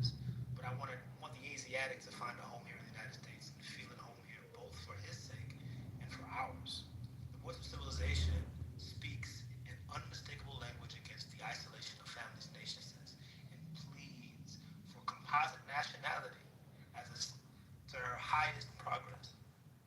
Does that sound like modern conservatives to y'all? Nope. Not at all. Amazing. Amazing. TC, did you hear this? Did you hear the quote, sir? Yeah, I heard it. Did that sound like a modern conservative to you? Absolutely. How when you're sending people back to their country? Well, how would you expect crazy. any room? That is a How would you flag expect on the plane. You lying, Craig. Are you Stop guys lying, Craig.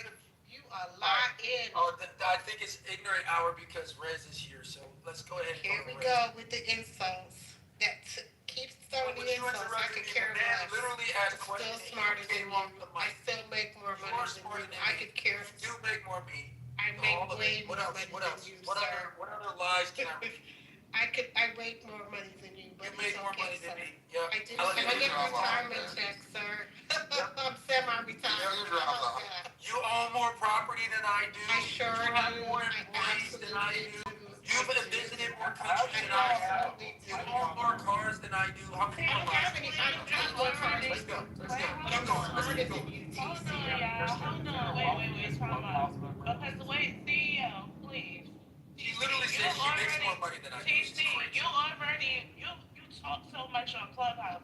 You told your business that you're getting subprime loans on your business, so you don't have more money than nobody. Okay? You done told your fucking business. What do you mean I'm getting subprime You were on loans? EBT. You told how you were getting, you paying 37% on your fucking loans that you're getting for your business. Oh, what's that? That's bad credit. Hey, how about this? I've been offering money all the That's time. got two definitions, nigga. I've been offering money. Hold on. I've been money all day long. I'm about to give you some money. 37% interest. Bitch, your credit must be low. You could pay 37%. Wait. Where is Mickey? Because she was there. I literally had to come back in this room.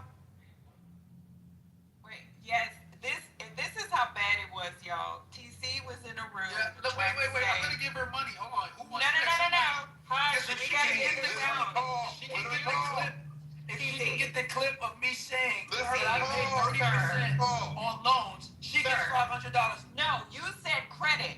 Y'all, this is how crazy how this nigga be lying on himself all the Chat it. fucking She time. can find the clip. Let her talk. Let her talk. Brooklyn is right. I had to come in here for this. We were in IGB. This nigga saying that he bragging, talking about how he has more access to credit. He's gonna communicate it as if, Mickey, I got more money than you. I got a line of credit, and it's 37% APR. We clown the fuck out of him. Damn.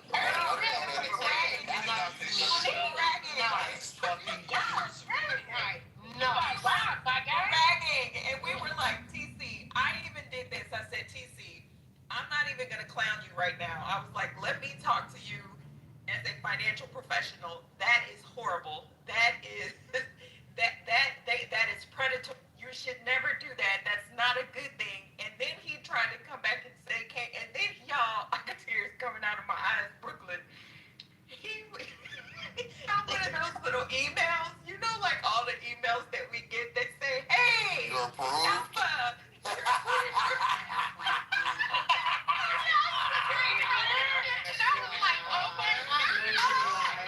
Not a free approval.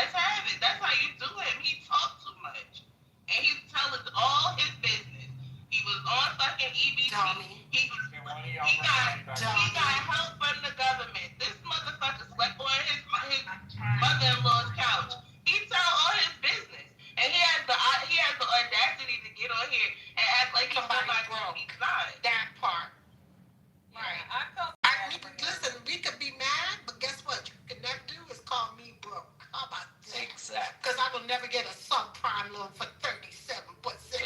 That's Crazy. And that's what we were talking about, like a line of credit, and he just came out as if he was stunting on us, and then the room just, and even in the chat was like, bro, I was like, TC, that is not good. He's like, yeah. I'm confused because I was told that he PTR'd an 850 credit score. Correct. Now, I know for sure at 850 credit, no way you're getting anything near 37%. Y'all do know that Photoshop. Hold on. Y'all do know that Photoshop is a thing. Y'all niggas need to stop fucking believing everything that y'all see on the PTR. Cause that don't mean nothing. I can make anything. I can make your birth certificate, okay? On a motherfucking on Photoshop. So stop believing the bullshit. Especially you, CEO. You like just falling for all of the bullshit today. Well, what stands out to me is him not knowing. I ain't gonna lie, y'all, because I ain't got no Wait, I'll see if I can bring it so up. I ain't even gonna lie. Hello? Thank you. Where is TC? So listen. Back up so many times I can. I just try. So TC has a perfect credit score, but he got a 37%. Can y'all make that make Where sense? is he? He needs to There's nothing you guys are tell him that He to needs to leave chat Roar and come back. or something, because I don't even see where. I know anything about credit. So, no, but hey, CEO, since TC is your boy, you got an 8 I'm back on credit stage. score. I'm back. Who doesn't believe I have a near perfect credit score? Who doesn't TC, believe you it? brought Hold on, that hold on, in. Not near You perfect. said 37. Yeah. You literally did that to me, bro. Like, come on, just own up to it. My credit score, listen, my credit score is without reproach. I will do a FaceTime with anybody on this stage that I trust, and they will be able to see my credit score. Come back on here and tell you guys. Score, we're talking No. Hold on. Let's do our thing too. I will give anybody $500. I will give anybody $500 right now. I don't care about If they can bring me a clip, of me saying I spent 30% APR on a loan, on a line of credit, I will put any amount of money, whatever you guys want. All right, that's number 2. Number 3, what I said was, and I was very clear. Let's make a bet. You call me and FaceTime. If you FaceTime me, you got an 850 credit, I'll send you $500. Let's make that bet. First off, I don't trust you, so I'm not doing. No, you don't. No, I'm not done with you at all. So again, if we're not talking about, hold on. So if we're not talking about your credit score, I'll take that bet. It's fine. So here's I will take that bet. Here's what I'm having to do. I'll pay anybody $500 if they can get the clip. Okay, I used a 30%. No. You said you got an APR credit score. So what I said, and I know what I said. What I said was, and I was very clear. I was very clear. What I said was, I had a line of credit that was offered to me at 28%. Bro, that's not better. Well, now he's 20. Listen to me. If you guys want to keep spinning these lies, I'm gonna wait till y'all done. Terrible. That's a terrible APRs, dumbass. What's wrong with you? So Brooklyn. You see, I gave him a bet to make $500. Yeah, He's not but taking it. he made. So I said they offered me an APR of 28%, and I told them Easy. You that could they are FaceTime crazy for with offering me an CEO. APR of 28%. They turned around. 28% is bad, CC. Are you ready to officially? Here's what we'll do. We'll take your $60,000 line of credit, increase it to $138,000 line of credit, and give it to you for 18%. And I said, hey, how about this? How about this? How about this? There is no way. There is no anybody in this room. He's running away from it. Anybody in this room He's running away from can the tell me I really don't care about you. A 28% inch APR on a line of credit. That's usury. And you expect me to come down to your level and say I'm spending 30% APR on a line of credit. But the lies, you guys keep doing the lies, and then I stay here to just refute the lies. my word for it. Like, nobody has to believe me. Like, I'm not asking for anybody. You just said 28. So what I did I didn't get the number right exactly, but I was lying. Nigga, get the fuck out of here. The point is that your fucking credit is bad, bitch. Cause you have a better motherfucking APR. I know you're The a liar. fuck you talking about? So TC, hold on. Real man TC, if you got that money, let's make the $500 bet. I will send $500 to CEO. You send $500 to CEO, and you call CEO. CEO is very trustworthy. His real name is on here. We know who he is. Boom. Make that bet. Can y'all tell him Or you in shut the the fuck chat that 28% APR is still predatory? And he was bragging, y'all. He was talking about those little notifications that we all get in the mail that say, "Hi, you qualify to borrow money, although the full credit, and you can get 200,000." Well, but those 60K is a very small amount for Yes, business loan. I feel like so for a bad for business TC. advance. It's 60K nothing. would like for a business? TC, just you could literally get a personal loan. If TC has an 850 credit score, hold on, just if TC has an 850 credit score, he can literally get a personal loan unsecured, uncollateralized for up to 100 and something grand. Right? Yeah, probably like 150. If he has 850 credit score. Oh, they're gonna hit. No, he was trying to cap, and that's the way that he capped, which let everybody in the room know, as Brooklyn said, that he doesn't know shit about no fucking business, because that. Okay, I'll tell y'all this much, right? I'm not going to say whether he's lying or not, but I'm going to tell y'all something. I actually really understand credit. I've done credit for a long time. We have what's called tier 1 credit, right? And I want y'all to really understand this. Y'all can double check me all you want. I'm only going to speak on what I know. Once you get into what's called tier 1 credit, which is 750 and under, there's no different in an offer that you get between a 760 and an 850 at all. None. They're going to look at your debt to credit ratio. No. Right? Hold up, let me finish. They're going to look at your debt to credit ratio, your DTI ratio, your debt to income ratio, right? But they're not going to say, oh, you have an 850, you have an 800. He's got a better credit score. First of all, it doesn't work like that. Second of all, when you start talking about 28, 25, 24, we're talking about subprime credit offers. You do not get that once we have over 750. Those are not the kind of offers you will get. You will get offers that say no interest for the next year, interest free for that. They'll try to incentivize you because they want a piece of your good credit. They will not incentivize you. Rather, when you're getting anything over 20%, you're getting, if you're getting an 18%, you're getting fucked. That is not what good credit offers sound like on any level. So Gemini, I would just want to say and confirm, right? Because so credit score 80, APR for all the cars that we have right now, right? It's pretty high on a car loan. APR on a car loan is 1.9. I mean, that's what you're gonna get. What's going on here? If you have a long history, and like you said, you have debt. Are we on credit ratio? Why are we talking about credit? We were making. Never mind.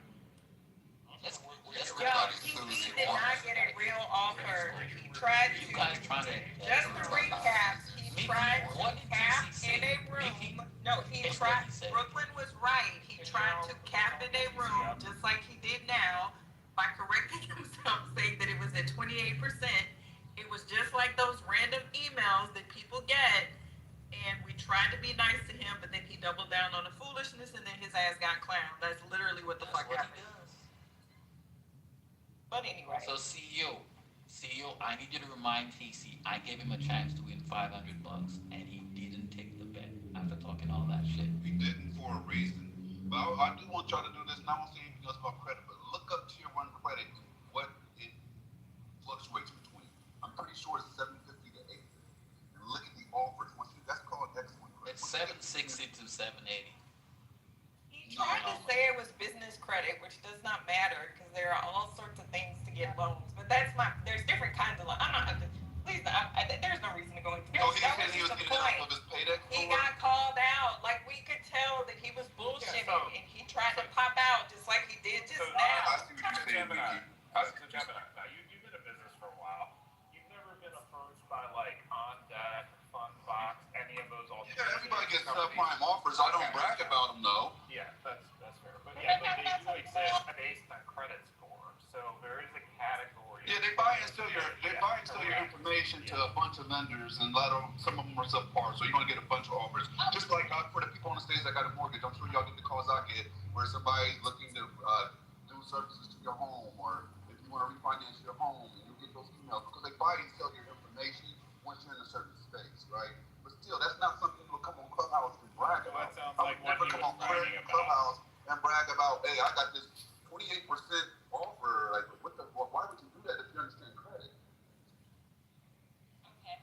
It's TC, man. You guys trying to go into the mind of TC. Can we talk about something else? Because we've been on TC for hours. Hey, I know I got TC says, what did TC say? Equity isn't equality? What was the He exact did quote? say that. Yeah. Well, I mean, we're not. Yeah, I mean, it's true. By the way, I mean, it's not a controversial. Yeah, you crack me up, bro. You're the most semi-MAGA. You're the true semi-MAGA. I know. You a closeted MAGA, so I keep calling you out, but you don't be taking it. He say your TC passenger side seat. I don't know what's up. I know. I told y'all before, I don't like it when it's 12 against 1.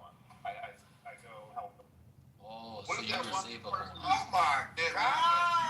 I'm going to fucking blow up. Why are you okay? What sense does that Because make? it doesn't make the conversation any good. Because the But conversation if you don't agree with the one part that everybody. That doesn't want them to be heard. Why? Oh, he was definitely heard. And TC don't help him to be heard. That's the thing TC needs help with is to help him be heard. He definitely knows how to make himself heard. I just don't get that. Like, what Justin, all seriousness, stop joking. So here's the issue with TC, right?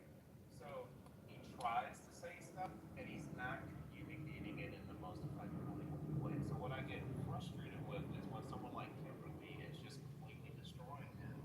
And part of the reason he's destroying him is because he's not saying it in a way that lands to make him. Well, but it's also because he's not saying it in a way that lands the best. So that's the whole point.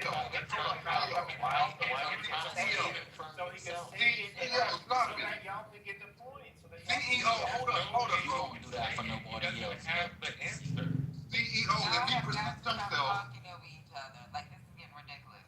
And I told y'all, wait, check this out. And I told y'all about dropping people.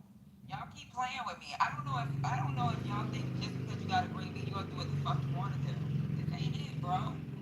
Like, we trying to have conversations. Y'all just drop people when you fucking willy-nilly. We're not doing that today. Please. Just please. If I drop somebody, I'll claim it. Like, come on, y'all, please. I really love y'all. I really depend on y'all to help me make these rooms work. But if you don't want to make it work, then please let me know and we can let you go. It's not a big deal. TC, here's the thing. I actually have a very, very hard time expressing my thoughts very clearly. Right? But nobody comes in and stands here with me. One more thing, y'all. So I do have a room and chatter going on right now. We're trying to do this thing. Me and Lady is trying to do this thing. So I got Nelson on stage. Go ahead, Nelson. No, absolutely. Listen, man. Patty and Lady told me that they want to start, adding that visual aspect of them on camera into these rooms, and I was like, you know what, like, your followers are gonna go crazy when these guys on camera doing these rooms, right?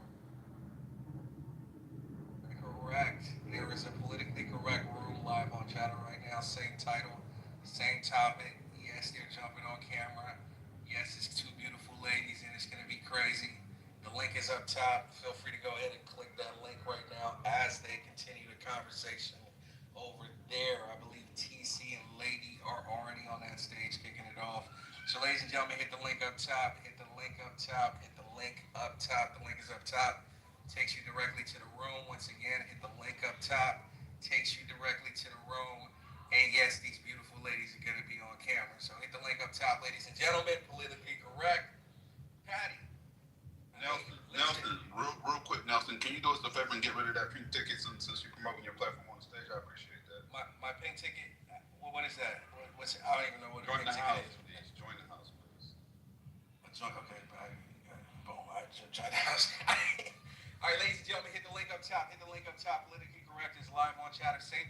topic, same players again. TC's on stage, so it's already going crazy. And yes, these beautiful ladies are jumping on camera, so hit the link up top if you want to consume, Patty and Lady and et cetera, camera content, et cetera, et cetera, et cetera. Once again, if you had the old version of Chatter, simply just delete it, download the new version from the store. Hitting the link up top will trigger you to do that, and you can just log in with your existing information. You'll be able to join the conversation over there. Patty, if you guys... I think you went to, you got my... Oh, I'm in a matrix? Okay, go ahead. Okay. Yeah, so chat, Patty, you guys have kicked off over there, right? The room's going? Yes, it is. All right, ladies and gentlemen, hit the link up top. Hit the link up top. The link is up top. The link is up top. As they're coming into the chat room, guys, feel free to pull them on stage so you guys can continue the conversation. So TC, Trelly, Lady, feel free to pull your people on stage so you guys can carry on with the conversation. Again, if you don't have the app, use the link up top. It'll trigger you to download that, and you can continue the conversation over there. Link is up top, ladies and gentlemen. Link is up top. Politically correct is live on Chatter right now. Link's up top. Link is up top. Chat, I think you can cut off my stream over there on Chatter. You guys can just continue the topic over there instead. And yeah, let's rock and roll. Links up top, guys. Links up top. So are you saying the link is up top? Yes, sir. Just click the link up top and it takes you directly into the room. Just click the link up I top. don't know why. I'm not even able to log on. Where's the link up top? What happens? Where's the link? I already have an account, but it's not letting me log in.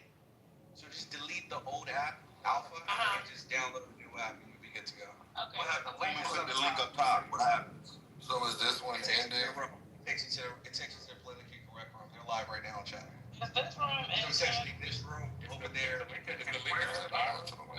right in the center if y'all are not listening. The link is not at the bottom? I'm good. I just want to know if this room is ending.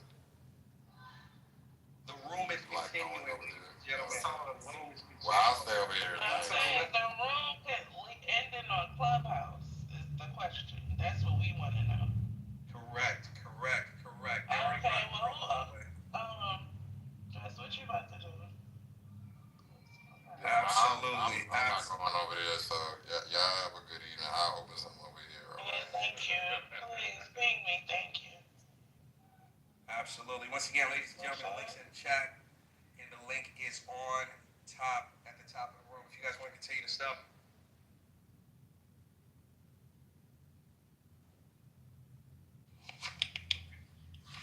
Hey Nelson, your mic is messed up. It went down. For real? What the fuck is going on with my It's mic? back. It's back. Hey, Nelson, I didn't hear what the link was. Yeah, it's back. Yeah, so the link is in the chat, and the link is up top at the top of the room. The link is in the chat and up top at the top of the room. I keep dropping it in the chat, but... And what do you click it? You click it to go there? Yeah, you just click on it. It takes you there. Click on it. Download the app if you don't have it. And we'll see you over on Chatter. Exactly. Just click on it. Absolutely. Once again, So is the link in the chat or is the link up top? It's in the chat, brother.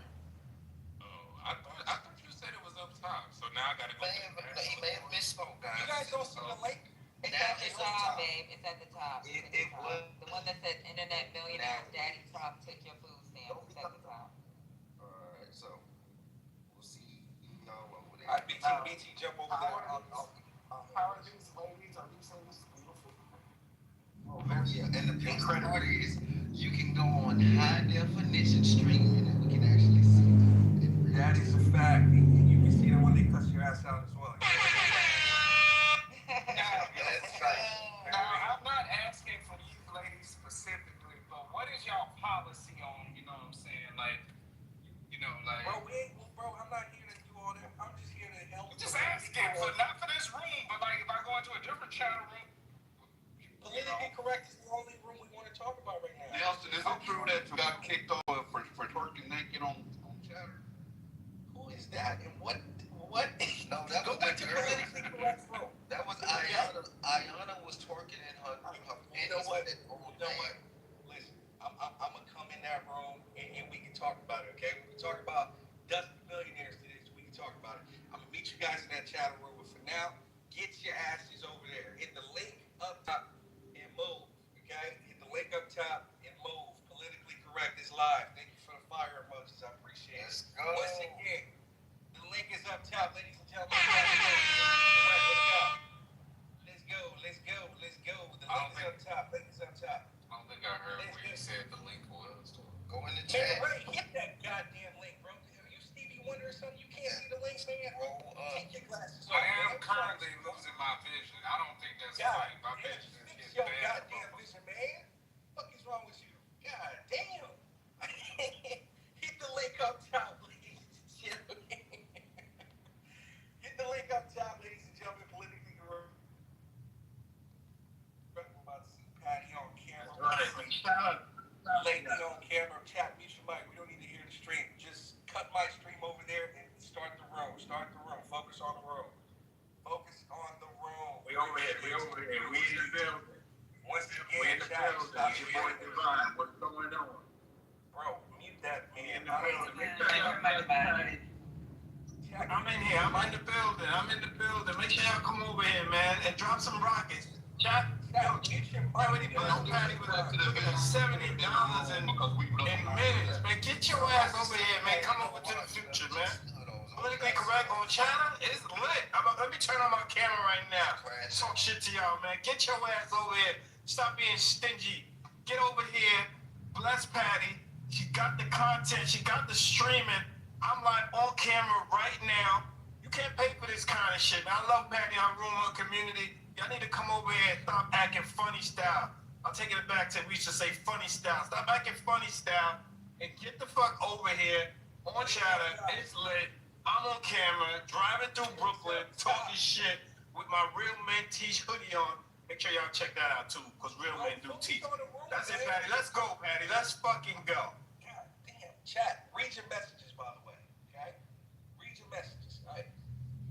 Mute your mic Thank you, Divine. on Clubhouse. Correct. That's what's up. Look, come on, y'all. Oh, let me. I'm so muted on my God damn. Golly. Bye, y'all. All right, bye, y'all. Wait, what? Am I tripping or something? I'm not. Okay, I'm good. Okay, cool. All right, ladies and gentlemen. Just to get people over. Wait, what the fuck? Like, geez. Damn.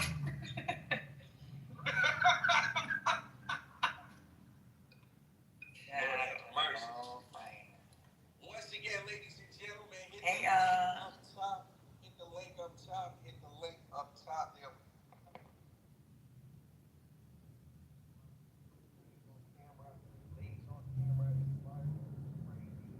Getting his ass whooped by some beautiful ladies. It's absolutely insane. Hit the link up top, ladies and gentlemen. Yo, the UK niggas in the building. What you saying, motherfuckers? Man, move up. Click the goddamn link and move over to Chatter, man. Fuck these motherfuckers. Hit the link up top. Hit the link up top, ladies and gentlemen. Hit the link up top. Link is up top. Link is up top. All right, let me adjust this. Yeah, Chatter. Boom. All right, fantastic. Okay, once again, ladies and gentlemen, links up top. Politically Correct is live on Chatter. Absolutely crazy. I am Patty's Employee of the Month, so that's why I'm doing the actual situation myself, unfortunately. So once again, the link is up top, ladies and gentlemen. If you would like to continue this conversation in Politically Correct on Chatter, the link is up top. Go ahead, click link, and it'll drop you right into that room. If you do not have the app already, that is fine. The link will automatically take you to the App Store or the Play Store for you to download the app, and then you'll be able to jump into Politically Correct on Chatter. You can argue with Patty on camera. You can get cussed out by Patty on camera, can absolutely destroy TC on camera. Once again, the link is up top. Quinn, let's go, man. Why are you wasting time, Quinn? Let's go. Click the link up top, Quinn. Come on, man. Let's go. Click the link up top. Let's rock and roll. Links up top, links up top, links up top, up top. Click the link, click the link, click the link, click the link. Politically Correct is live on channel. Once again, politically correct. So what are you doing here, bro? Just listen to my voice. God, what's the point? Just click the link. Go join them, man. Click the link up top, ladies and gentlemen. Politically Correct is on chatter. Politically Correct is on chatter. Ramona, so it's the same room, just on chatter. So it's not a different room or anything like that. I'm just here to help move people over. You know what I mean? So it's still the same room, same people. They're just on camera. It's just a little bit different, right? But it's the same room, same people, not a different room. Again, the link up top is a politically correct room. The title of the room is Internet Millionaires Daddy Trump Took Your Food Stamps, right? So it's the same room, same people, same content. It's Patty's room, ladies' room. I'm just here to help facilitate you guys jumping into the right room as you move over to chatter. Once again, click the link up top, guys, to continue the room. It's a fun experience. It's crazy. It's viral, and you get to see these ladies on camera. So what's better than that? Better than keeping up with the Kardashians, in my opinion. So once again, the link's up top, ladies and gentlemen. The link is up top. Click the link up top. Click the link up top. Politically Correct is on chatter. Link is up top. Damn, that's what I'm talking about, Sanu. I told you they're on camera, man. I told you it's fire. So yes, link up top, link up top, link up top. Go ahead and click it. Politically Correct is live. Once again, go ahead and click it. Politically Correct is live on chatter. The link is up top. So click the link, click the link, click the link, click the link, click the link, click the link. Once again, click the link. If it's not working, just simply download the Chatter social app on the App Store or the Play Store. Open it up, go to Live Now. Boom, Politically Correct is right there. You can easily just jump in. Okay? If you had the Chatter app last year in private beta, delete it, download the new app, and then boom, Politically Correct is live. Once again, Politically Correct is live on Chatter. Links up top. Links up top. Man, I'm losing my goddamn voice. Yeah, links up top. It's actually pretty cool, guys. Like, the app is pretty cool. You can put GIFs in the chat, which is actually kind of cool.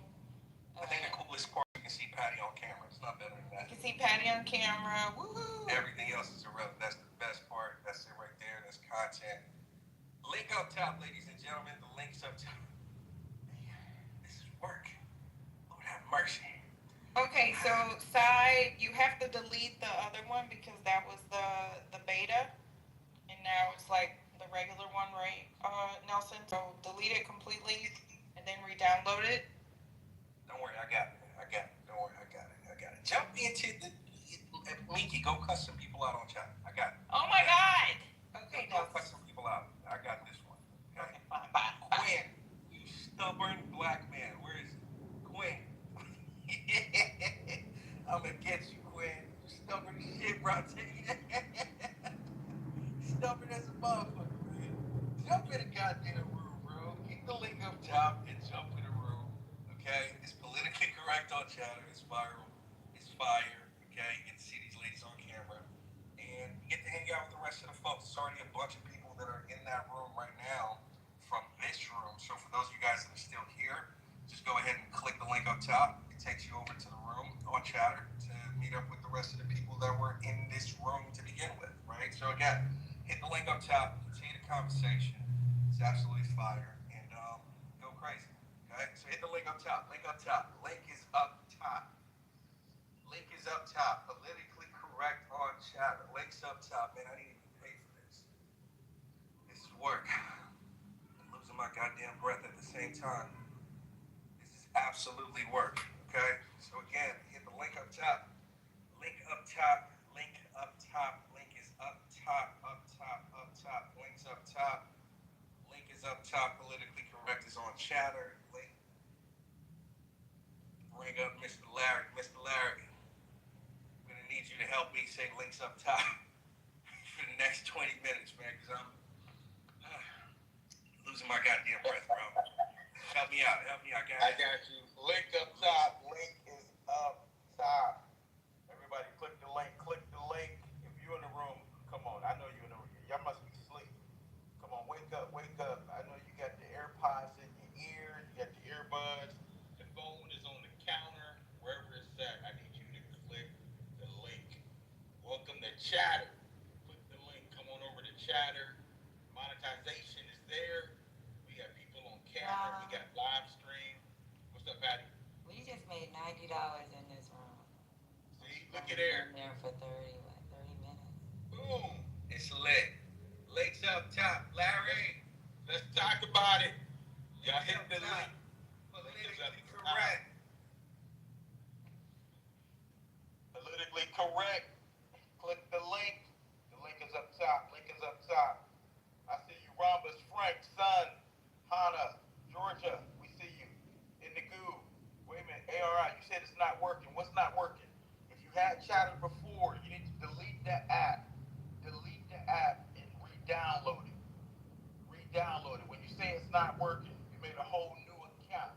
It's not working. Are you sure it's Chatter Social? Chatter Social. Everyone in the room, click the link. Click the link. We're on Chatter. We're on Chatter.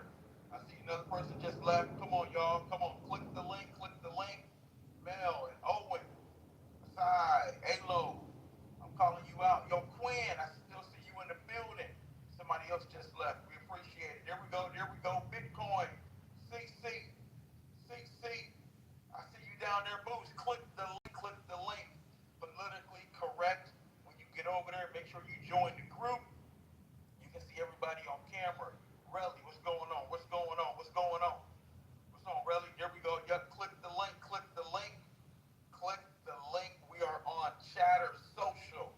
If you had the app on your phone and it's not working, go ahead and delete the app. Go to the App Store, Google Play Store, and re-download and sign in.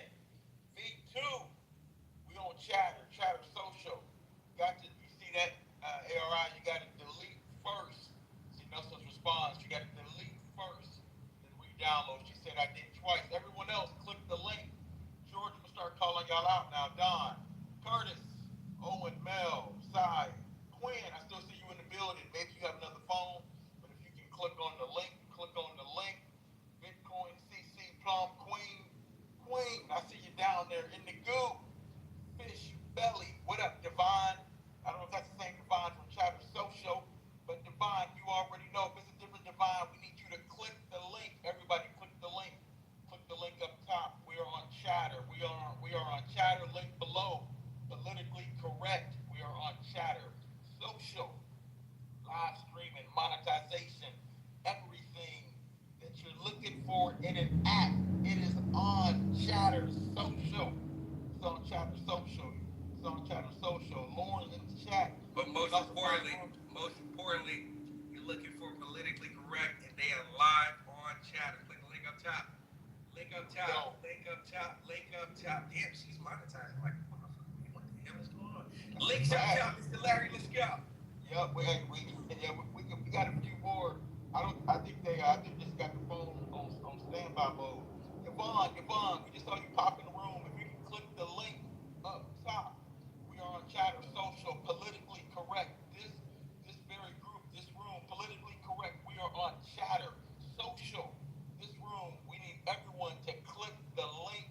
Click the link. Cy Smith, if you had the app before, just please delete the app, then re-download. Thank you for somebody else just went over there. Moose, everyone else, we need you to click the link and look for politically correct and join the room. Chatter Social. Use the link. In the chat. Nelson said to download, but we are on Chatter. Link is below. We are on Chatter Social. We are on Chatter Social. Politically correct is on Chatter Social. Politically correct, again, is on Chatter Social. Helena, Yvonne, I see you came back in the room. Prayana, we need you to click the link, boss man. Prayana, we need you to click the link.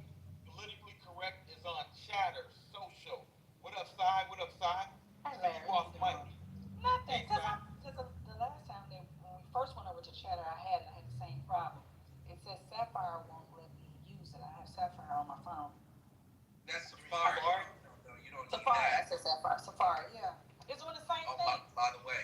I just dropped Atlas. You gotta go get Atlas, by the way. It's a fantastic browser. I was testing it yesterday. Crazy about the nut. That's about Put it in the chat so I can look it up. Maybe I'll use that one. You know what? I'll put it in a chatter chat right now. How about that? Thank you. Not chatter chat. Did you put it over here? I'll put it in the chatter chat.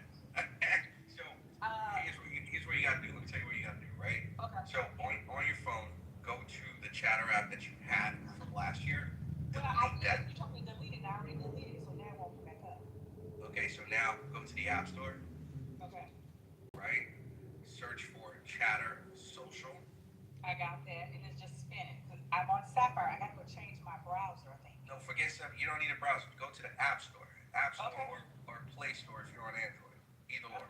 If you think it's Safari or what you call One second. Just one second. So, are you on the Play Store right now or App Store? I am. I'm on Apple. Okay, so just search Chatter Social. Got it. Download it. It's spinning. All right. But then it pops up and it says Safari not responding. Why is it popping up Safari for you? I don't know. That's some weird stuff. She could, that's what I was gonna say, she could possibly delete out Safari. No, that's Change weird. my browser. No, why is the App Store opening your browser in the first place? That's not typical.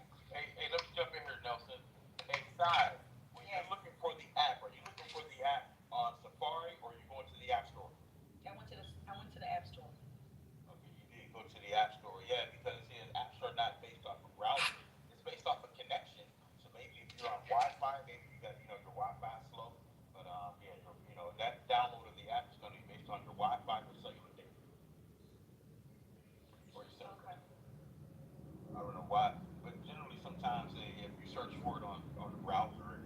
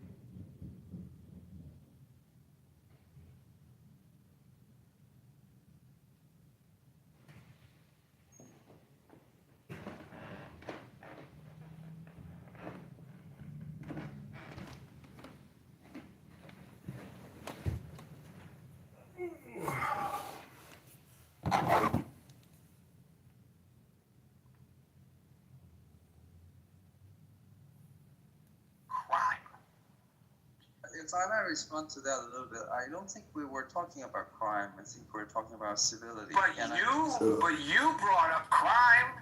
So why did you bring it up if you didn't want to talk about it? Well, it's one of the data points that I think correlates to what I'm saying. But even if you measure civility, I think it actually depends more on education more so than crime. But yeah, we can have that